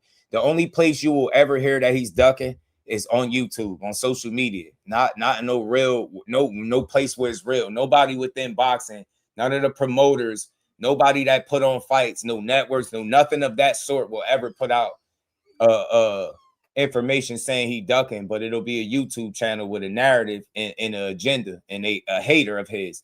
Think about it. None of his supporters will ever talk like that, or nobody that appreciate what he brings to the table will waste their time pushing narratives. The difference between me and everybody else, everybody that's a potential contemporary of his, you're going to hear me big up, from Shock Foster at 30 to Raymond Muratalla at 35 to Tank Davis to a potential Devin Haney, Abdullah May, anybody you could think of that might be a potential good fight for Shakur, you're going to hear me speak good on. I don't do what they do. I'll build them up. Shock won his last couple fights. I'm like, man, I understand why he calling for the big fight with Shakur. I hope he get it, right? You get me? I could understand why Raymond Muratalla would talk about wanting to fight with Shakur. That's a good fight as well. You get me? So on and so forth. Devin Haney and anybody else that actually, Lamont Roach, all these guys that say they want to fight him, they're all good fights. You get what I'm saying? That's how you're supposed to give it up with boxing. When it's a good fighter, you speak of them that way. The problem is most people that give negative opinions on Shakur, they lead with their feelings, not with their eyes. They're not going off of what their eyes is showing them. They're going off of how they feel about what they saying they see. You get what I'm saying? And they emotions, it cloud their judgment. And then they end up getting up on YouTube talking about everything, about how he looked good in his last few fights, or how he don't have close fights. The dude barely lose rounds, how he one of the most accomplished. You get what I'm saying? The list goes on and on, bro. And not to mention, the dude had one of the top 3 most anticipated pro debuts in the history of boxing. You can't make this shit up. You cannot make this up. When they say, man, you want to be great, man, you want to be a champion, man, you want to be the best in the world. That's what I like. It's the piece they don't talk about. Yeah, they don't talk about yeah. But you also somebody who has always been close to your family. Yeah. But family pressure is a whole nother pressure when you got when your money's being talked about publicly, and your stardom and your star power is rising. How do you deal with the family pressure? Honestly, I'm glad that I had so much experience over the years with my family to be able to understand how to maneuver and let them know, like, mad respect is Shock, bro, man. just don't believe everything that you see on the internet, because the internet is the most false place in the world. Right. So my bad. He said you made 100 million. Shout out to my brother Mike Kirkland, always supporting the grind, man. Pardon me.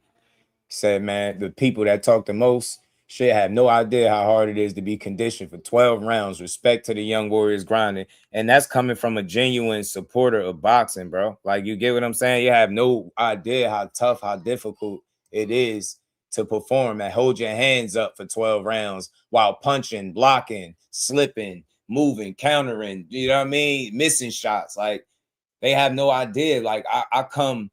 Listen, I talk shit too. I'm not gonna be perfect. You'll hear me talking some shit, but it's never gonna be the way they do it. Slanderous, right? I'll talk crazy about stuff that they do more so than how they fight.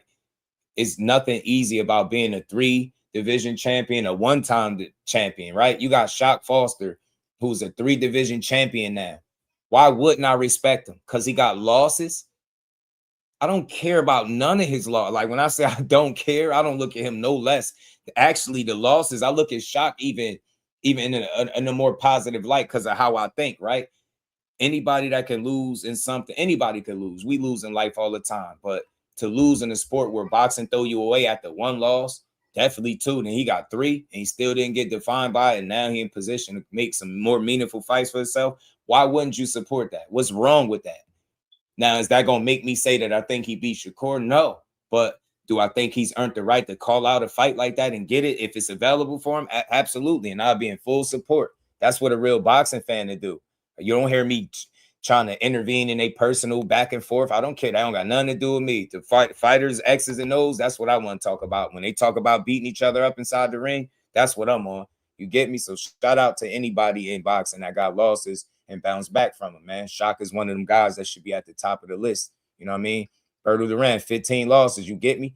Shit don't define you, man. They really don't. And Shock is a living proof. You know what I'm saying? One of the more recent examples. That's why I respect his hustle.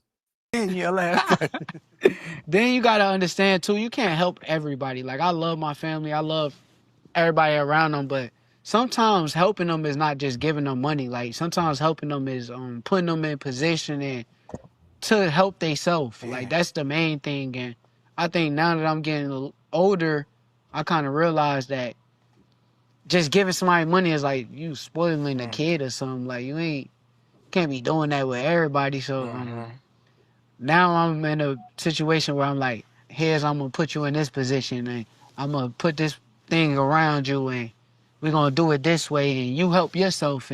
But you gotta have that mindset. You gotta adopt the mindset that I had to get where I made these millions of dollars. And if you don't get that, then it's on you. Your downfall and your failure will be on you.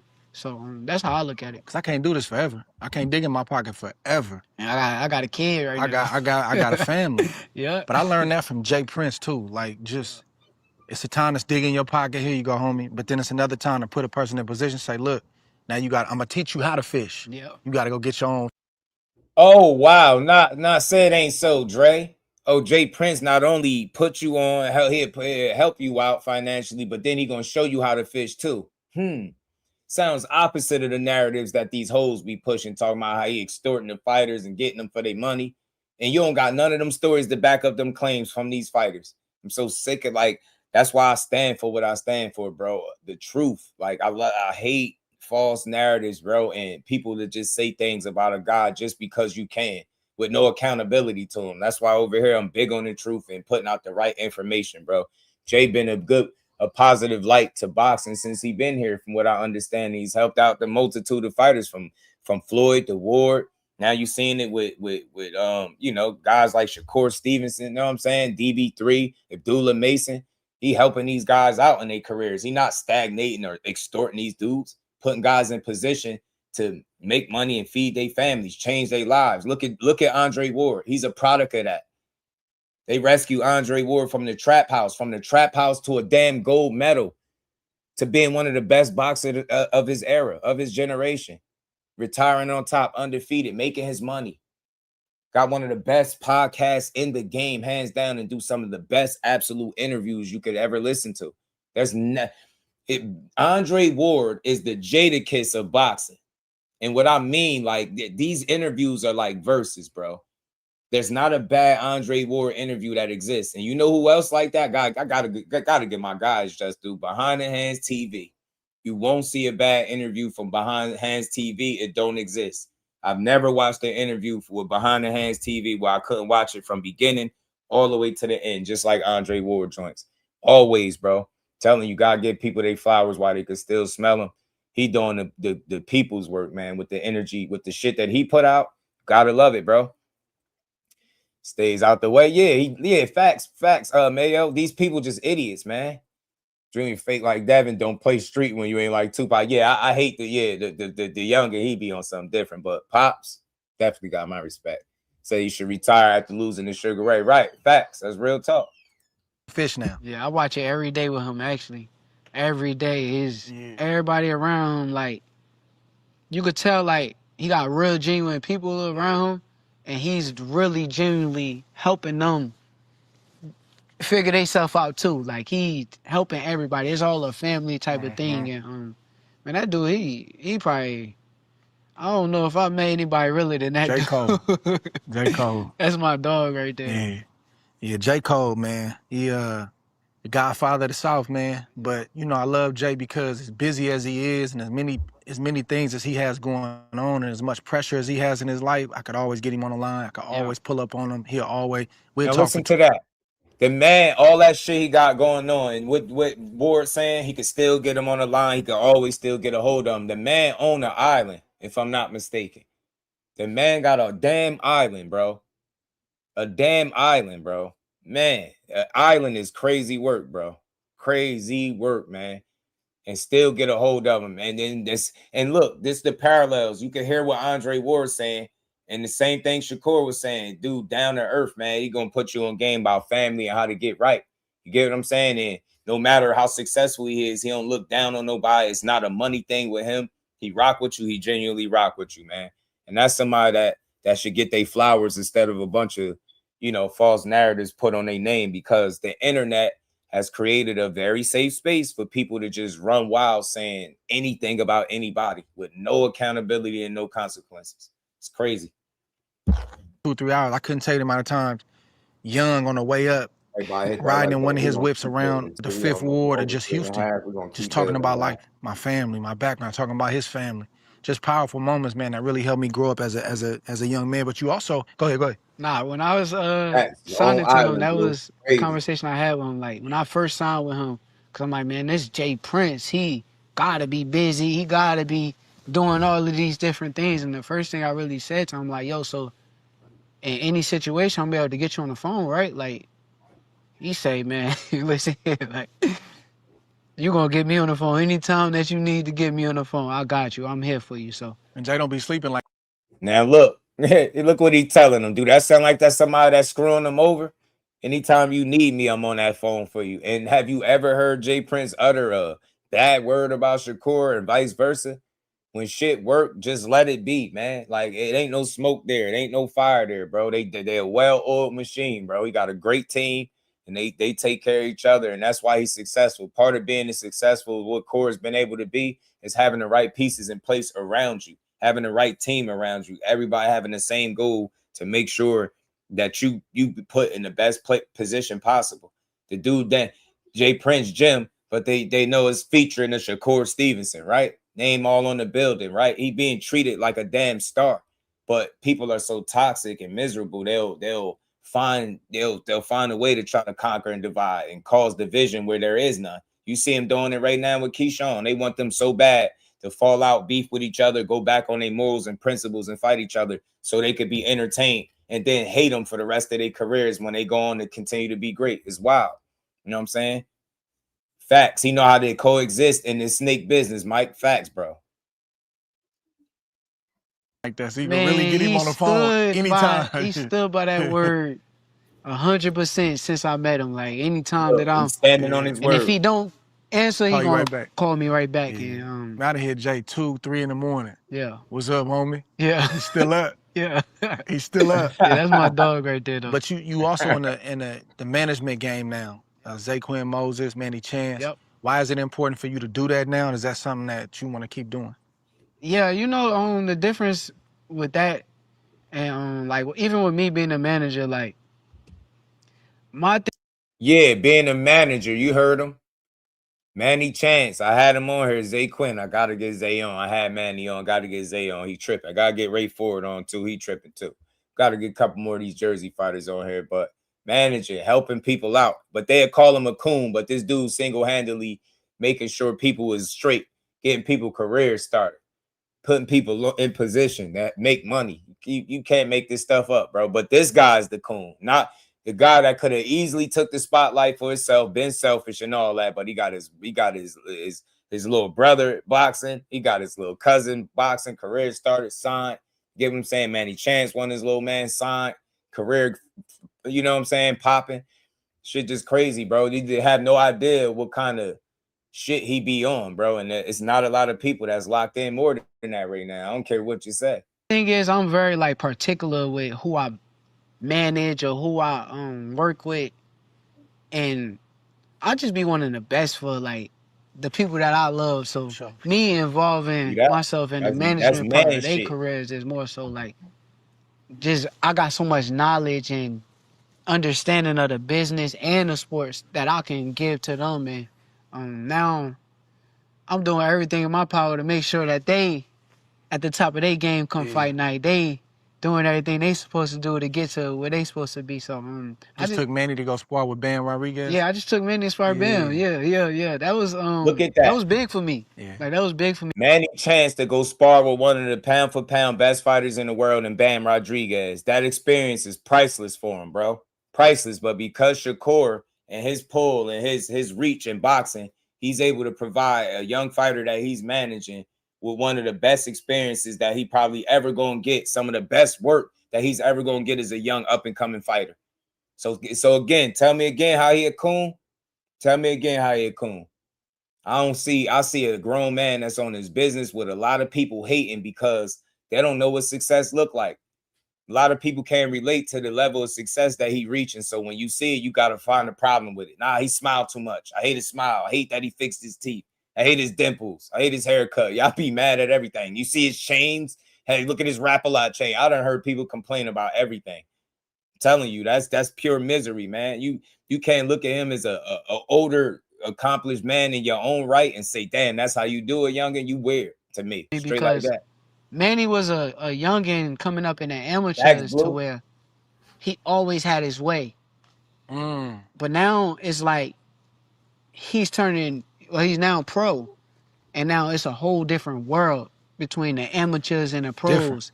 And if you used to the amateurs all the time, you have to be able to adjust to the pros. So my main thing with taking him to spar Bam was letting him go see the highest level of the sport and not be scared of it. I don't want you to be afraid of this.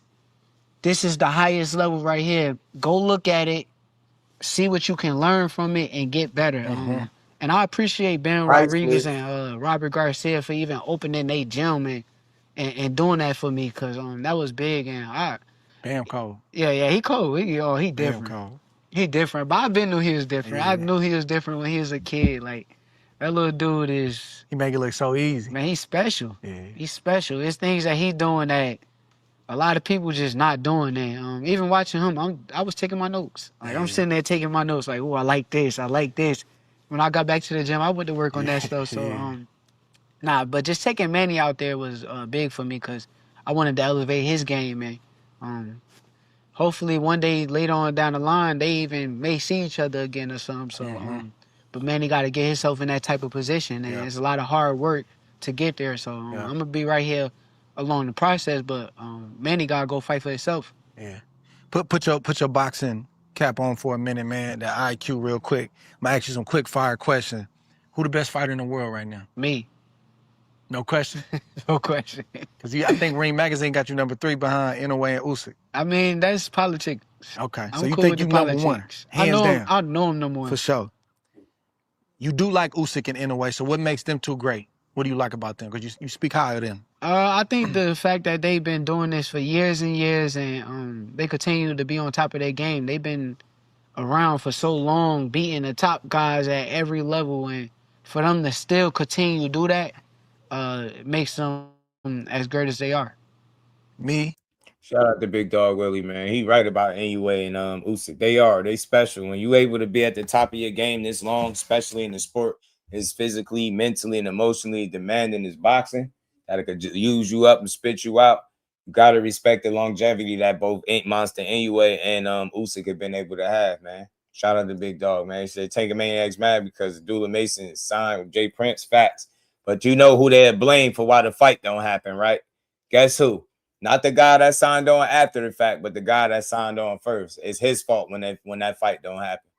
It's crazy work, Big Dog. Versus you. Speaking facts. In my prime. How you beat me? Talk to me, bro. How I beat you? Talk to me. Honestly, it's crazy because it's like you really was my favorite fighter growing up. For sure. So some of the things that you do, I will be knowing. Like even when we spar, I'm be honest with you. When we spar, I'm like, yo, this is so familiar. Like I know, like I just studied you for too long. So I think that would be my biggest advantage if we fought. Me just knowing, like, okay, Dre really left-handed, so I really got to worry about his lead hand. His backhand gonna be there, like it's there, but it ain't. That lead hand is really what I gotta kind of take away. So Brody breaking down my stuff, man. And then you do the things that I do good, like your feet, distance, your inches, your distance. That experience, though, that Ward picked up over the course of a full career is priceless, though, man. Like, it's priceless. You seen it when they was playing sparring. He made that little subtle move, and Ward was right there with that shot to corral him. That's experience, bro. That's priceless, man. So, yeah, it sounds good with hearing them break it down, but actually fighting Andre Ward would be very tough. That shit ain't nothing to play with. Nah, Mag. It ain't no how he move in the sport. Those same people say the same shit about Tank. They don't like how he move. You get what I'm saying? Like, this is the problem. We think we can dictate how these guys are supposed to move. He's won every fight he's had. What's more important? Him winning every fight he's had, him not having a close fight. He has some of the best performances. He's proven to be one of the best. Why focus on how he moves? What is he doing wrong? That's why I don't say that with none of these dudes, right? Nobody in boxing can prove that he ducked somebody, right? The only guy, when guys want to fight him, you make a fight. We learned that with T.O. That how he moves shit is just a narrative for real. I don't feel like none of these dudes be doing no wrong because I feel like they all doing the best for their career. So to try to expect them, think about how crazy you sound from the outside looking in, telling them next man how he should move his career and how he moving is crazy, according to you, without you knowing what's on the table, what his options are, or anything. That's why I don't focus on that. How he fight is more important to me than how he allegedly move. You know what I'm saying? All these dudes, none of these dudes are perfect. But at the end of the day, think just putting yourself in the best position matter more to me than any little silly shit. Nah, so they do hate him. When you got people talking about putting brass knuckles on and seeing his brain get knocked through his nose, that's hate, bro. When you hear people wanting to constantly talk about him contradicting himself, but their favorite fighter do the same thing, that's hate, bro. When you got people saying that him being the B-side, he responsible for why the Tank Davis fight didn't happen, that's more lines. That's that hating ass shit that I be talking about. So, nah, they be hating for sure. 100%. Ain't even up for debate. It's these like, dudes some haters. Man, it'd be all day, a hell of a fight. And honestly, you're a hell of a fighter, bro. Appreciate you, bro. You versus Bud. Prime, same weight class. See, that's different too. But once again, I study him too. But I think with Bud is like, I would try to outbox him. Like I would try to outbox him and try to not make it a fight. I think that would be my game plan. Like if we fought each other. Bud really like to get in fights and he want to see who's doing stronger. His shoulders like this and start saying, yeah, you want to fight right now. I would try to keep it as a boxing match as long as possible until I have to like fight him back. Sugar Ray Robinson versus Floyd Mayweather. Don't get disrespectful. No, Floyd Mayweather, no question. Floyd Mayweather, no question. No question. Not even close. What you mean when you say no question though? Like Sugar Ray Robinson wouldn't be competitive? I don't think it would be a competitive fight. I don't. I said Sugar Ray Robinson. I heard you. Sugar Ray Robinson. Can I explain though? That's why I'm asking you. Floyd. They be on Core Helmet for his thoughts, bro. They hate it. You heard what he said about Sugar Ray Robinson? It's crazy because I'm willing to bet money that people that be mad about his opinion on Sugar Ray Robinson can't tell you 2-3 fights of Sugar Ray Robinson's that they seen and watched from beginning to end. Bet you. Shout out to Big Dog Willie. I appreciate the love, homie. He said Bud, Ward, Clarissa, Core, and Key and Core, all winners. That's why they hate. That's a fact. That's why they hate. That's why they hate. Yeah, we don't really care, man. I don't think Shakur really care about people that don't respect him. Your respect, he can't spend that.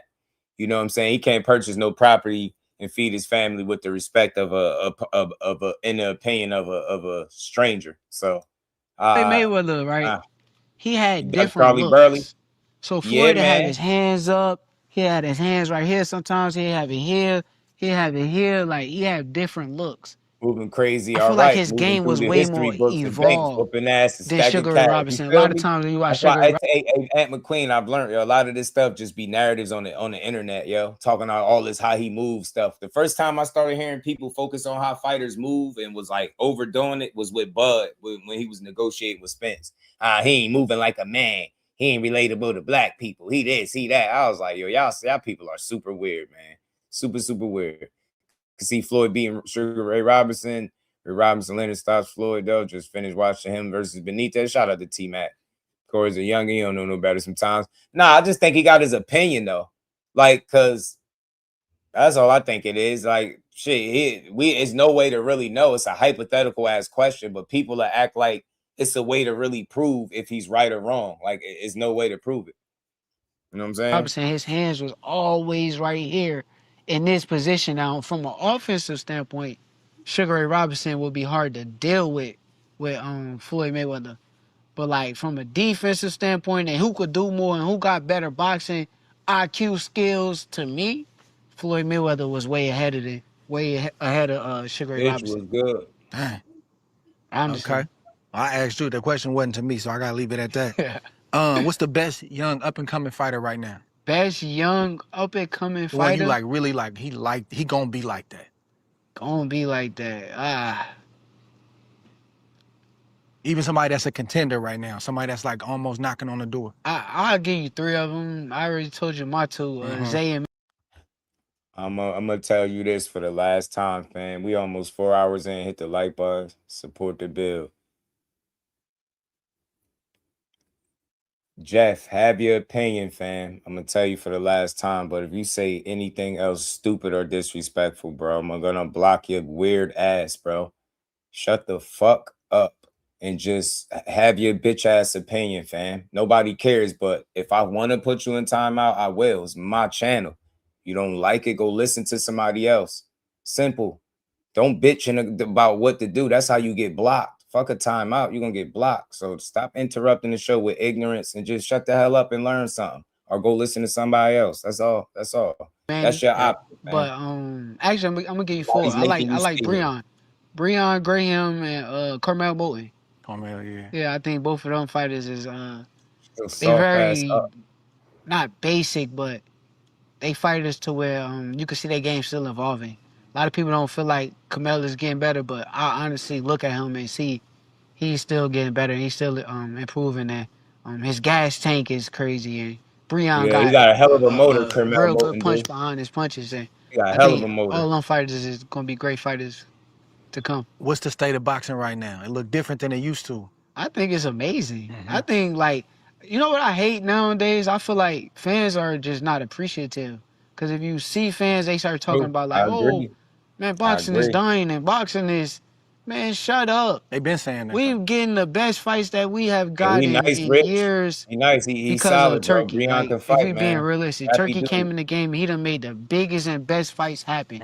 Why can't we sit here and just appreciate it? Like, we watching Bud versus Canelo. We watching me versus Teofimo. We watching Bivol versus Beterbiev, which was a fight that should have been made years ago, but it's made now. And truthfully, I just think boxing is at a great space because now anybody fighting anybody. Like, it's one of them times where, like, if you really say that you like that, it's time now to prove it. 9 years in the game, bro, what's the biggest lesson you done learned from being in the game? It could be personal, it could be box X's and O. Like, 9 years in, what's one of your biggest lessons that you got? Biggest lessons probably gonna be for the youngins coming up is gonna be them 8 ounces is a lot different than them 10-ounce amateur gloves. Yeah. It's 10s a and whole 12s, different world. Yeah. And, No headgear. Yeah, I think that's probably one of the biggest lessons that I learned as from back in the day till now. Yeah. Because your Olympics, you didn't have no headgear, huh? Nah, yeah, I ain't have no headgear. That's But crazy. with them Sting, big, They fat, super puffy in the front. them gloves ain't nothing like these pro gloves that we fighting in, so. What's the rest of your career look like? I court like that. I ain't with Rest that. of the way, I mean, just me just coming in at 100% and giving my best and just having no fear. Like, I don't really got no fear. Like, I used to have a fear like losing. Like, I used to have that, but like, now I don't have too much fear. Like, I'm not scared. I know that if I go in there and give 100% of myself, I'm hard to deal with for everybody. Anybody you name that's in or around my weight class, me at my best, they got a lot to deal with. So the rest of my career, just taking all the fights that people keep talking about, writing these names down, and then just cross them all off my list as I beat them, and just proving that I'm the best in the world. Yeah. Adrian Broner gave you a shout out the other day. Yeah. When you see sort of how AB is moving, he's not boxing no more, you know, like, what's your thoughts on that? You know, it's crazy. I got a different opinion than most people because, right, at the end of the day, nobody gonna get him to stop baby drinking. girl sending them That ain't even. You don't That's think so? Adrian Broner decision himself. Like, he got to have something within himself. I just heard him say he took his first drink after he won his first world title. You can't say, you can't bounce it. All right, finish what you were saying. So but you don't think you don't think he gonna? I mean, I don't think nobody could really stop him from doing what he want to do. But my thing is, what I really want to say is, I feel like T-Mac, that's true. we watch him. We don't watch him, right? When the camera's not around and he's doing everything that he's doing. We're not checking for him. Yeah. We not seeing it. Everybody not concerned. But now that the camera's around and he's doing it while making money, he's making money in the process. I'm happy that he's in a situation where he could feed his family. Like, that makes me happy. Like, I want to see Adrian Broner make money and be happy and be good. So, for me now, I'm happy watching it. I mean, I feel you. It's probably too, not all good. I like seeing But it's AB win. Like, that's who he is. Like, people could sit there and say, this who he been. He's made for streaming. Like, if we're going to be honest, like, his entertainment value, even as a boxer, I probably never even seen nobody more entertaining than Adrian Broner was in boxing history. Like, in boxing history, he might have been the most, for me, entertaining fighter outside the ring than anybody. So watching him on the streams, I'm happy for him, and I'm gonna commend him and give him my blessing. So I just say, when he get a chance, please stop drinking, bro. That's all I ask. Just please stop drinking, bro. That's it. We want you to be around for a long time. That's it. Sure. That's it. When you see the headlines with Floyd right now about the money issues coming back, like, what do you think about stuff like that? What's your thoughts on that? You know, I try not to get in too much that kind of stuff because, right? Shout out to Blunt, man. People could talk about, oh, Floyd broke and Floyd this. Man, even if, let's just say, coincidentally, Floyd broke. Floyd broke ain't like everybody else broke, bro. Like, Floyd broke is a different type of broke. Like, Floyd broke is our super rich at the end of the day. So, right now to see him come back fighting, I don't know. Like, I don't know. Maybe you know what I think my thing is with Floyd? I know him. So, like, me knowing him, I know that he just loved boxing too much. He kind of like, he not even probably even gonna ever say it that, like, what it is. But, like, me talking to him, like, I done sat on the phone with Floyd for hours. And in conversation, I just realized, like, yo, this dude is just, he, like, in love with boxing. Like, he's obsessed with boxing. So, like, he probably just can't hang the gloves up. Like, he can't let it go. He never really did. He can't let it go. He kept doing the exhibitions. Yeah. He never really did. He'll take a break where you don't see him, but then he back in the gym. It's just crazy, like, thinking of Floyd being 50 having to go to the gym and spar 3 days a week, bro. That sounds crazy. I mean, it look like he doing it Ward well make though. it Like even sound when I real watch the crazy. videos, I'm like, man, this don't look like Andre no Ward just made that 50-year-old sound fighter to real me. Like it crazy. looked like a guy that's. He said going in the gym 3 times a week to train at 50 sound crazy. It do. I ain't gonna say in his prime, but he looked like in That's his the thing. 40s. Floyd past his prime is better than a lot of guys in their Yeah. prime. That's the thing, because he just knows so Know much. too much, Been yes. on too many big stages, so that's not gonna get him. You just wonder, like, is your body gonna be there, bro? Is your legs gonna be there the way they For sure, supposed to? for sure. You Nah, when gotta he have boxing, that my concern, dog. but he's fighting Manny Pacquiao, so I'm good with that. Yeah, knowing Manny pretty been, old yeah. himself, Yeah, so yeah, yeah. I'm good with how it's going. What if Floyd tell you he needs you for camp? You going? Yes, For Manny? yes, but I wouldn't like. Here's the thing, right? And I don't respect when Bill did this. Bill and sparred Floyd, and then they went on camera and they kind of said like how they beat Floyd up, and I don't respect that because at the end of the day, like sparring is sparring, bro. Like, and you sparring with the greatest, well past his prime. We not in there trying to have no like competition to see who's better. I'm not trying to like even if Floyd and me spar, right? I'm not trying to see Okay, who's talk, better. Core.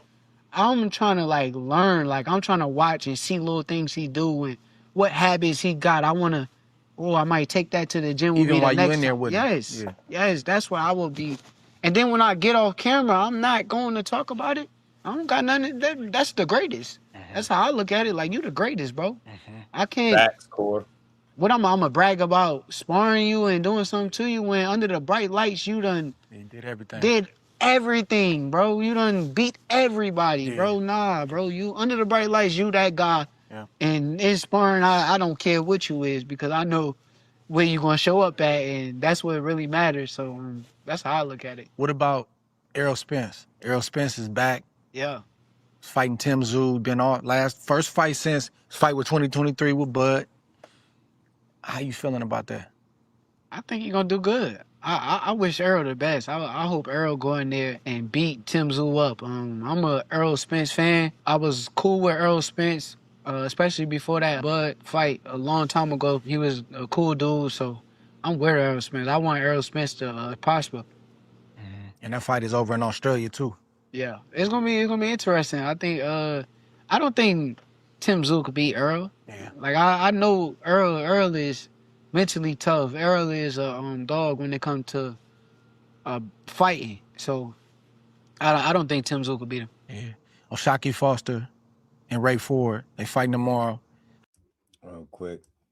Shout out to my brother, man. Always support and have you in the super chat. Shout out to Mike Kirkland, man. He said, respect to Bruner for never getting stopped, no matter what people say, even though he got a drinking problem. Facts. You get what I'm saying? Always. And he always fought the best. Mike never turned down no smoke. Fought the best, man.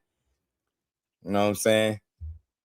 Fought the best. You know what I'm saying? Shout out to my brother, Mike Kirkland. Appreciate the support, family. Yeah, and T-Mac, you right. Yeah, man. That's what Floyd got on their ass because they went around there talking about how they beat him up. Floyd couldn't touch him and this and that. And I was like, yeah, that's nasty work, man. Shout out to Mike, man. But yeah, man, Broner.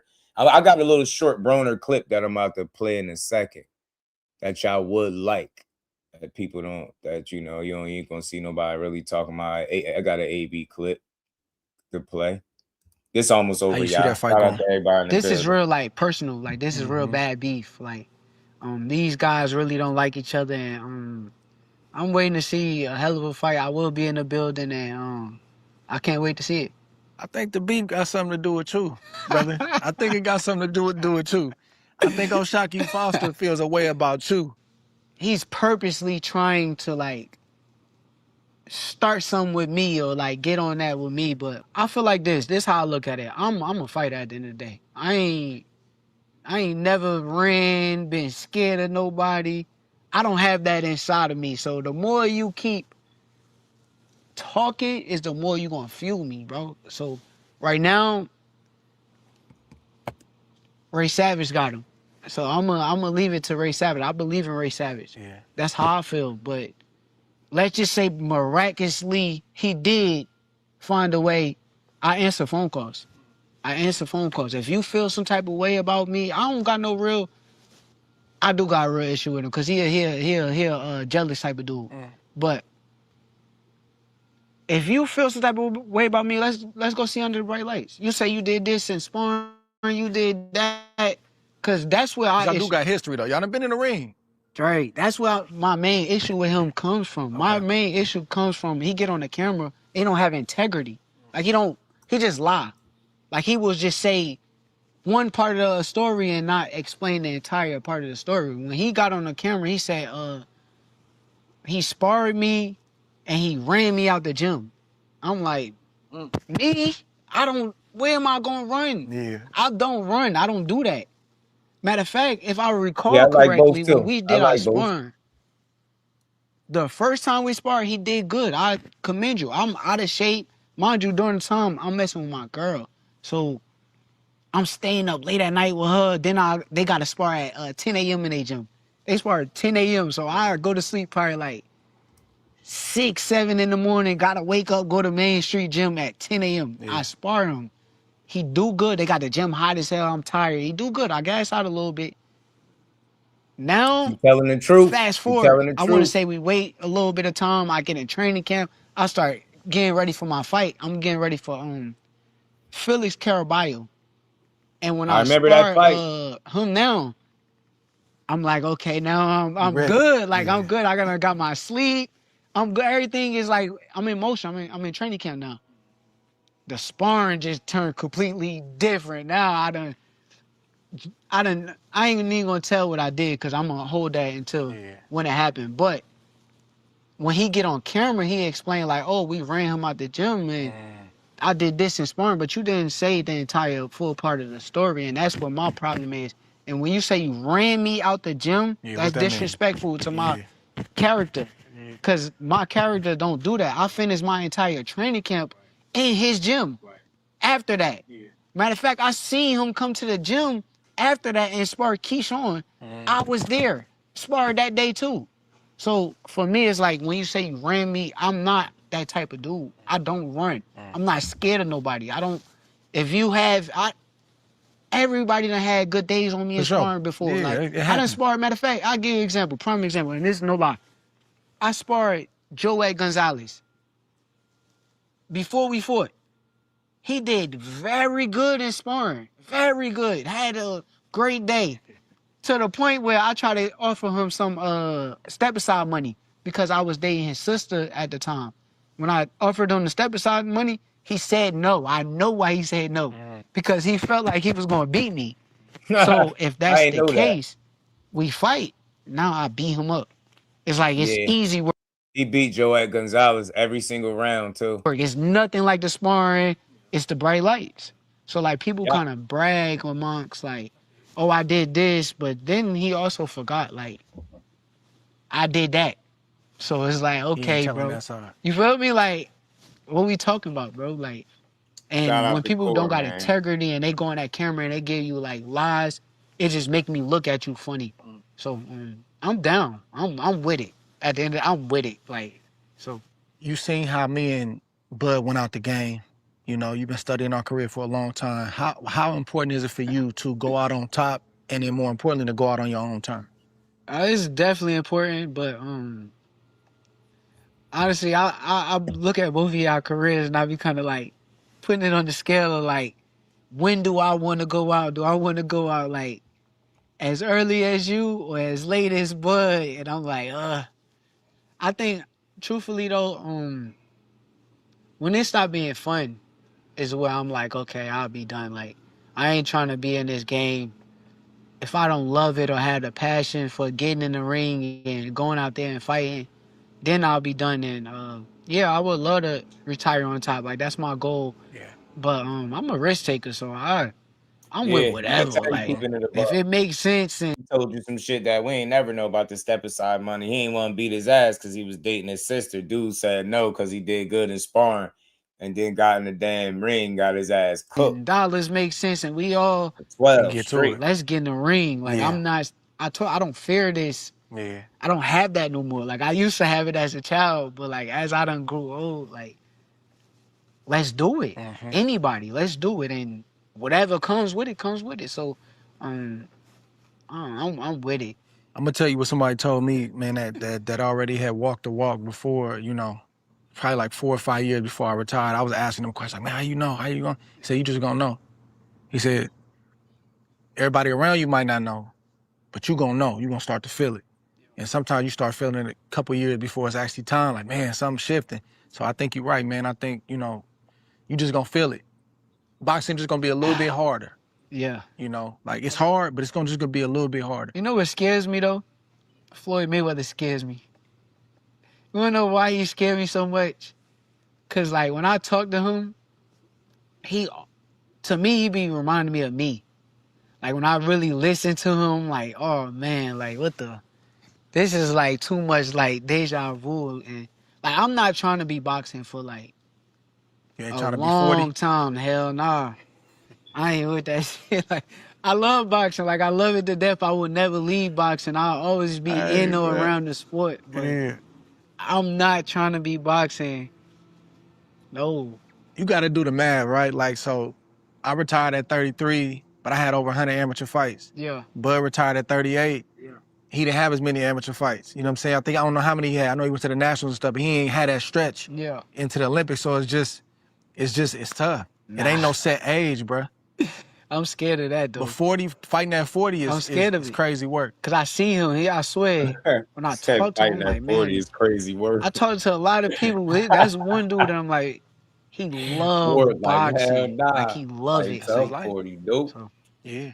I just pray that that my passion somehow just get driven somewhere else with it. Like, stay within boxing, but just, like, the commentary or the coaching, the management, something to where I'm inside the sport and loving what I do, but also I'm not trying to just be risking my life for the rest of my life. So, because you got a lot more life to live after the sport. For sure. Brother, I was telling Jack today, man, it's 101 ways to not make it in this sport. There's landmines everywhere, bro. It's 101 ways to not make it. And bro, you done made it. And you still rising, man. And it's a beautiful thing to see, brother. I appreciate you taking the time. I appreciate you. On the Art of War. You know how we coming, man. It's another episode of the Art of War, man. We out of here from H-Town. Shout out to two of the best doing it, man. That was a good one, man. As always, man. Andre Ward doing the work of the people. Aaron said, fight Keyshawn next. You know they ain't fighting, fam. You know that's not happening. And I respect it. I understand it and I respect it. But just speaking of AB, man, this the AB clip that they ain't going to share enough of. And all y'all going to rock with this one. You know what I'm saying? See, they talk about his alcohol, his drinking, he making money. You know, I get all that. I know why they could be nervous for him. But this is why people like him deserve to have some money in their pocket, bro.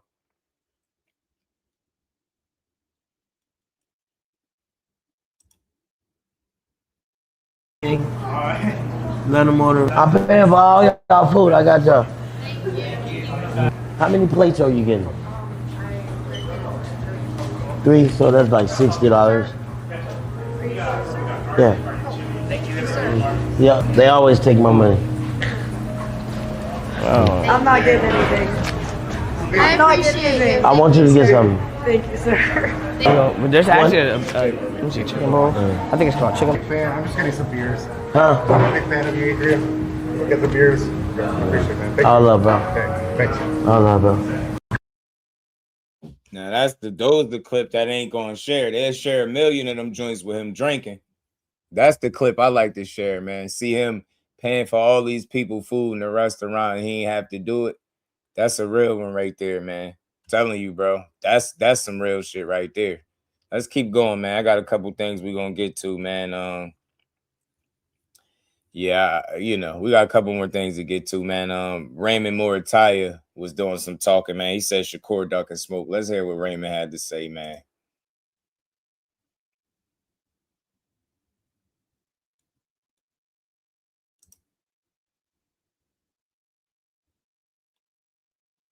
Getting ready for your world title division because Robinson Cancelo, I don't know if I'm mispronouncing his name or not, but he's a proven fighter.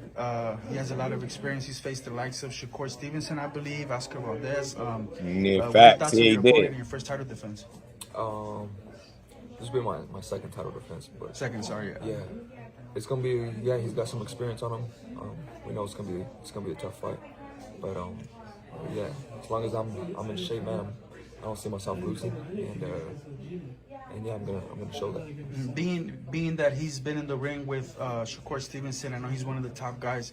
You consider yourself one of the top guys. Do you want to go out there and outperform what Shakur was able to do with KO, or are you just focused on what you can actually do in the task at hand? Yeah, I'm focused on the fight right now. I'm not worried about what past fighters do. I don't think it's a thing like that. You know what I mean? I think as long as I'm just locked in and focused, I'm gonna do what I do, and I'm gonna get the win. I know Shakur Stevenson was one of the fights that you would actually like, one of the more important fights for you. Just what were your thoughts on his performance against Teofimo Lopez, and what do you think about a future showdown between you and Shakur Stevenson? Yeah, it was a good performance. Yeah, we've been saying we want that.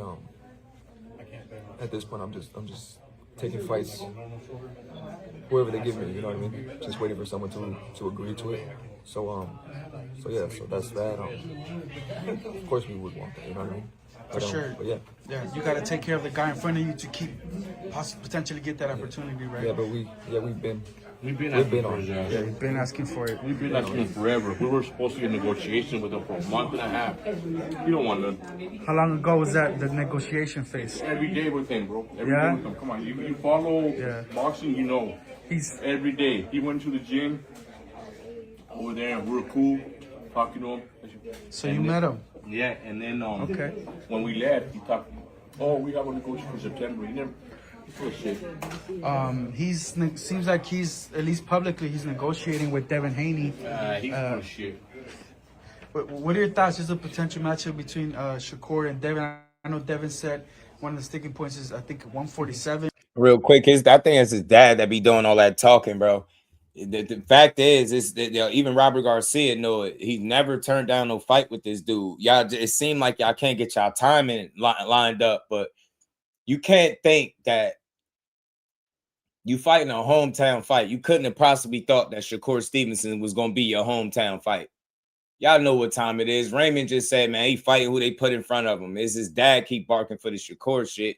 You're going to get what you're looking for. I don't know what makes you think that he would be avoiding this guy. You literally about to fight Robson Conceição years after he fought that dude at 130. You fighting him at 135 years later. You know what I mean? You fought Nakatila. You dusted him off bad, but you fought him after he did, right? Like, you literally going after the guys that he already fought. So, I don't know, man. But that's a fight that I hope we could get to, because his dad act like he can't get this work, man. You know what I'm saying? But I like Pops. Pops doing what he's supposed to do, but people use the word ducking too much, and they try to make it seem like guys don't be wanting to fight him. Your thoughts on just that, because potentially you might have to be moving up if you want to face a guy like Shakur, right? Has that crossed your mind? You that know, you it might move up for him? You know what's up. It don't matter what way it would. It never mattered to me, but yeah, I'm focused on this fight right now. I don't even care about that right now. You know what I mean? So I'm just focused on that right now. Your dad's more fired up about the interaction between you. It gets me bothered that nobody talks about it. And we've been calling him up, and he's been talking about how he has a fight with us. He's been telling everybody for already over 2 years, and every time it comes up, he always weasels out. Mm-hmm. It gets frustrating. Yeah. And then, all right, if you're gonna say shit and you're gonna be quiet about it, cool, be quiet about it. But don't go around telling Robert Garcia we already have something signed up, and it's full of shit. Yeah. It gets me fired up because this has been going on for 2 years already. Yeah. I mean, when is he gonna fight us? And nobody says anything about it. Only because I'm a duck or nothing. He's a big ass duck. That interaction with him, how'd you feel the vibe? Was it friendly? Was it just, hey, this is Shakur, everything's cool, like he's here in my gym, he's bringing his fight over to get some work? And how was that interaction? Just any detail at all? Any words that you guys had? There was nothing to it. It was just what's up, and that's it. Yeah. What's up, and later, and that's it. Were you happy to see him, though, to see that him being in that gym can bring you closer to potentially being in the ring with him? Because I know you hold this fight very important in your career, right? Even though you're focused on the task at hand. Yeah, I don't think any of that matters. But it seems like we're begging them now. Yeah. We're begging them to fight now. Yeah. We're begging them now. You don't want to fight. What do you think about your son's upcoming? You keep saying he don't want to fight, but ain't no offers or nothing being sent for the fight. You just keep saying that. That should be annoying as hell because these dudes be fighting way lower tier competition while trying to convince you that somebody that's far more established don't want to fight him. You just fought Andy Cruz, a guy with 6 fights. If you don't shut the hell up and you literally fight Robson Conceição, you better cook him, knock him out. He better not win a round. Shit better not be competitive and none of that. I'm telling you. I can't wait to see these fights August 1st. I mean, there was 5 opponents. There was 6 opponents. He was one of them. He was one of them. He was one of the main ones. And there was a wide contingent. Well, that's the only one that raised his hand. We could go on and shit on all the other people that didn't take the fights, but there were 6 opponents, and Shakur was one of them. Yeah. And the rest of them said no, and Rob and Seiko said, I mean, he said yes. Yeah. So, you know, we got to fight. Yeah. He has a lot of great amateur experience. I believe he might have even won a medal in the Olympics. You faced Andy Cruz. It was your best performance, career best performance. With Robinson, that experience is obviously going to benefit you going in there. Just stylistically, how do you think you're going to match up with Robinson?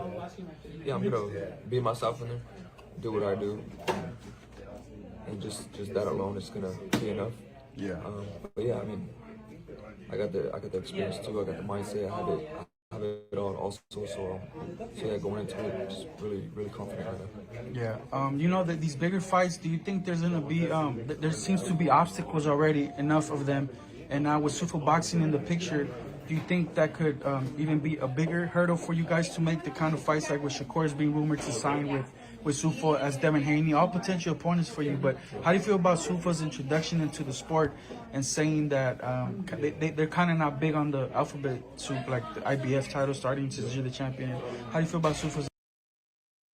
I don't care about that stuff, man. But you heard what he said. Look, I think this is a potential good opponent for Shakur if he can get him down the line. Raymond Muratalla, he's a good fighter, bro. He's a really good fighter. You know what I mean? Be a good fight, you know. But they already said something about coming up to 140. They said if it didn't happen at 135, then they'll go up to 140. So that's probably what they're going to have to do if they really want that fight. But I'm going to just play this little quick clip real quick, the back and forth, because I want y'all to hear an old clip from Haney.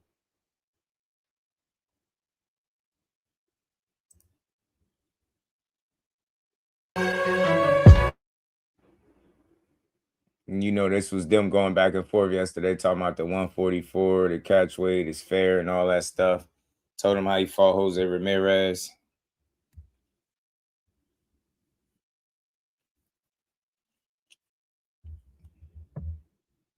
And look, if I come to 144, we have a fight. You damn right, Joker. And that's what got all these dudes doing all this crying and whining. Shit is over with, man. You boxed yourself in Fighter of the Year me after this. I feel you. I'm going to show y'all how great I am. Keep playing on my name. That's what's going to happen. I want to talk to a girl, but not trying to get the number. What happened with the Shakur Stevenson quick negotiation and all that? I mean, the world seen what happened. We sent him an offer. He countered the offer with 50-50, and it was just like, how could you go for it? First we tried to give him a straight offer, like, which I mean, like. First we try to give him like a straight like first we try to get he can't even get that bullshit out because you knew it was bullshit. That's why I played this. First we tried to give him a straight offer, like, which I mean, like an offer, like a. We tried to yeah, really listen to this shit. How could you go for it? First we tried to give him a straight offer, like, which I mean, like we tried to give him a flat fee. He said he didn't want that. Like a flat. We offered him the 25%. He said he didn't want 25%. He said he wanted 50-50. But it's like, then he said I was a bitch, right? But that's the same thing that he just offered. Frank Martin. No, it's not. And no, it's not. Frank Martin said he needed $1 million. Bob Arum thought it was too much money initially. And then he said, forget it, send it to him. They sent him the $1 million. He found out how much Shakur was getting. He sent the contract back after having it for hours or whatever it was, sent it back, tried to ask for the little and they didn't budge. And he pulled out of the negotiations. Simple. He didn't try to offer Frank Martin shit. The difference is Frank Martin ain't never won no title or nothing. Shakur did. That's the difference. He was accomplished. Frank Martin ain't accomplished shit. So you lying. He ain't never. Then he said I was a bitch. So like that got something to do. So because he called you a bitch, you try to lowball him. He couldn't even get his story out. Stuttering bad as hell. Like a flat. Like first we gave my fucking Daffy Duck. How? And I'm the guy with all the hardware. I did the same thing to become undisputed. I took less. I took 22%. Ask him what percentage they gave Loma to make the fight. Ask him what percentage they gave Loma to make the fight. Ask him how much money Loma got. Did they offer Loma 25%? Because they had all the hardware then too. Look at his eyes. Not once but twice. And had to go to another network. And had to go to Australia. And I was champion. He don't have nothing in the lightweight division. And I was champion. It's like, what do you call it? His ass is fool, bro. You make a very, very fair point. What you're asking him to do is what Kambosos asked you to do, and you took it, right? That's not fair, though, because that's a whole different set of negotiations. And Sean's Itel know that probably better than me. That's a whole different fighter. That's a whole different set of negotiations. Why for the life of me, I can't understand why they think that Shakur was supposed to negotiate with them based on the way they negotiated with Kambosos. That shit don't make no sense. Like one set of negotiations and one fighter don't got shit to do with the next. Shakur ain't no damn Kambosos. The only thing that made Kambosos in a position to play like that is because he had the belts. But it goes to show you when it came to Shakur, even with you having the belts, you couldn't play the games you thought you could. You never had the leverage over Shakur that you think you did. The most you had was belts at the time when he just got to the division. That's the most leverage you ever had. And even with that, it still didn't put you in a position to try to demand 75%. They would never, the sanction bodies would have never agreed to give you 75%, 25%. And you know it. Cap artist. But Devin Haney isn't George Kambosos. I don't know if I'm gonna fight a killer like Devin Haney. It's a career defining. I might want. No, but more. if you feel like you're gonna win, though, you feel like your levels above me, and I'm a bitch and all that. Now we could apply the same logic. We could apply the same logic to Rolly. He felt like he's levels above Rolly. They were saying 50-50, and they didn't do it because he needed a big upfront guarantee. You see how quick that worked? Nah, you said Rolly was soft. He soft. He easy. He a bum. Right? Why didn't you bet on yourself and take that money? But Shakur is supposed to let you hold him out because Kambosos did you dirty in negotiations. Nah, I don't think so, sir. Now it's the biggest fight in boxing. You would take it, right? Fair enough.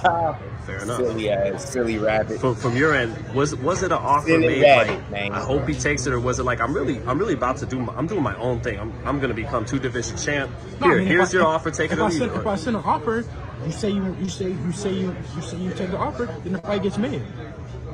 That's business. They ain't do that shit alone to Marcus Fact. In a way, could it be a blessing in disguise because you guys could fight for much more money down the line? Number one, pound for pound on the line, maybe in the future, something like that. Yeah, I mean, if he keeps winning, now of course, look, the money only gets bigger, the pound only gets bigger. The higher the weight goes, does it benefit you more because you're a bigger man? As opposed to fighting him at 35, more advantageous fighting him at 40, 47 one. Man, I was willing to fight at 135, willing to fight at any weight. I want to make the biggest fights happen for the most money. Said it again, y'all. He willing to fight at any weight. So 144 sounds feasible to me. That's what I've shown. That's what I've proven. You know, none of these guys have fought the opposition that I've been fighting back to back.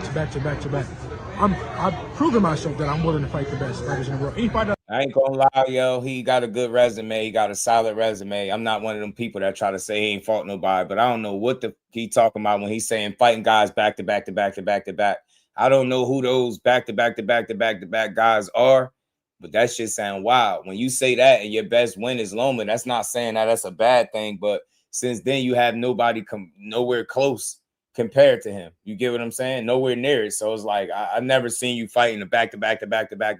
That's the only thing. Like, you fighting guys, but you exaggerating it a little bit. You know what I'm saying? You're not like you fighting the best of the best of the best. Even fighting Loma, it was a debate if he was the best 35-pounder. You went to 40. Regis wasn't the best 40-pounder. You beat Brian Norman. I'll give you that because you got a wide open welterweight division. But you ain't never been on that fighting the best, like back-to-back. That's name them. Name the run. You could say that, but name the fighters. If you tell him to name the fighters that he talking about, he ain't gonna really be able to name them. I know he know who, but you can't brag on all them names. He got a good resume, solid resume. I'm not crapping on it, but I just hate when they make it seem like you're doing way more than what you are. Because at no point in none of these divisions did you fight the absolute best. You fought one of the absolute best in Loma at 35, but the other two was Tank and Shakur. And it wasn't for sure that Loma was better than both of them, with him having 2 losses already. So I don't know. I just never seen it that way. But he do got a solid resume, for sure. I called out and they took the fight has been made. Any one of them, no matter who it is, whether it was JoJo, whether it was now Regis, whether it was Cambosa.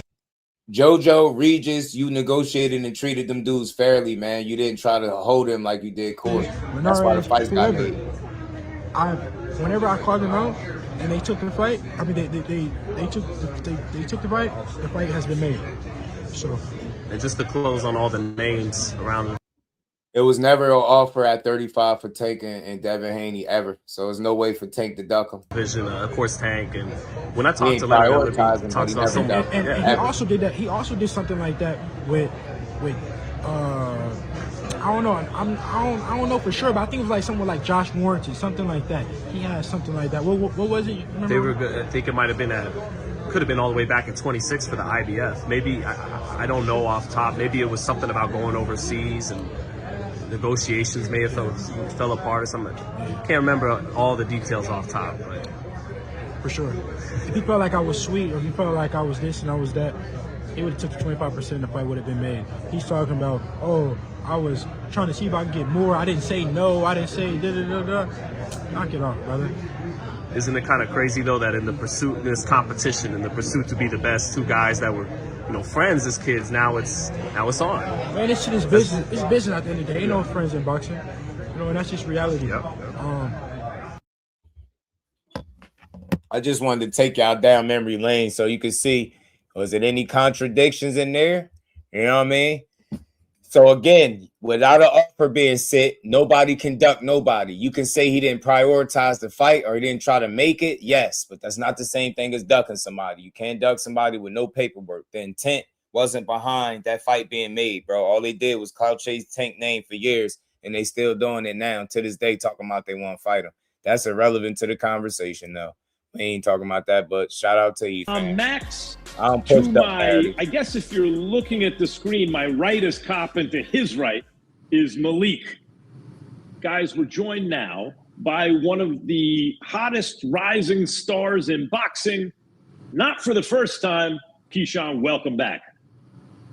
What's up, champ? Yes, sir. Thank y'all for having me. So with y'all. Yeah. Keyshawn, why did you target Devin Haney? I just feel like it's a big fight for me in my career. I just feel like it's a dramatic fight. It's just me moving up to 147. And I feel like me and Devin, we had like some sort of history going back and forth. So I just thought it was time to target him. Try to get that fight. You and Shakur have both said that you're close, right? And you wouldn't fight each other. Have you guys spoken, though, about Devin Haney? Because that's a fight that looms for both of you. Like, did Shakur tell you about him potentially fighting Haney? Did you find out some other way? If so, did you talk to Shakur about it? Do you guys coordinate it all? Because that's a real opponent for both of you. I mean, Shakur is a 140-pounder, man. Shakur is not 147. I'm mandatory at 147, so I don't know why people even entertaining Shakur going to 147. He's not a 147-pounder. He can fight 35 still. So there's weight classes in this boxing game for a reason, and I'm mandatory at 147. So he letting you know, look, let's talk about Shakur. So no, they haven't talked to each other about it because ain't nobody sitting up there trying to tag team on Devin. Devin put both of their names together. Now all you got to do is just get in the ring with one or the other or both. Do what you say you're gonna do, and all is good. You know what I'm saying?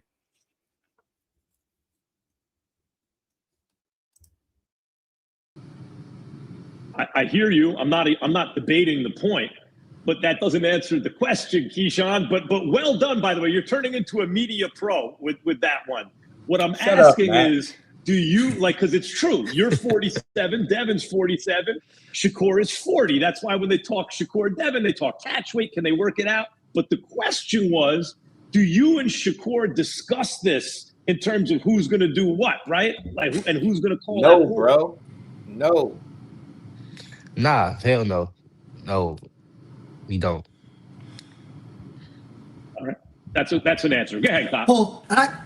well, actually, Max, Keyshawn hasn't fought yet at 147, but I think you're going to be even better at that weight. You're a big guy. And has this been a long time coming for you, Keyshawn? You think this move up to 147? Oh, yeah, I feel like I always was going to be able to fight 147 for sure. I think I could get to 54 as well. So yeah, I always knew I was gonna get here eventually, and shoot, I didn't know it was gonna be this fast though. You know, like 140. That I really had to make weight for 140. It's just crazy. I just moved up, but I think I'm ready for one. I know I'm ready for 147, and I just can't wait to prove myself, or just continue to prove myself. Keyshawn, I want to touch on the last fight with Albright. And I know my take on many others' takes on it is, from a personal standpoint, I feel as though Albright went into a survival mode because how gradually you have gotten better since your first fight. Do you see it that way too, or do you think that he got better, that he was able to? The reason why I think it's believable, because even though dudes is close, I still don't think they sitting around strategizing fight by fight which guys they gonna go after. I don't think they doing it that way. So it seemed believable. Like I don't think so. You know what I'm saying? And then think about it. You could tell, because with Cord tweet, man, I'll fight him only with your blessing, brother. Like you could tell, like you would know if you had his blessing or not to fight him if y'all was talking about who was gonna fight him first. You get what I'm saying? I think Keyshawn is just looking at it like in terms of the pecking order. That's why you look how he answering the question. Shakur is not a 47-pounder. Yeah, he a 140-pounder. I'm up here. You know what I'm saying? Devin up here. This is the fight that we need to be talking about, not a fight below or lower. So I think just by the way he answered it and the way Core responded on Twitter, I don't think they talking about who gonna fight who. You know what I'm saying?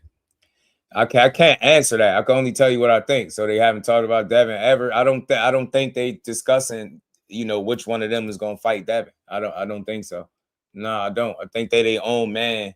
And I don't think the same thing. You seen Bill talking to Keyshawn, asking about Shakur. Did it sound like they be talking to each other? It just, to me, I can't tell you what it sound like to you. To me, no, I don't think they sitting around talking about which one of us gonna fight him. Nope.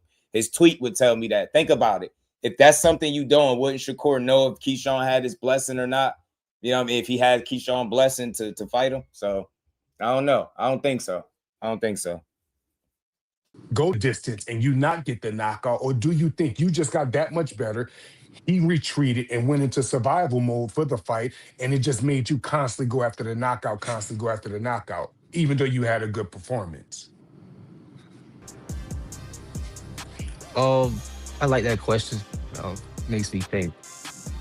I would say like both. I don't know. It ain't really good to me. I just don't think so, because boxing don't work like that. Like that's like tag teaming one guy. I don't think that's the case at all. And again, if they were doing that, I don't think Shakur got a tweet about only fighting them if I get your blessing, Brody. Other than that, cook them. That to me sound like we ain't sitting up talking about who's gonna fight who, because he wouldn't have to say that. That's just me though. Let's keep going. Fighters probably just learned a lot from since 2023. I can say that honestly. Yeah. Nair, he's such an awkward fighter. He's fast. He's quick. He know how to think there. He got long arms. He's experienced enough to know how to survive in the ring. He's a tricky fighter. Like I believe he'll give anybody problems. And I'm one of the best out there. So he ended up going 12 rounds with me. It shows you the level and the abilities that he had for himself. So shouts out to Nair. He put on a hell of a fight. The crowd loved it. The fans loved it. You know what I'm saying? So I think both of us just got better from 2023, and it showed. Yeah. Keyshawn, as Mike points out, you haven't fought at welterweight, but you have made no secret of the fact that you will be a welterweight. So if the fight with Devin doesn't happen, let's say Shakur they both agree to 144 and Devin fights him, or some other fight gets made and Shakur is not available.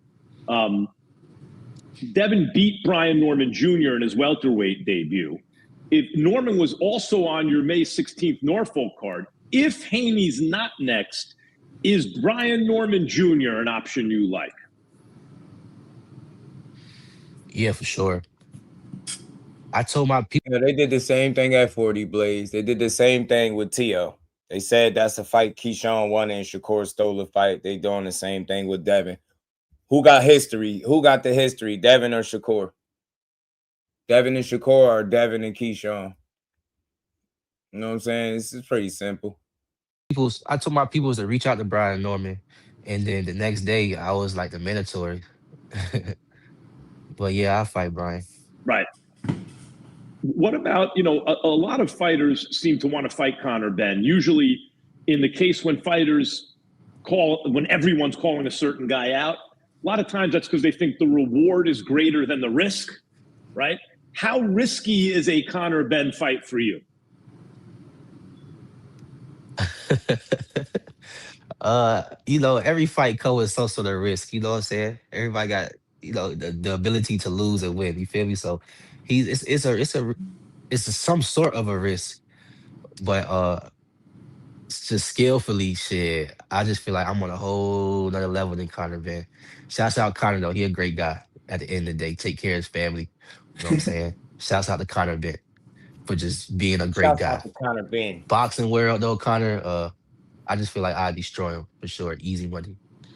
Easy win. Some guys, I think about Shane Mosley, Devin Haney recently. By the way, even Benavidez, who was already dominant, but you looked at him at cruiserweight, you were like, oh my goodness. Like, this is really where he belongs. And I was saying that, and I was saying that with you already look physically dominant at 35 and 40. But if welterweight is really your weight class, if you were killing yourself to make 35 and 40, good Lord, what it might look like at welter. So the question is, how bad was it making 35 and 40? Man, 35, well, I miss weight, so that just speaks for itself. And then 40,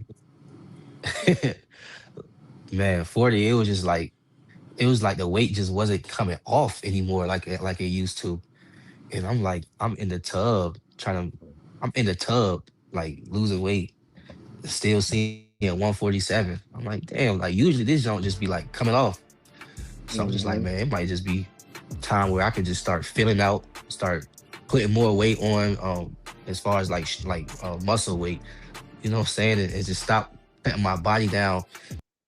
Yeah, they saying they manufacturing the fights is not genuine. People are dumb.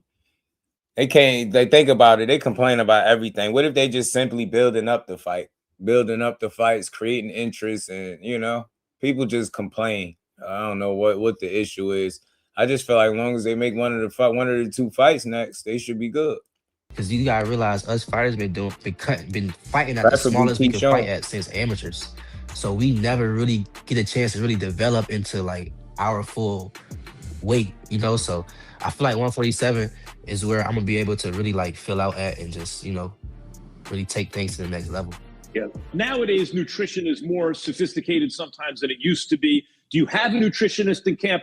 Give me an idea. Like when you were making 40 or 35, how many calories were you getting a day? You need to get a certain number of grams of protein, but in order to cut weight, your calories, were you just eating? And why doesn't the weight come off while you're eating pizza? Or were you monitoring your calories? And if so, what were they? Nah, I definitely got a nutritionist. He a herbalist. So basically everything he feed me just comes from the earth. No pills, no nothing that's like that don't come from the earth naturally. And no, I don't eat no pizza. Like when I'm in camp, two things I make sure I cut out is bread and like red meats. So I'm very like I'm also a person that comes from like having real bad stomach issues too, so I had to lock in on my diet. Right. You know what I'm saying? So I have a nutritionist, and yeah, I feel like we work great together. Really.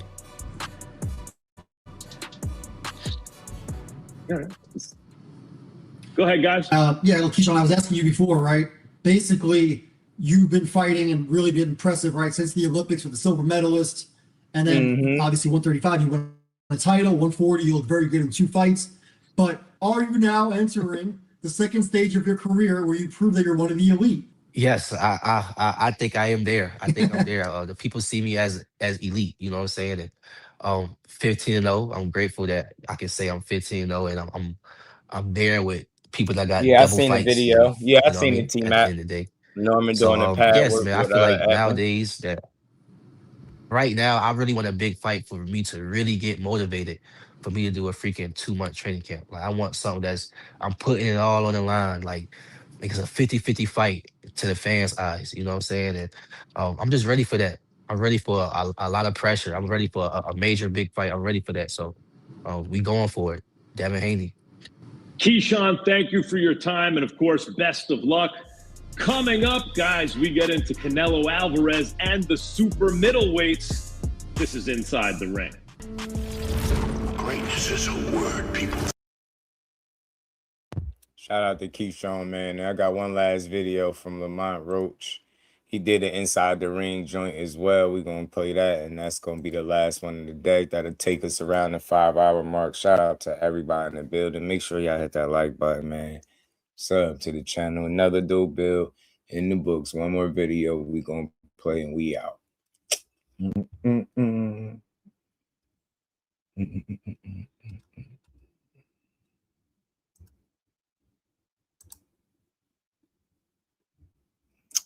Canelo's still saying guys need to earn a shot at him. Yeah, he'll be retired and out the game by the time some of these dudes finally earn a so-called shot at him.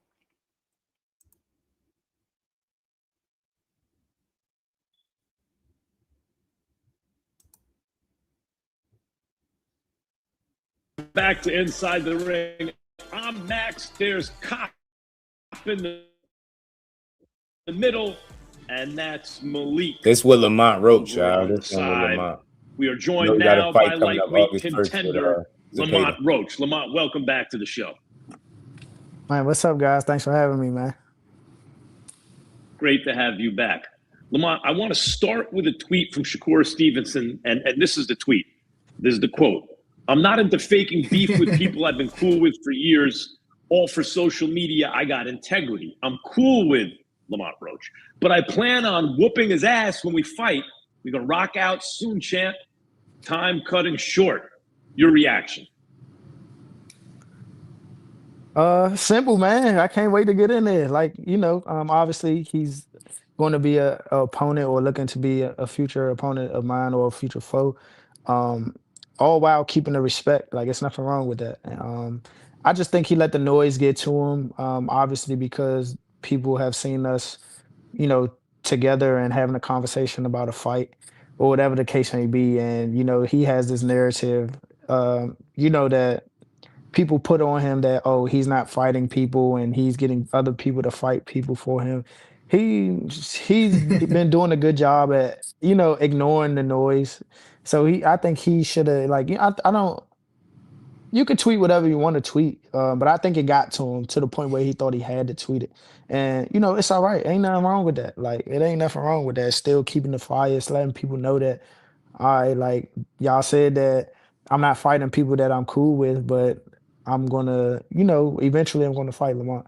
And that's just a testament to, you know, he knows that I'm one of the best in the game. And, you know, once we get there, we're going to get there. It's going to be a big showdown. The whole whooping ass part, I don't know about all that. But, you know, he's supposed to be confident. So, you know, it's good for the sport. Lamont, instead of waiting around for a Tank rematch or a Cruz rematch, we've had you on the show before, and I made my feelings clear about the Tank fight. You won that fight. They called it a draw, but even upon review after the fight, they did not take a point away from Tank despite being dropped and then illegally going to his corner. And, which is like, for one of those two things, he should have been deducted a point. At least you should have won that fight. But at any rate, you're not waiting around for a Tank rematch or a Pitbull rematch.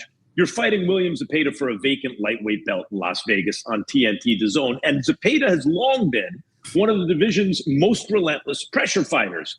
It seems like the next step for you, and we also talked about this the last time, is not simply trying to outbox top guys in the majority of the rounds and then hoping you get the decision, but actually dominating them, because there are stretches in both fights against Tank and Pitbull where, oh, wait a minute, if Lamont can keep the fight like this, he's got this thing won. But the other guy has a game plan too. He's really good too. He's there for a reason. And he's able to make it close enough that in the end, there's enough doubt and it winds up being a draw. How do you get around that? How do you start actually dominating this level of fighter so you leave no doubt? How do you do that with Zepeda? Max say just turn it up in training camp a little more. Wow. I think for sure that we have a great game plan. Just executing it throughout the round, just staying consistent.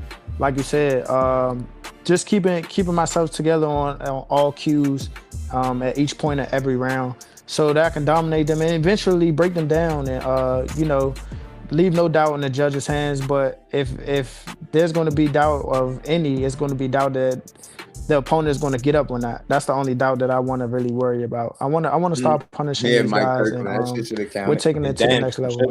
He started to count too. Yeah, and Lamont, it just feels like you've been a different, far more confident fighter since you fought Gervonta Davis last year. And one thing no one can ever say now is that you don't fight the best. You fight Gervonta Davis, like Max said, you should have won that fight. And then you had a really exciting fight with Pitbull Cruz that ended up in a draw. And now you're fighting William Zepeda, another guy that nobody really wants to fight. He comes forward, throws over 1,000 punches. And I know you had 2 back-to-back draws, but feels like you get a win here and you're really continuing your ascent up the sport. So my question to you is, man, that's what changed for you? What changed for me? Not a lot has changed. I know that when people, it's just what people were able to see. That was the platform. The Tank fight was the platform that I needed. That's all I was doing, was waiting. I was waiting to unleash. I think the change that I had, the pivotal change that I had, was after I fought Jamel Herring. And I was young. I was 24 years. I just turned 24 years old. And I thought I had everything figured out already. And to have everything figured out at such a young age is not a good thing. Boxing is constantly evolving. Boxing is always, That's interesting that he said that, thinking he had everything figured out early. Going to the next level, no matter what. So if you think you're on top of your game, and you might be, but there's always room for improvement. And that's where I was stuck, or that's where I was comfortable. I was comfortable in 2019, fighting for a world title, just turning 24 years old. And I'm just like, hey, I'm about to be a young world champion. And, I was overlooking the moment. And that was the thing. So I buckled down and I turned my stuff around, and I focus on what's going on now, and what's going on now can get me to the future. Lamont, it's something that very technically sound fighter, because I would consider you probably one of the most technically sound fighters in the game. And I was telling people how technically sound you was before you fought Tank. Deep. I mean, we all know Tank didn't get dropped, but they saying it's different. People acknowledge it differently. They seen a knee hit the ground, they seen the count start. So today, in their mind, that's a knockdown. Did he get dropped per se? No, but it's not that big a deal to me, man. We all know what happened. You know what I'm saying? And truth be told, if the shoe was on the other foot and it was Lamont Rose taking a knee and then going to the corner, that's grounds for disqualification, let alone right before that you took a knee and the ref started counting and then stopped. So I get why people bring it up. It's not that big a deal. And if you really counted it, I mean, it's probably just a different fight. You know what I'm saying? So the knee could have counted. He could have been disqualified. But to mess up back to back like that, basically let a man call his own timeout, is crazy. So I don't be tripping when they be saying that stuff. I don't think they trying to attack a PBC fighter. You know how it go, man. It's the low-hanging fruit. It's easy to talk about you because that's the last time they seen him in the ring. Tank put all that shit to bed when he get back. Don't worry about it. Them little There is a comments, that shit ain't switch about that I nothing. It believe that actually from the happened. You know what I'm Heron saying? He fight did and take even a the knee, Hector right? Garcia He didn't get fight that dropped went though. a bit off, and That's you different. start just depending on your boxing skills against Tank, against Cruz, and it seemed like that, in my opinion, that's where the draws is coming from because people are like, this guy is good, but they're wanting more, and when you don't turn it up, they like, oh, we can't take it from him, but let's give him a draw. And now I just heard you say something that you made adjustments in training camp. Those adjustments, do those adjustments have anything to do with you going in the fights with the mentality like, I'm going in here for us to stop these guys. I'm going in here to get a knockout, I want to know, are you prioritizing actually going in for the stoppages in this next fight right here? Prioritizing is that's a I wouldn't say prioritizing, but we're going to be geared more towards that. Yes. I know I'm always in tremendous shape. Yeah, that rematch to me ain't ever gonna happen now. I think the momentum is dead from it. Unless Lamont beats Zepeda, become a champion, that's the only way I could see them talking about them fighting again. You know what I'm saying? He got to beat Zepeda, and maybe they'll start that conversation back up. But the way the momentum got killed, I don't see them trying to do it again. But we want to get to the point where the shape that Right, I'm in right, is Mike. True. overwhelming to Marriage the was good, opponent. fam. And yes, we know Zepeda has For sure. a very busy work rate, but we're going to be able to deal with that and kind of like slow it down a little bit. And that's going to be towards the, you know, it's gonna be one of those ones where you guys gonna be like, all right, I see what he's talking about, and it's gonna be very punishing. It's gonna be very calculated, and we're gonna do our thing for sure. But to your point, it's gonna be geared a little bit towards more of that. Yes. Gotcha. So that means you're going to have to stop and put it on him sometimes in this fight. You know, he's a pressure fighter without big power, but a million punches every round, you know, endless stamina.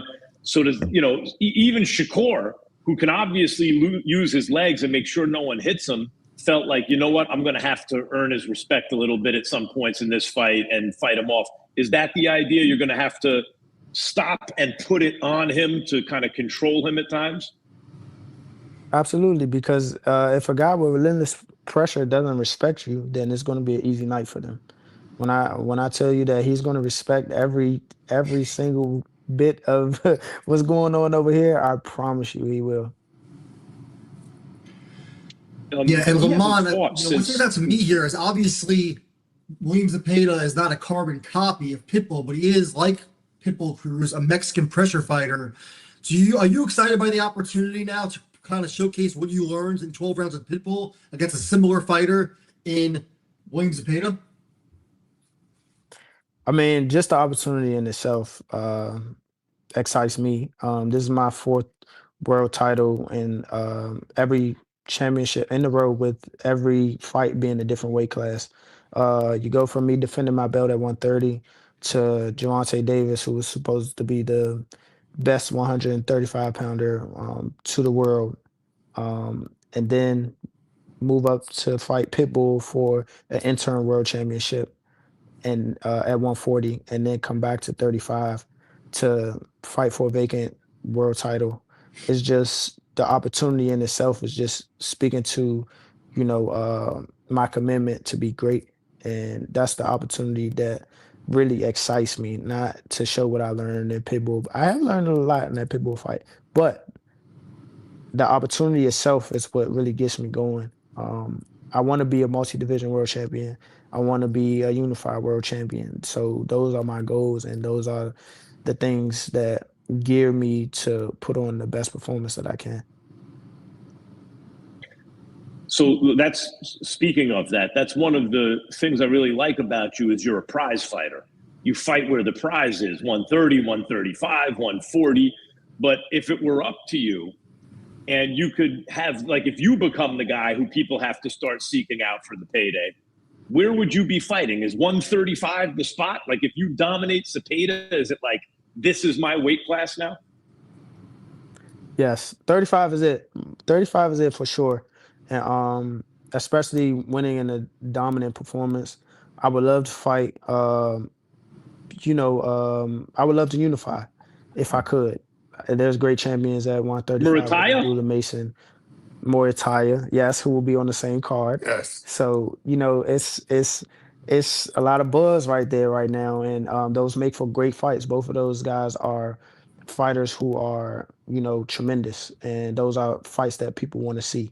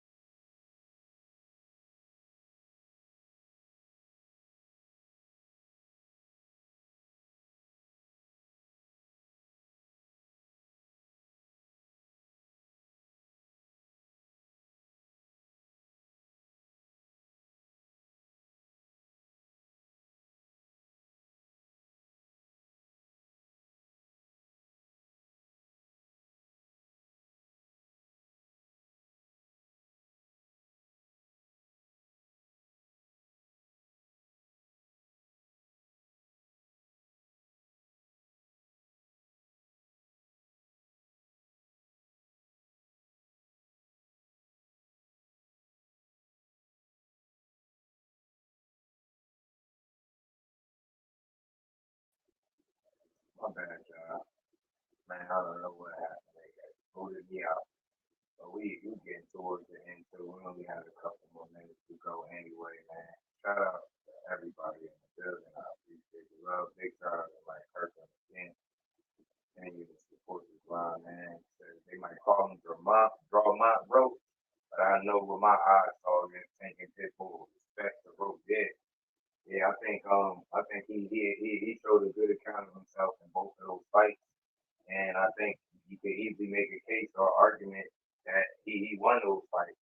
You know what I mean? I get it, the knee, the corner action, I get it in the close fight, but to me, whenever the more popular guy gets a draw, that's very telling. That's just how I look at it. Other people can see how they want. I'm not arguing with nobody. Be like, I ain't doing enough, cool. But I feel like Tank one cool. Feel like Pitbull beat both still cool. Just think he had Pitbull boxing. Something that you really don't see from Pitbull, and I thought that was a telltale sign that he was getting beat. You know what I'm saying? I really did. I thought that was really a telltale sign of getting worked over a little bit. You know what I'm saying? Because you you're not a boxer. You come forward and you throw a bunch of punches, man.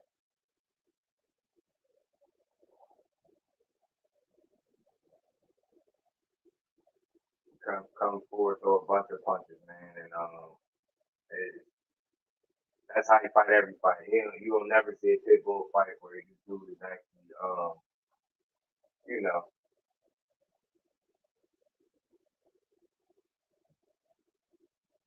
So I think I think Lamar Roach got an interesting fight on his hand with the Tater, man. I just hope he's able to pull off the win, man.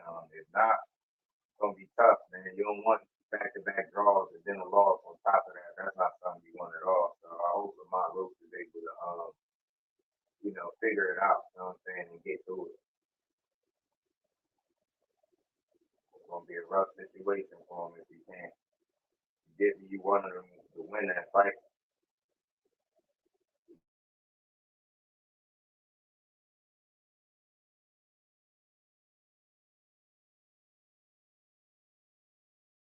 You can beat the Tater. I think you put yourself back in position and make a meaningful fight, a big fight. But if you lose to him, then it's something different.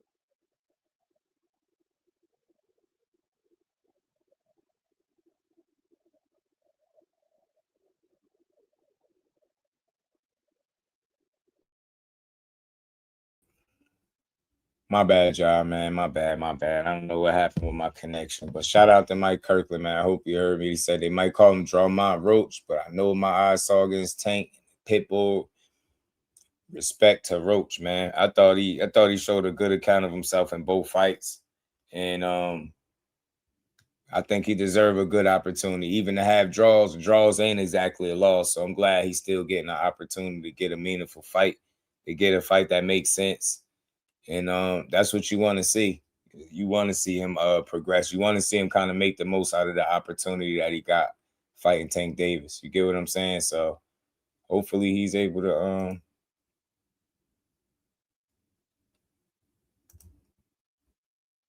my bad, y'all. Hopefully he's able to get a win. He needed. That's a big fight. It's gonna be a tough fight. He coming off hand injuries. He been going through the gauntlet. His last 3 fights gonna be Tank. You get me Pitbull, and then Zepeda that throw 1,500 punches a fight after 2 hand injuries. So he got a tricky fight in front of him, man. He just gotta approach it the right way, be smart, and he can get the win. Call Lamont Drawmont. Can we call Tank Drank? You stupid. Shout out to Blaze, man. My God, man. Appreciate the love. But shout out to Mike Kirk. Say he was watching the game. I know my girl gonna be watching the game too. The Knicks, right? Me get the game on for her, man. And look, we put in the work. Another 5 hours in the books, bro. Shout out to everybody. I appreciate all the love, the continued support. We're gonna keep building, man. Keep building this sport up like we always do. And y'all know, man, appreciate the love. Drank is crazy. You know that the maniacs, they're gonna get you for that, Blaze. They gonna want your head for that one, man. Not my Tank. Nah, but shout out to boxing, man. We just gave boxing its just due for another 5 hours, man. Appreciate the love, and I'll see all of y'all tomorrow on a good Wednesday. Peace to the fam.